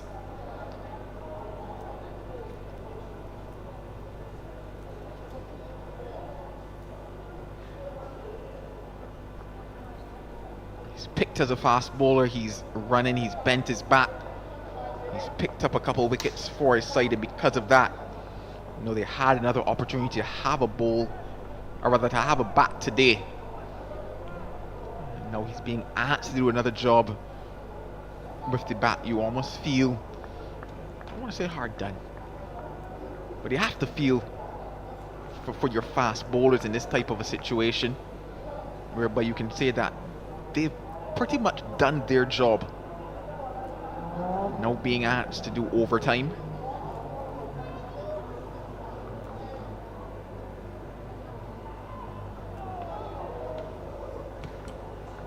Yes, after a long stint with the ball, bowlers really want to be able to put their feet up and relax and watch the game unfold. But that picture of Roach before those wickets fell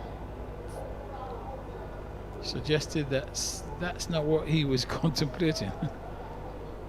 He was probably asking himself, why are we in this situation? I think that question of why will come up a lot in the team discussions for Barbados after this.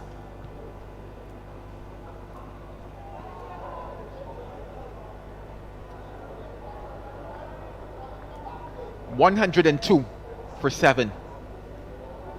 You would say, okay, on the morning of day 1, helpful conditions, ball was seaming, ball was swinging, batters were saying that the ball was moving from what was an even fuller length, and that posed a few more challenges, and you fell away, you fell apart. Okay, no problem. That's 1 innings of the game, done and dusted. Bowlers came out, were relatively flat when they got that ball, but then they picked up steam after tea, picked up some wickets, and yeah, this morning dragged on a bit longer than they probably hoped or expected, but they bowled out Trinidad and Tobago Red Force. You come back again now, you must ask why. Why did the second innings take a similar pattern to the first innings when conditions by far flatter? You're somewhat more into the game now. You understand what is required in terms of setting yourselves up. A lot of time left, still 2 days after this, so that question of why is something that will come up, and I'm not sure that they will find the appropriate answers to it, unfortunately.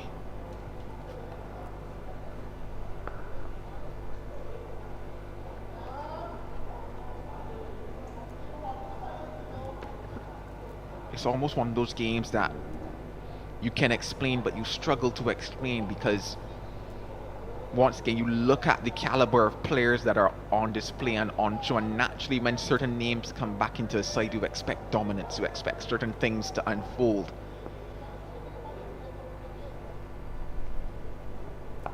But then when they crumble, you have to ask why. You just don't know.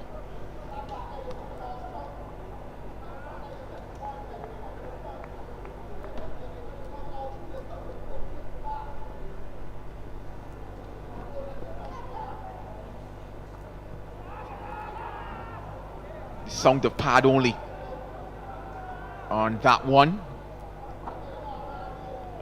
Looks as if Cephas Cooper is the one doing duties there. Yep, thanks cameraman for confirming it for me. Finds the edge, and they scamper through for one.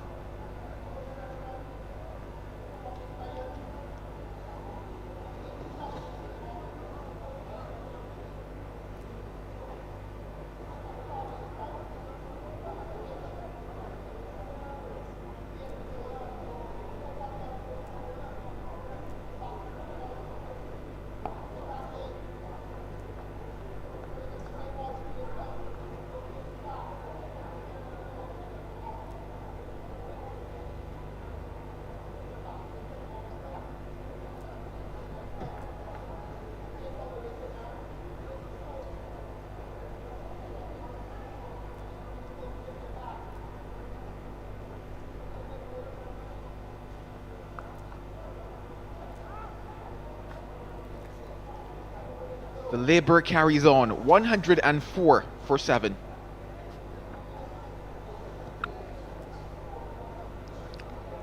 Yes, and Roach now, his only job he's got to do now is to try and hang in there and try to take this game, if he can, into day 3.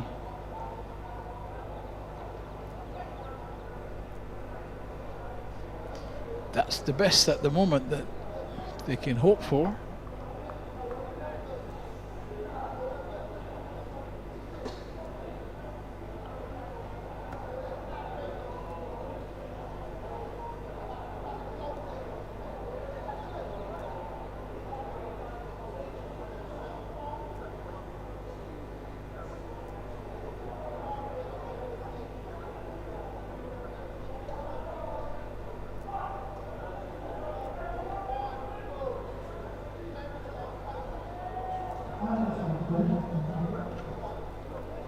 Anderson Phillip now comes back into the attack.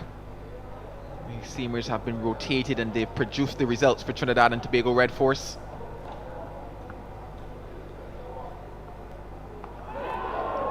The middle stump takes a rest.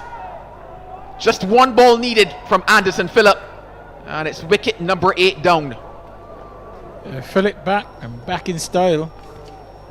Perfect forward defensive shot by Kemar Roach.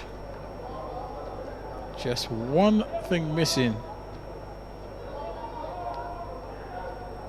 The bat on the wrong line, and his middle stump is rocked back. So the 8th wicket goes down for Barbados.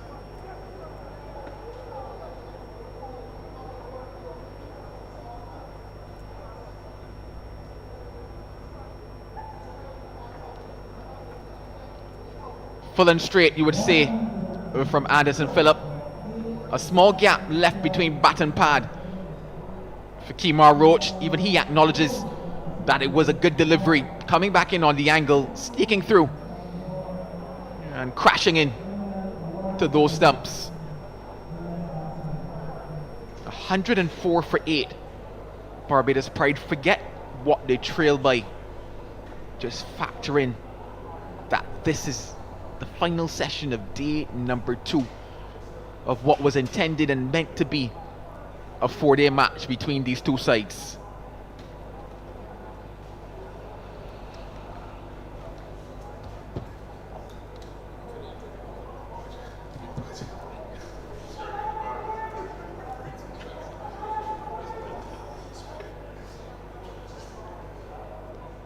Roland vacated the seat beside me, and it seems as if he has asked Philo Wallace to I don't want to say present, so what is the word I'm looking for? To pronounce the benediction. That's what I was looking for.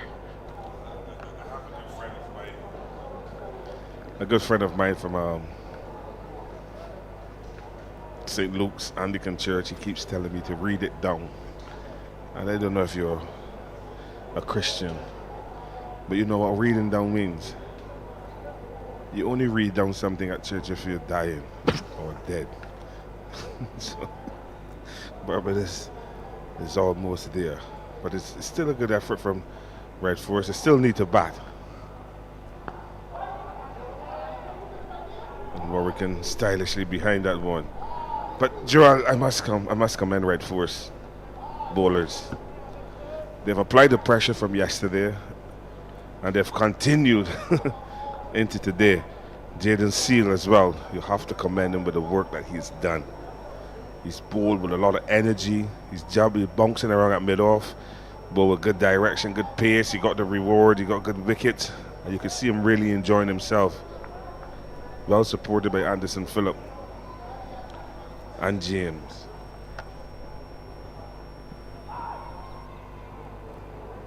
Now, if they are to be bowled out today, you start to calculate and put together some numbers, you would realize that across the course of it, you're struggling to pull together 2.5, 3 sessions.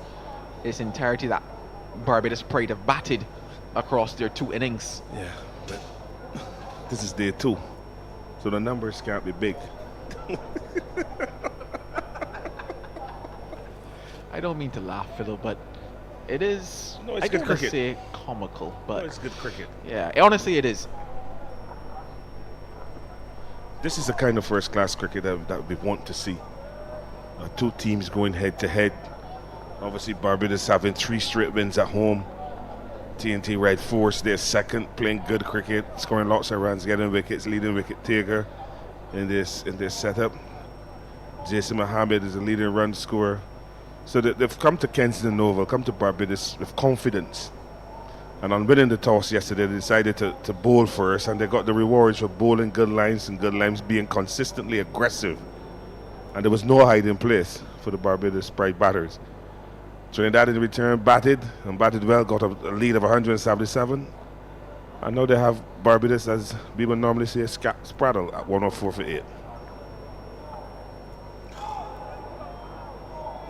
It's just amazing how they continue to beat the outside edge like that. I had a quick conversation with Coach Riyad Emrit at the start of play today, and he said that someone came to him and said that they can't remember when last they heard so many oohs and ahs in cricket.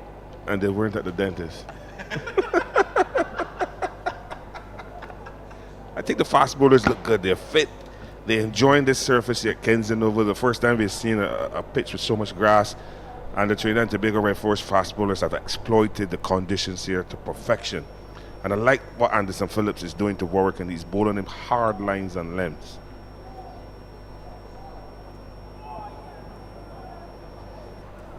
There's no easing up. At the end of that Anderson Phillip over, a successful one. Barbados Pride, they are 104 for 8.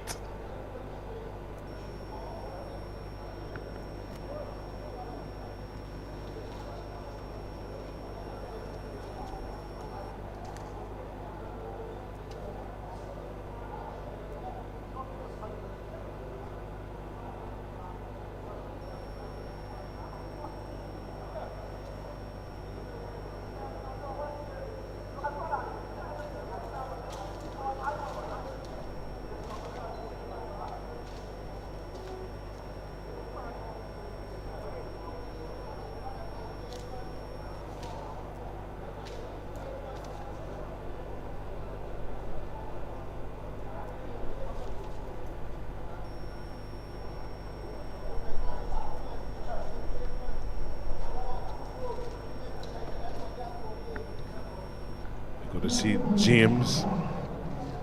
He's going to come back into the attack. He'll replace Kyrie Peer. James has bowled some 10 overs, 4 meters, 12 runs, and has picked up 2 wickets. He'll be bowling to Jason Holder. Barbados' last hope.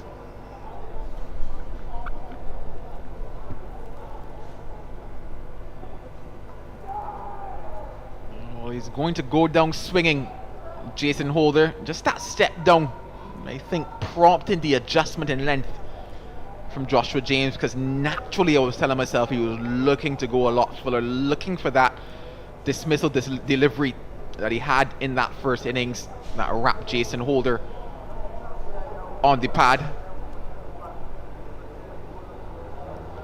Talked about him being the last hope. Shears out. Not just that, I was picturing more so scenes of the Titanic, the movie that is. Just throwing everything at it there, Jason, peeling off what was the bottom half of the bat and find its way into the boundary. And I'm thinking about the violins that were playing just before it went down. I'm hearing the violins here at Kensington Oval. My golly, you have good ears.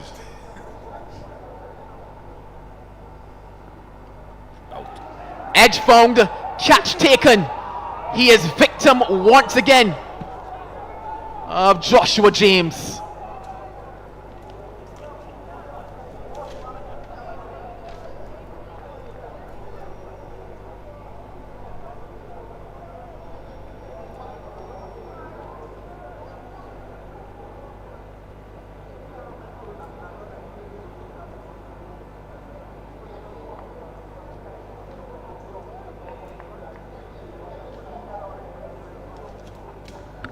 Jason Holder making that big step forward, and Joshua James putting the length back.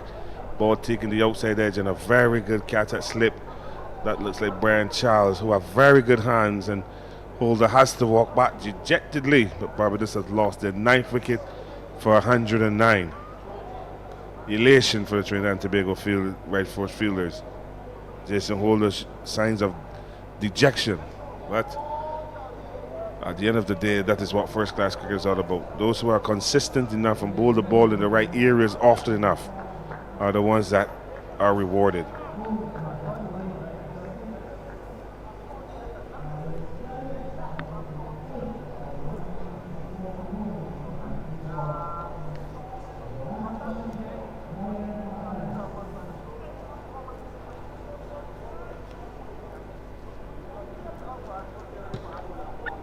Barbados with 41 for 3, Joe. So this has been a very bad session for Barbados. There will be no tea parties after this. They may not even get tea time. Jerry McAllister, the last piece of the puzzle, so to speak. Well, I think that all Barbados players are seeing now is red. To be beaten in 2 days at home after having 3 consecutive victories, it's a bit disappointing. You've now given me my closing line. Please hold for it.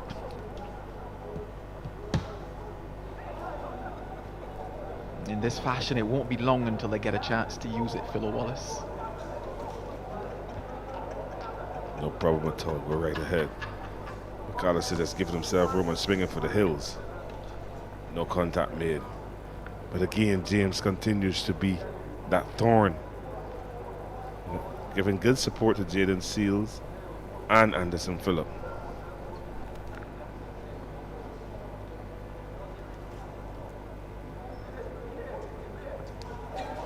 Wow. Oh, this is getting dangerous. Where's the fast bowler's code when you need it? I think the code has gone a long time ago. We're now in 2025. There isn't a lot of codes now for cricket. Anything goes. A short ball on game they played by Jahir McAllister. It's not noticed for his batting, but again the aggression that is being shown by Joshua James.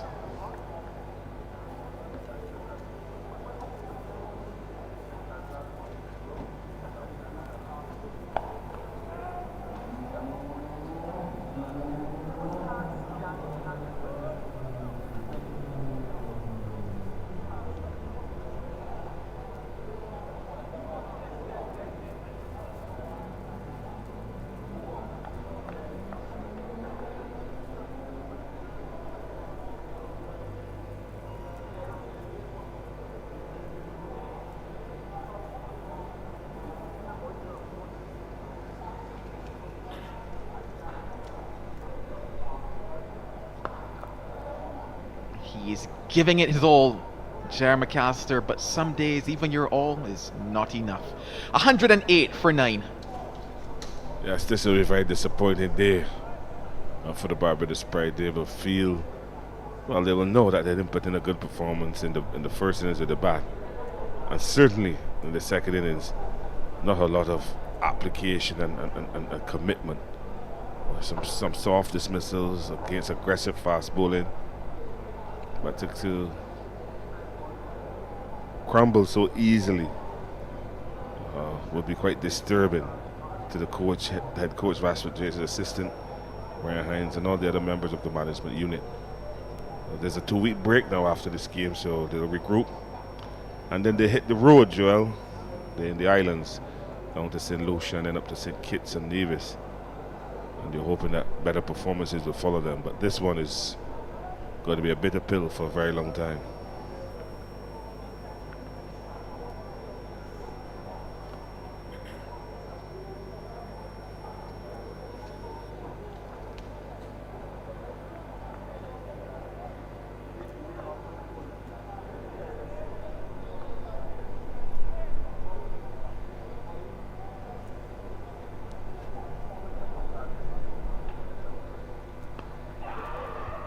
This is, oh wow!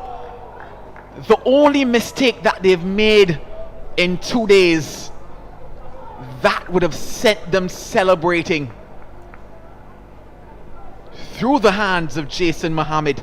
Well, he took a good catch to get rid of Sheer Hope, and he had to move a couple meters to his left and floor the opportunity to get Jamal working out. Ball pitch on middle legs and working, aiming for the legs. I get a leading edge, not sure where it's gone to. Just Mohammed diving to his left and could not hold on to the ball. Warwick obviously survived that opportunity. But good aggressive bowling from Anderson Phillip. Continues to run in.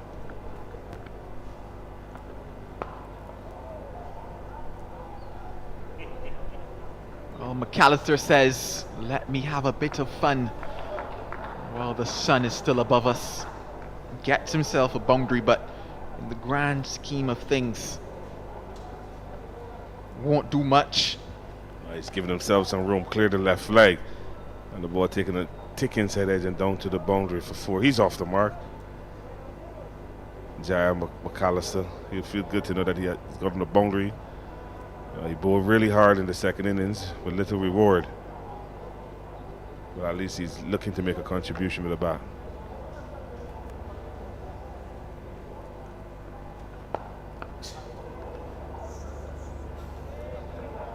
It's not textbook, Joel, but he's hitting the middle of the bat. The ball is hitting the middle of Jair McAllister's bat. Barbados Pride trailed by 64 runs.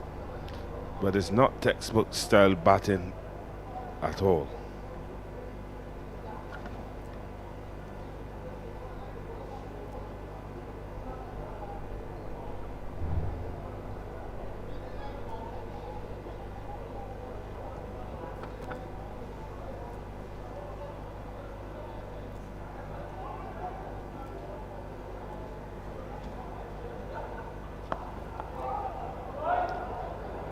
Gets it over.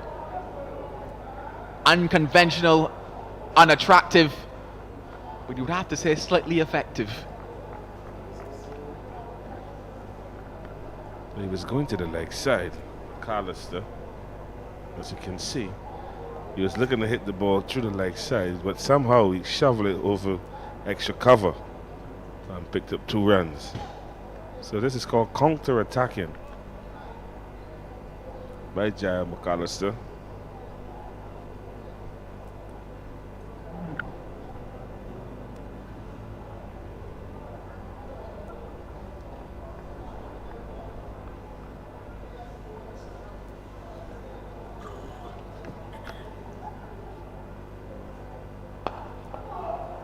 Crunch that. Oh, have a look at that.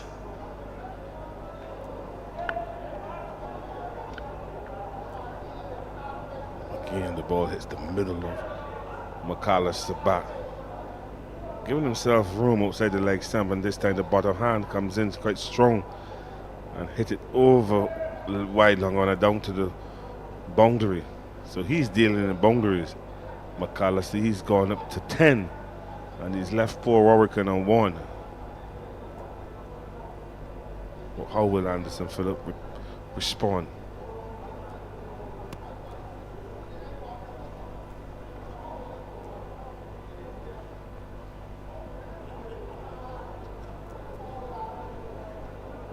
We continue on. 119 for 9.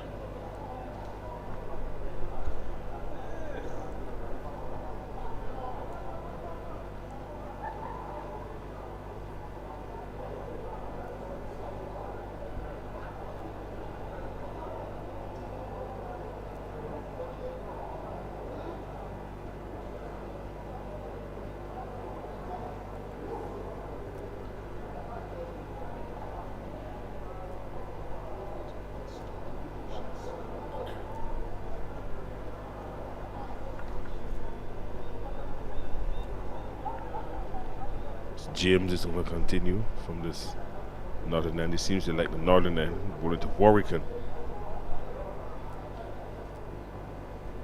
We'll see how Warwick would approach this over.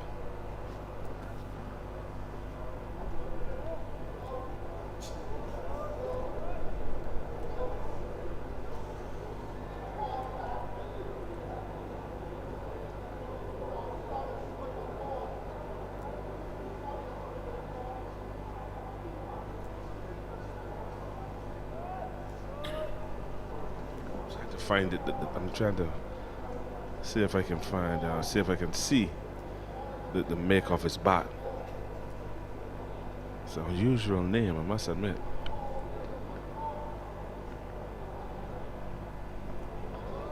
That's better. It's a good leave. Ball on length, just fizzing through the Joshua De Silva. And there's still some life in this pitch. That ball carry just to the chest height of Joshua De Silva. I think Warwick's bat is, I think the name is Beast. The only beast I've ever met in my life was a guy called Neil McGarrell from Guyana. His nickname was Beast. A swing and a miss from Warwick, and looking to play some shots, trying to match McAllister. Barbados trail by 58 runs. Not a good day, not a good game for the Barbados Sprite at all. A lot of inner soul searching will have to be done, and obviously the guys will have to pick themselves up when they hit the road.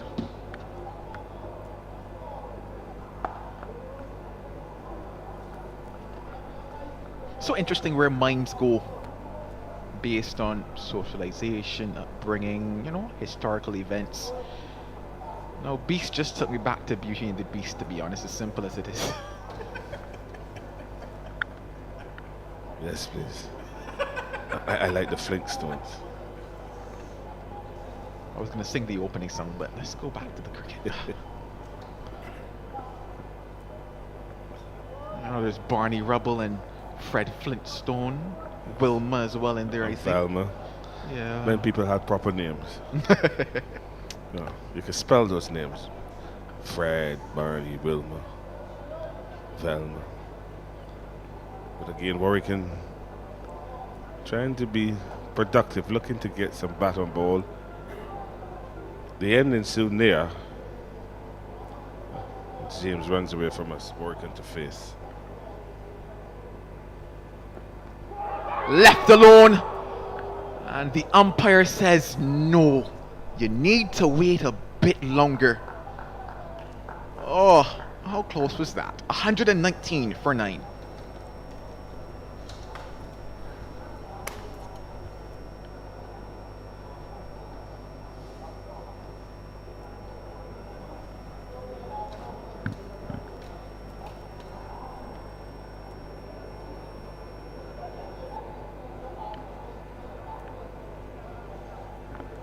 Barbados Sprite trailed by 58 runs. Trinidad and Tobago right force are looking to obviously finish this game this evening. Looking to beat the Barbados Sprite in 2 days at home at Kensington Oval. Mind you, this game is a 4-day schedule for 4 days of which is Saturday will be the final day, but I don't think it will reach there. And they're looking to close this game out this evening, give themselves 2 days to rest. And McAllister continues to pepper that leg side. And they're setting the balls down to like deep mid wicket where Yannick Karai is there. Didn't bowl a ball in this game, Joel. He just batted and field. It's the type of surface anyway that aided the fast bowlers, and they use it to great effect.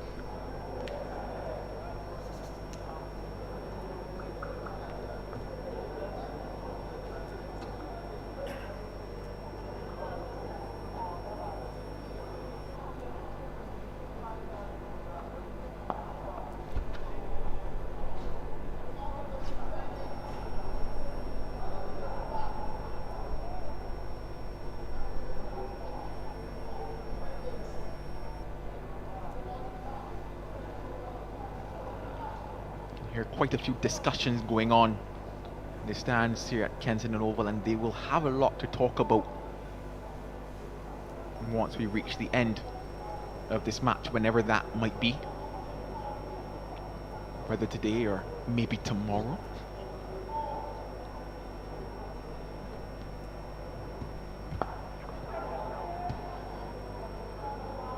Fall safe once again. So these last two hanging in and dragging things out for Barbados pride. It's a frustrating period here for the Trinidad and Tobago Red Force bowlers and fielders. The ball is in the air, but just bubbling around the fielder is not going to hand. That lofted on drive. Karak couldn't get near there at all, but Warwick gets a single.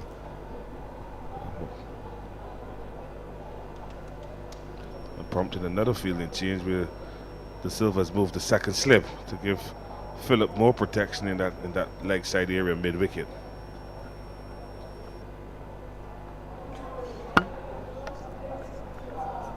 Watching McAllister bat, I want to know what injury he had before the last couple of games, because if he continues to bat like that, he's going to pull his hip out. He's moving away, he's looking to hit the ball to the leg side, the ball is on the off stump. So he's nowhere near the ball. So he cannot hit that ball that is pitched up at all. He needs to be careful, Jaya McAllister.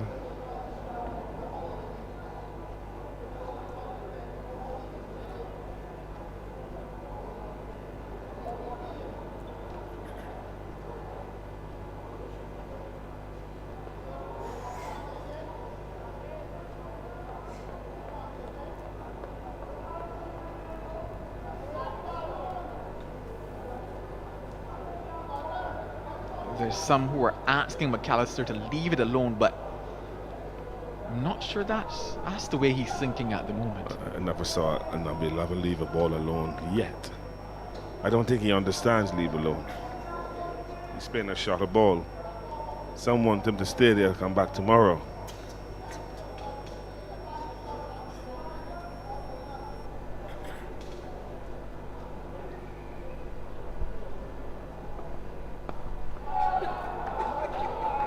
And maybe closer, I was going to say the text, but maybe notebook fashion. Defends that one, 121 for 9.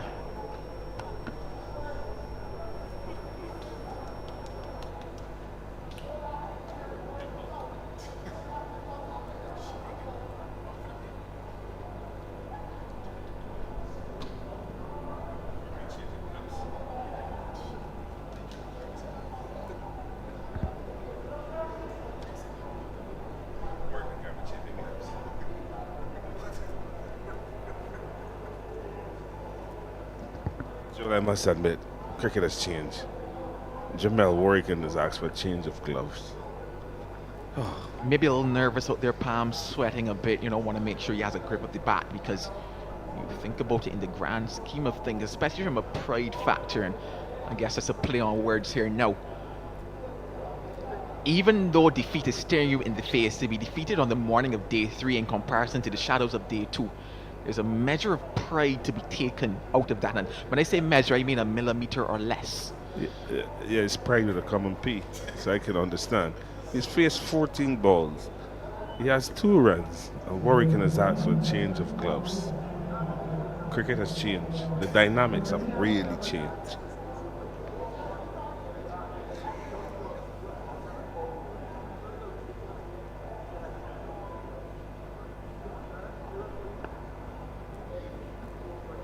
Well, a change of bowling.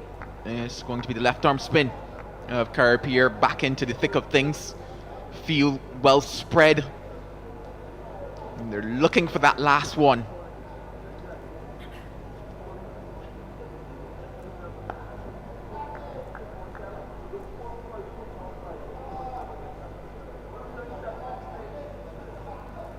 And asking the field to spread even more now.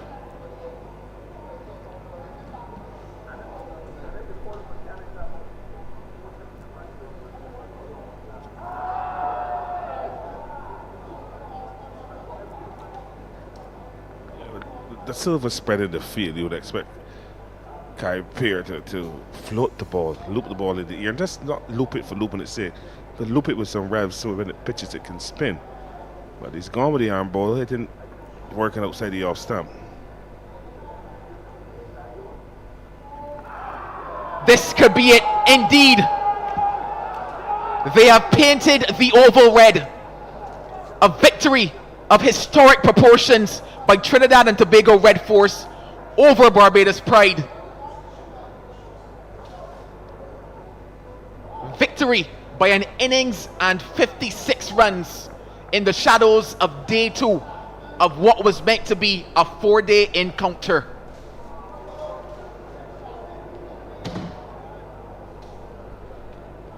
What a statement this is, not just for Trinidad and Tobago, but for contenders when you think about the possibility of being title holders of this West Indies Championship. Looking for that reverse, Jamel Warrican. And he could not reverse that or the fortunes of Barbados Pride. Kyle Pierre picks up the last scalp. The last piece of what has been a perfect puzzle for Trinidad and Tobago. They can sleep well tonight, knowing that they have worked hard and been the better of the two sides in 2 days. Yes, a very good victory here for Trinidad and Tobago Red Force. They've won by innings and 56 runs, and they will be elated, being led off by their captain, Joshua De Silva. This has been a big defeat for Barbados, a bad game. They lost the toss yesterday. They were shot out for 86, and they never recovered. Trinidad and Tobago Red Force just put the screws on, and Barbados obviously have to reflect on this batting performance. The batters did not adjust to the green, fast, bouncy surface here at Kensington Oval, and this will push them back in their campaign to obviously look to win another first-class title. So the second team, Trinidad and Tobago, in this CWI 2025 4-day championship, they have beaten the third place Barbados Pride, and Barbados Pride will have to pick themselves up to come stronger for the next 2 games when they're on the road. There's a 2-week break, and I believe there will be some personnel changes as well within that Barbados Pride setup. But a poor game from Barbados, and the better team won. So congratulations to Joshua De Silva, Riyad Emirates, the management team, and the entire Trinidad and Tobago Red Force squad for entertaining us for 2 days. I think we saw class, fast bowling by Jaden Seals, Anderson Phillip, and Joshua James, and then some resolute batting, starting at the top by Puran, and then we saw Amir Jangoo in the middle getting some runs. So a good game for TNT Red Force, and we wish them all the very best as they continue on this campaign. Yeah, a very good game for them. You would like to think that from ball number 1, things went in their favor. Ball number 1 of today definitely went in their favor. That was Amir Jangoo. A run-out chance for him when he was on 37, and things then continued to go the way of Trinidad and Tobago. A couple partnerships formed in the back end of things. Runs flowed for them. They actually started today with a lead of 96. Trinidad and Tobago returning on 182 for 4. And as mentioned, partnerships formed. Things worked for them. Barbados Pride having put down Jangoo twice, and that run-out opportunity went in the favor of Trinidad. and Tobago.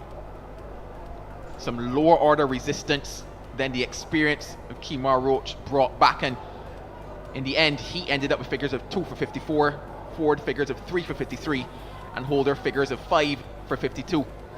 Then came the turn of Barbados Pride, and naturally you told yourself that today could be a day that they bounce back, that they show who they are in terms of class, in terms of experience.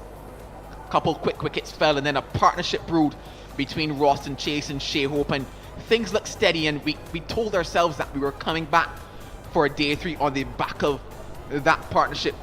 Came together when the score was on 41, and they progressed that score up to 100. Up to this moment, a miscalculation, an error from Ross and Chase brought about the run out. Then a couple deliveries later, Shea Hope brilliantly taken by Jason Mohammed, and that basically spelt the end of things. Down the stairs is how they went. Cara Pierre got his first there. Anderson Phillip brought back in, took Amir Roach. Jason Holder flirted with danger a bit, and then his edge was found. Lovely catch being taken in the slip, and there and then you knew that it was pretty much going to be the end of things. Jerry McAllister, I guess he had a bit of fun in what was the ending of things. But all in all, you can look and say that it's been a disappointing match.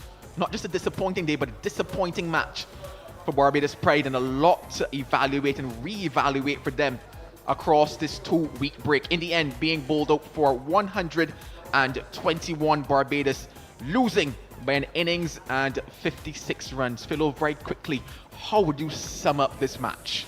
Well, it was a good game for Trinidad and Tobago Red Force. They're the ones who came out on top because they showed more aggression, bowled well, played good cricket. Barbados did not do that. Barbados found themselves wanting after being bowled out for 86 in the first innings. You're going to find yourself behind the 8 ball. And they've taken a big batting effort in the second innings, which did not happen. If you're in a deficit of 177, you need partnership starting at the top. That did not happen. They lost 3 wickets or 4 wickets for 40-something runs, and they did not recover. But you have to give credit to the Trinidad and Tobago Red Force bowling unit. I thought the 3 fast bowlers really ran in and bowled well. They utilized the surface here, the conditions at Kensington Oval. We saw the Duke's ball really swinging and bouncing, value for money, and the pitch. You must give credit to the ground staff here for putting out an excellent cricket pitch. Just required proper batting, which Barbados Pride batters did not do, and they end up losing this 5th round match. So that will push them back in the campaign, but they have to pick up the pieces, Joel, and look to go on the road and play good, solid cricket. Well, we do hope that they can pick up the pieces indeed. Congratulations to Trinidad and Tobago Red Force on their victory here today within 2 days, and as I mentioned, a victory of historic proportions for them. Well, that brings us to the end of our broadcast. We want to say thank you for joining us. Thank you to all of those who've helped us to bring you these pictures, our production team, our cameramen, and all those who have fed us as well, because we say thank you for the food.